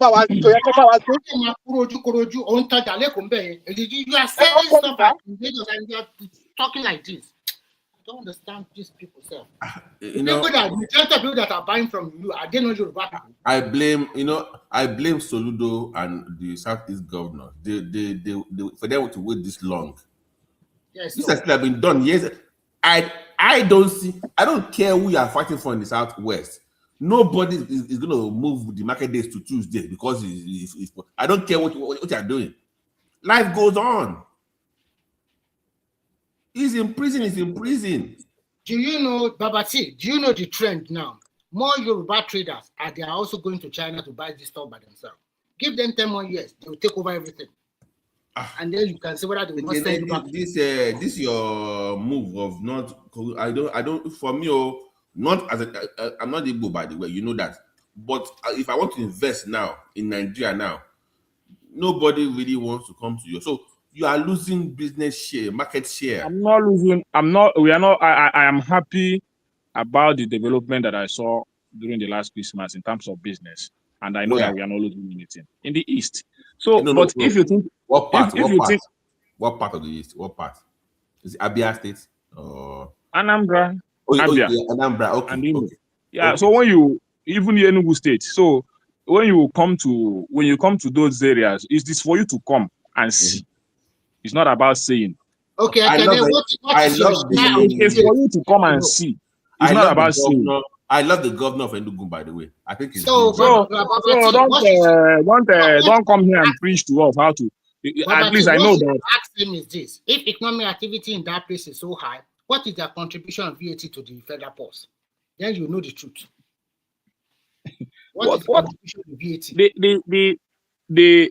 The contribution of the VAT to the federal purse, that one is left for the governors. Maybe that is why the Soludo is crying or whatever. But the personal business development, you don't have to the achievement of the people, what they are doing, your people does not have the purchasing power. It's so impressive. It's very impressive. You understand? So there is nothing impressive about what you are talking about. For example, the other region, Mr. Remy, you should stop talking to someone that is an illiterate. They asked him what's the contribution of VAT. He's talking about that's the business of the governors. Can you believe such an illiterate statement? No, Arrow. Here's what bothered me when I asked Kene. He said, the activities that contribute VAT. No, he said the man is losing 8 billion. No, your state is losing 8 billion, not him.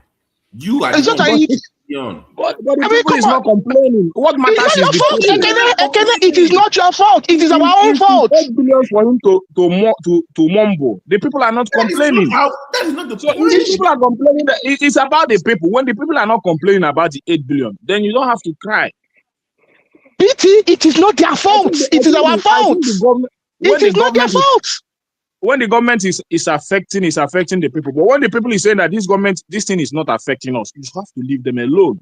It is fine. It is fine. All of you should go back to your bloody Anambra.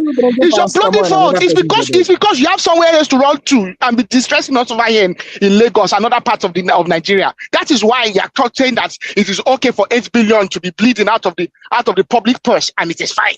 Such an illiterate. What is the difference between you and the bandits in the forest? No, nothing. Absolutely nothing.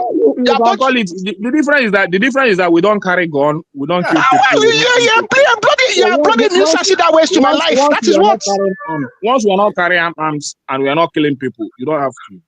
We are not. That's not the first foolish statement you're going to make on this platform. So I'm not surprised. So IPOB said that they called off the Monday thing years ago, but the people are the one that have continued to do it, right? That's what I read so far. The governor wants to end it, so here's my point, Ekene. I want to see, because on next week Monday, between the governor and the IPOBians and the people in the market, something has to give. Right?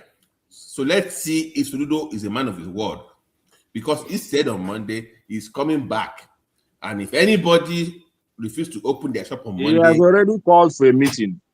Yes. When? They I think yesterday. They will go and hope. Do you think they are happy not working on Mondays? He has already called for a meeting. So, but Nigeria, who play with Monday? The only thing I know is that, however Soludo does it, or how the Southeast does it, or how they resolve it, it's none of this guy calling somebody illiterate here. It's none of your business. You understand? You're not supposed to be. You are not supposed to be jumping up and down like that on what doesn't concern you. If we are Nigerians, you don't have to come here and be calling someone illiterate. You are so comfortable. Waking up on a Monday. You woke up on a Monday. You went to the shop. You went to your shop in Lagos, but you are saying no such nonsense. It's a bloody illiterate statement. This is not the first time you've made it. It's from an illiterate educated somebody. Well, that's fine. That is grand. But I'm not demonstrating my stupidity publicly. The last time guys,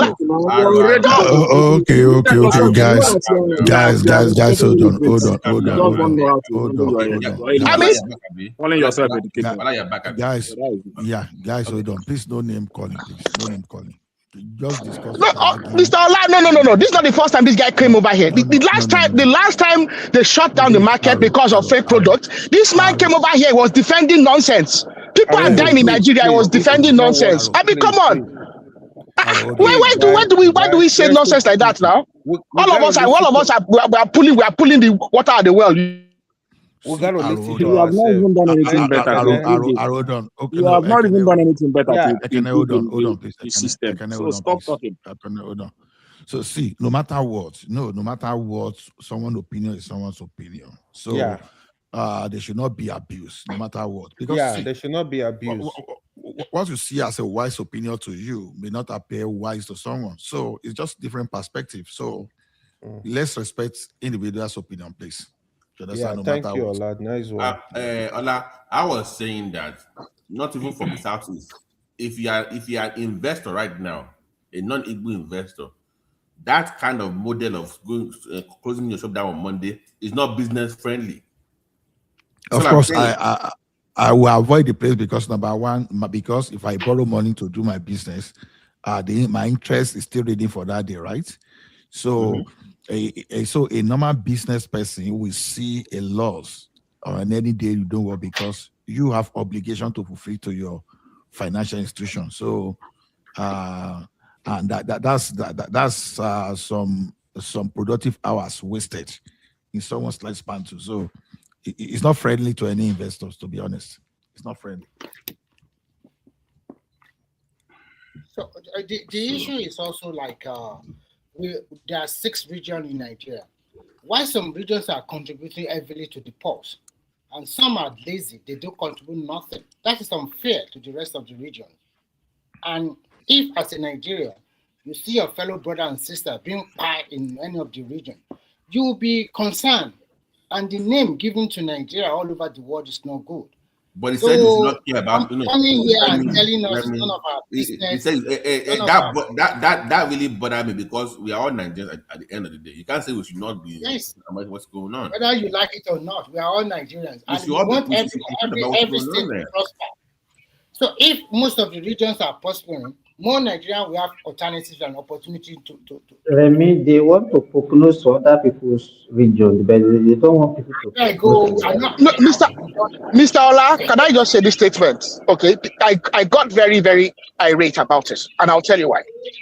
Let us forget money. Don't get angry. No abusive words. Don't get angry. No abuse, please. No, but the thing about it is this. Okay, let us forget money. It's about freedom. The basis of democracy, the basis of what we are aiming for, is that every individual has a civic right to actually freedom of movement and to engage in businesses as long as those businesses do not contravene the laws of the country. You can now have a situation where there's only 7 days in a week. There's only about 366 days in a year, leap year. For individuals to insist that 54 of those days that normally should be for business at the start of the week, that they will be. I come and think about it now. Someone was talking about students missing so many days out of their school year. He's talking about what they are passing WAEC. What bloody WAEC are they passing? I just want to make it clear. And I said it very vividly, that check it with all your explanation and about education. How many states in Nigeria is better than the 5 eastern states? I don't know. Can you believe it? Do you know what? Let me go. I don't know why that someone has to explain some basic concepts to you. If a student is denied, if a student starting their first year of secondary school or whatever, is denied access to education like that on a Monday, you would not know the consequence for another 4 years. That's not how education works. Education is like a ladder. You climb it to the top. If you take one of the spokes down at the bottom, you would impair that individual in their climb to the top. But it is evident that some of these concepts are something you cannot grasp. Okay? Because I don't know, also you couldn't grasp the concept of VAT.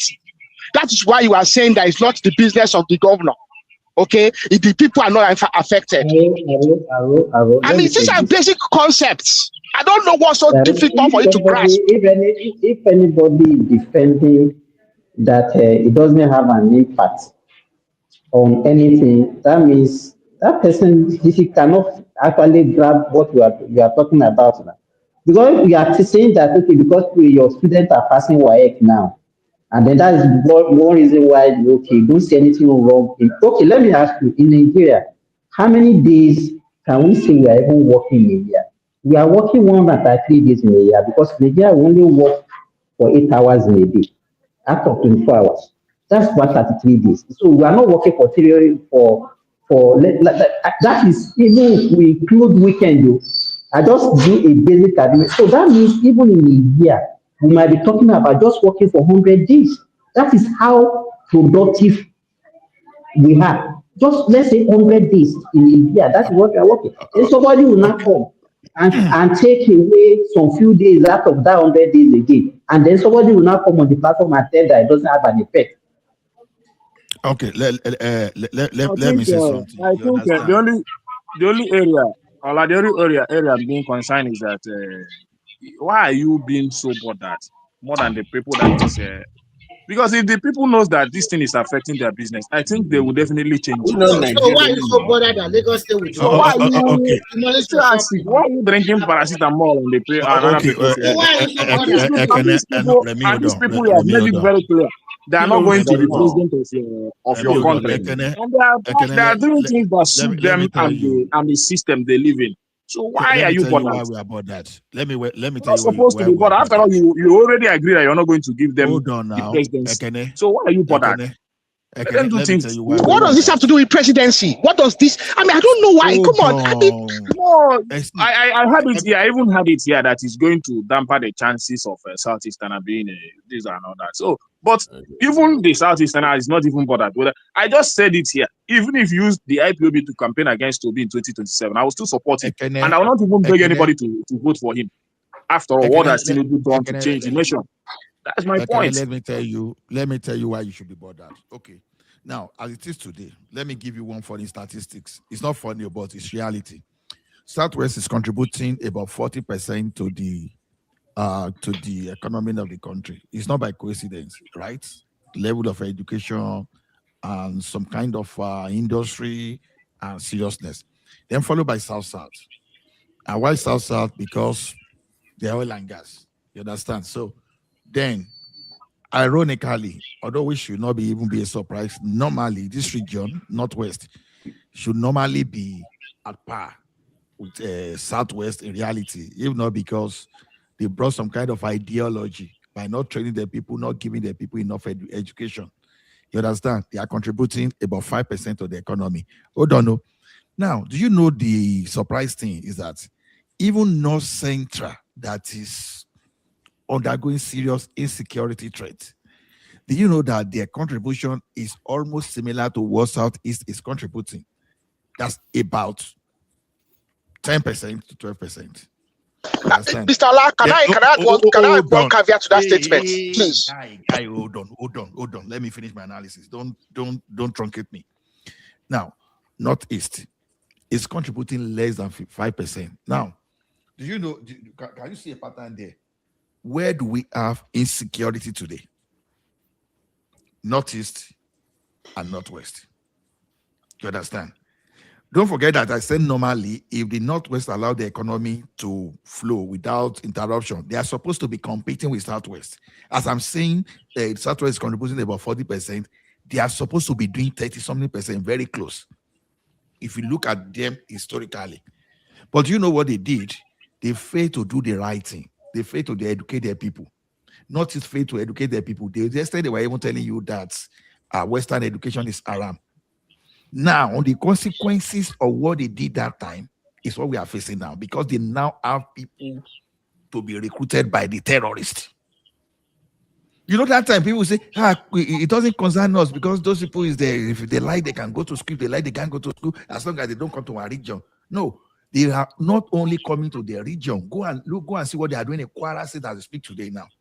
Now, they are not stopping at Kwara State now, or your state is under siege as we speak to you today. You know, normally a Yoruba person will say, nothing concerns me now. But they are in our forest there. So let me tell you one thing. What you are doing is, if for those people that are not schooling on Monday, maybe they eventually have some standard education, forget about WAEC this time around. You know, WAEC is something else. But when you have proper education, it's different from when you pass. Two different things.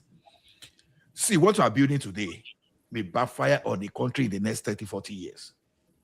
If it takes some researcher to go back to where you did something wrong for us to get to this place. And now, look at how can the whole Southeast be contributing just 10 to 12% to the economy of the country? How? A whole Southeast, for that matter. Just 10 to 12%.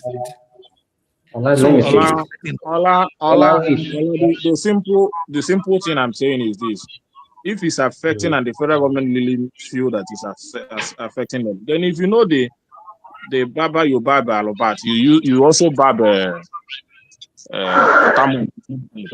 If you know how to do Sunday, you still release the balance the equation.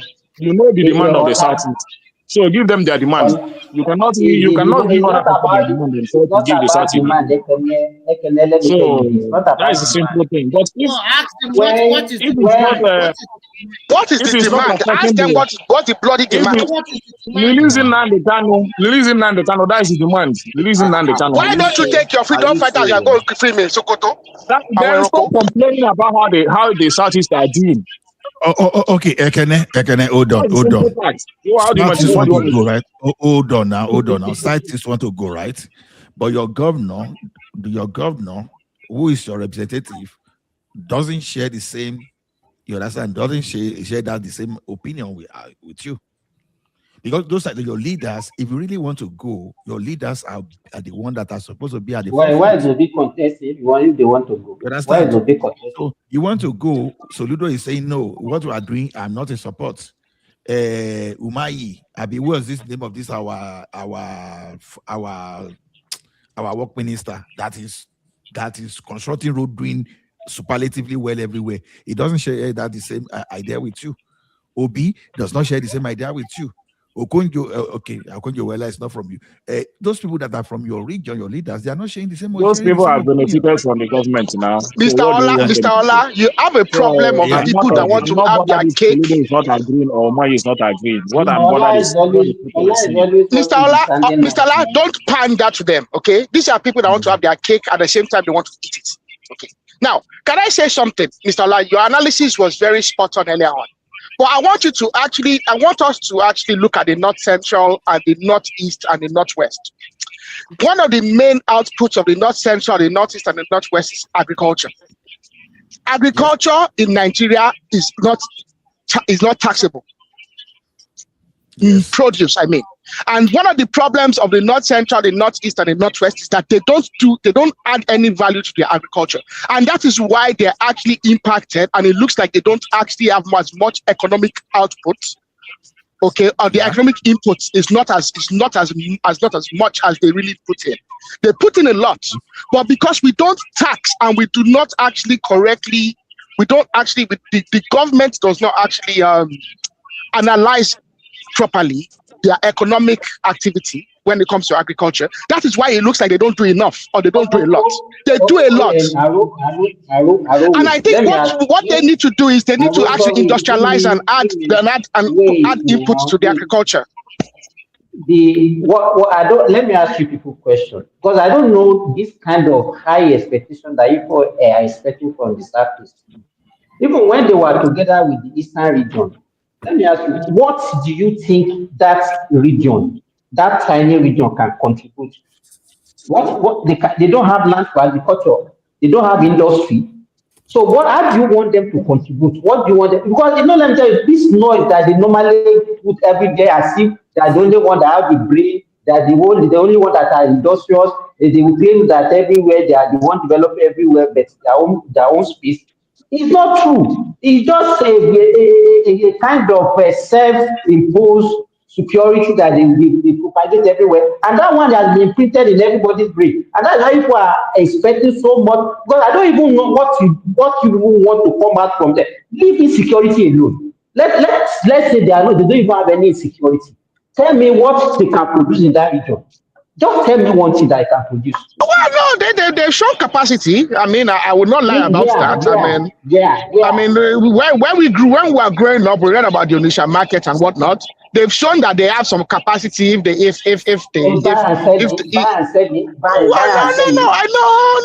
I think there's individuals there that make bags and shoes. Let us not deceive ourselves. There is some capacity, but it's not unique to them. I understand that. But there is some capacity. But the problem I have is there's a tendency, like you said, of individuals that have some a sense of self-imposed superiority, number one, and individuals that want to have their cake at the same time they want to eat it. And it's not their fault. It's the fault of other Nigerians, because other Nigerians has made it possible for them to have an escape route. But what they have done is they've denied Nigeria of the pleasure of actually having economic development and economic output in their region. Because you have to look at it at that perspective. They can go to Kano and establish industry. They can go to Kaduna and establish industry. They can come to Lagos and every part of Nigeria and establish industry. But other individuals are denied the opportunity because they don't let their country, they don't let their space be open for commerce and industry. Simba, see, I will not say Southeast has no potential. Let's perish that thought. They have potential, whether we like it or not. Whether they are utilizing or maximizing is another thing entirely.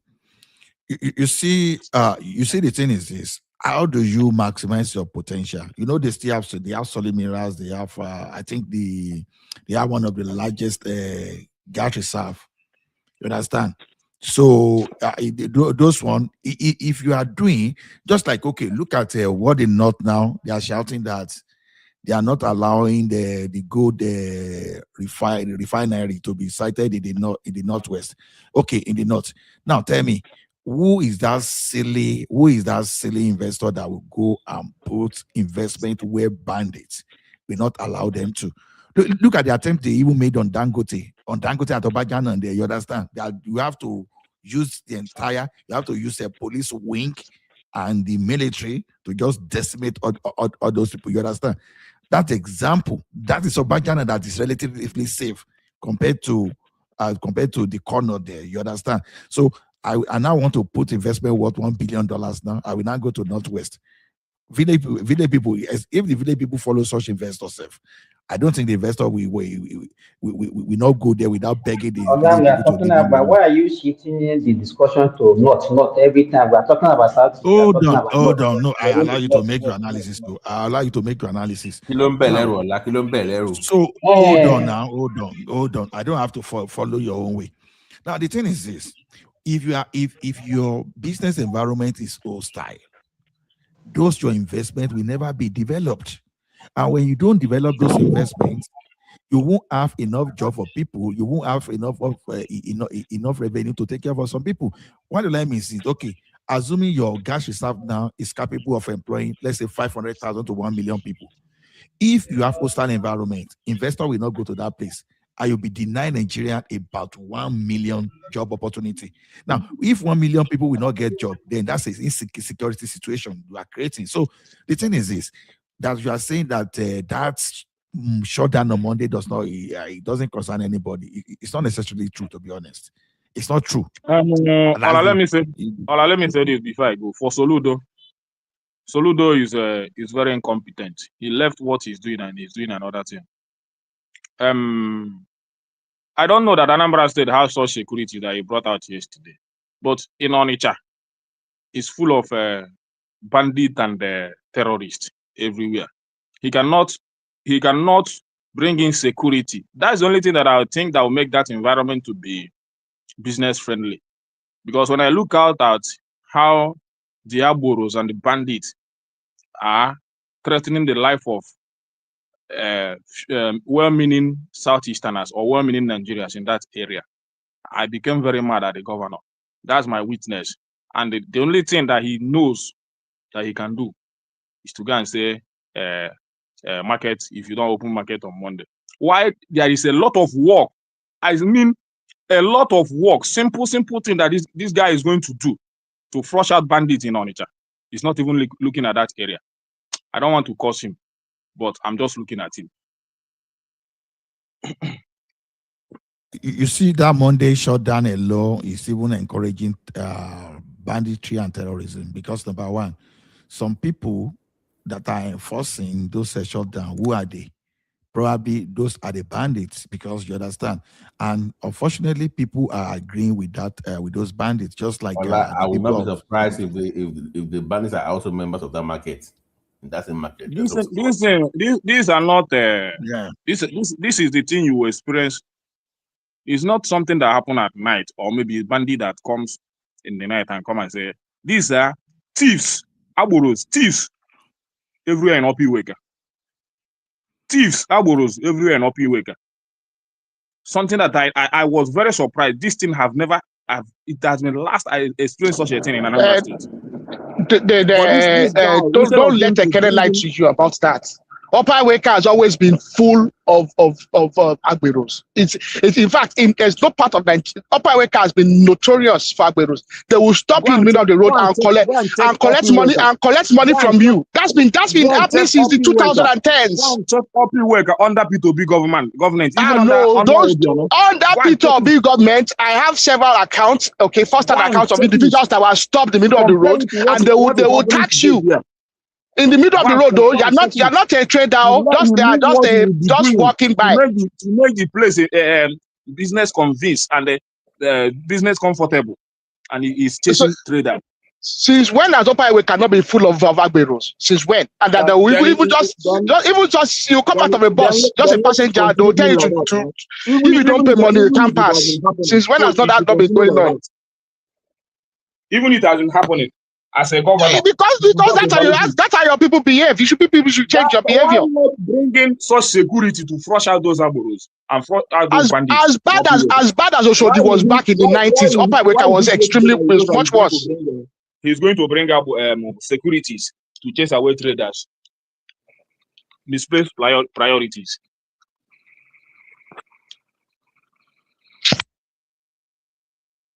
Mr. Ola, I beg, let's just move on because this thing is just upsetting. It's just an upsetting conversation. People that just come and defend the indefensible. I mean, come on. But this is not the first time Ekene has done that. I mean, he's done that. Ekene, they're not going to. Sorry, Aro, if I made you angry, but that's my opinion, okay? I'm not trying to make you angry. But my opinion will always be my opinion. Ekene, listen to me. They're not going to release in American anytime soon. Okay.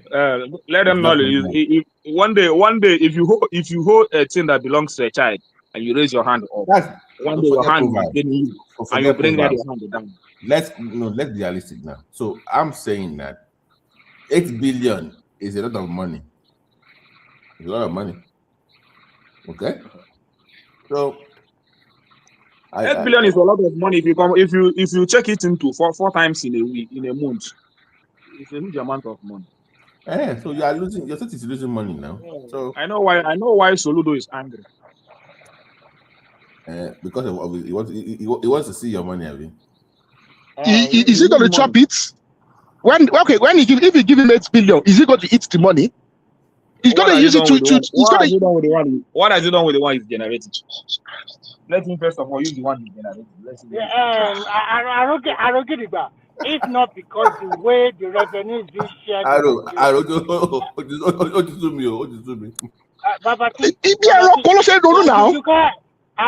You can't blame all those regions in Nigeria because the revenue is not shared according to your input.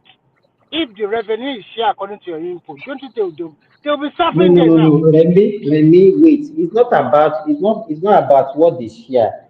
It's about the mentality. You can see how a grown-up adult is thinking. The mentality is bad.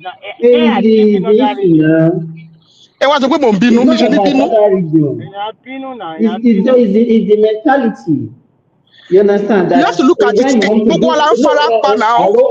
Wait now. And you see, it's very common now that you see an average Nigerian when they say, okay, they need more money. They say, hey, what are they doing with the one that they have? In fact, if somebody can say that the US can come and take Nigeria because Nigeria don't even use come and take Nigeria resources because we don't know how to let them take. Simba, that thing you mentioned, that thing you mentioned, I was troubled. It's even high time in this country that this government should stop generating revenues and account for the one they have generated. Because I've not seen that way. What kind of mindset is this? It's high time they stop generating revenue. I'm sorry. You should not talk again, please. Ekene should not talk again. Thank you. You should not talk again, please. Just go to your Alaba market. It's already 7:46 in Nigeria now. Go and open your shop. Go and open your shop. Go and make money. Go and make money. Go and open your shop. Remy, hold on. You can't do that. When Ekene say that, they should account for what they have. You have what is called population growth, right? That means you're having kids every day as a society. So that means you need more revenue to cater for them. That means you know what? That 8 billion. That the same way more people die every day, man. You think people don't die every day? No, hold on. That 8 billion is going to help the newborns in your area. Even how many people are dying in Nigeria? I think Nigerians will have improved in terms of health-wise because I just came back from Nigeria and I see the way people are going to the hospital for checkup. When I was going, no. Let me. That you should not even be discussing that kind of argument that okay, they born people and people die. Then why is our population grow if more people are dying more than? We are growing at an explosive rate, almost 6%. 6% growth. Do you know what that is? Hello, Aro. People don't know the kind of problem that we have. If we have population, let me finish. If you have population of people having this kind of reason, do you understand? Don't you think that is a big problem? Babati, and alright, you see this year, I'm not going to entertain people that are forming opinions for the government to survive or to raise propaganda. I'm not going to do that. The government don't have any opinion. So that's your problem. That's your problem. You think that the government survival. You think the government survival is for the government? Hello, The guys. government survival is for the country. Hello, hold on. Guys, I want to move into the background. So thank you everyone for sharing this session with us this evening. So if anybody wants to join, you can come to the background. You know, in the background, the discussion can continue for the next 6 to 10 hours. So if you love to join, I will leave the link here and just come in and join. Thank you. See you tomorrow. Bye.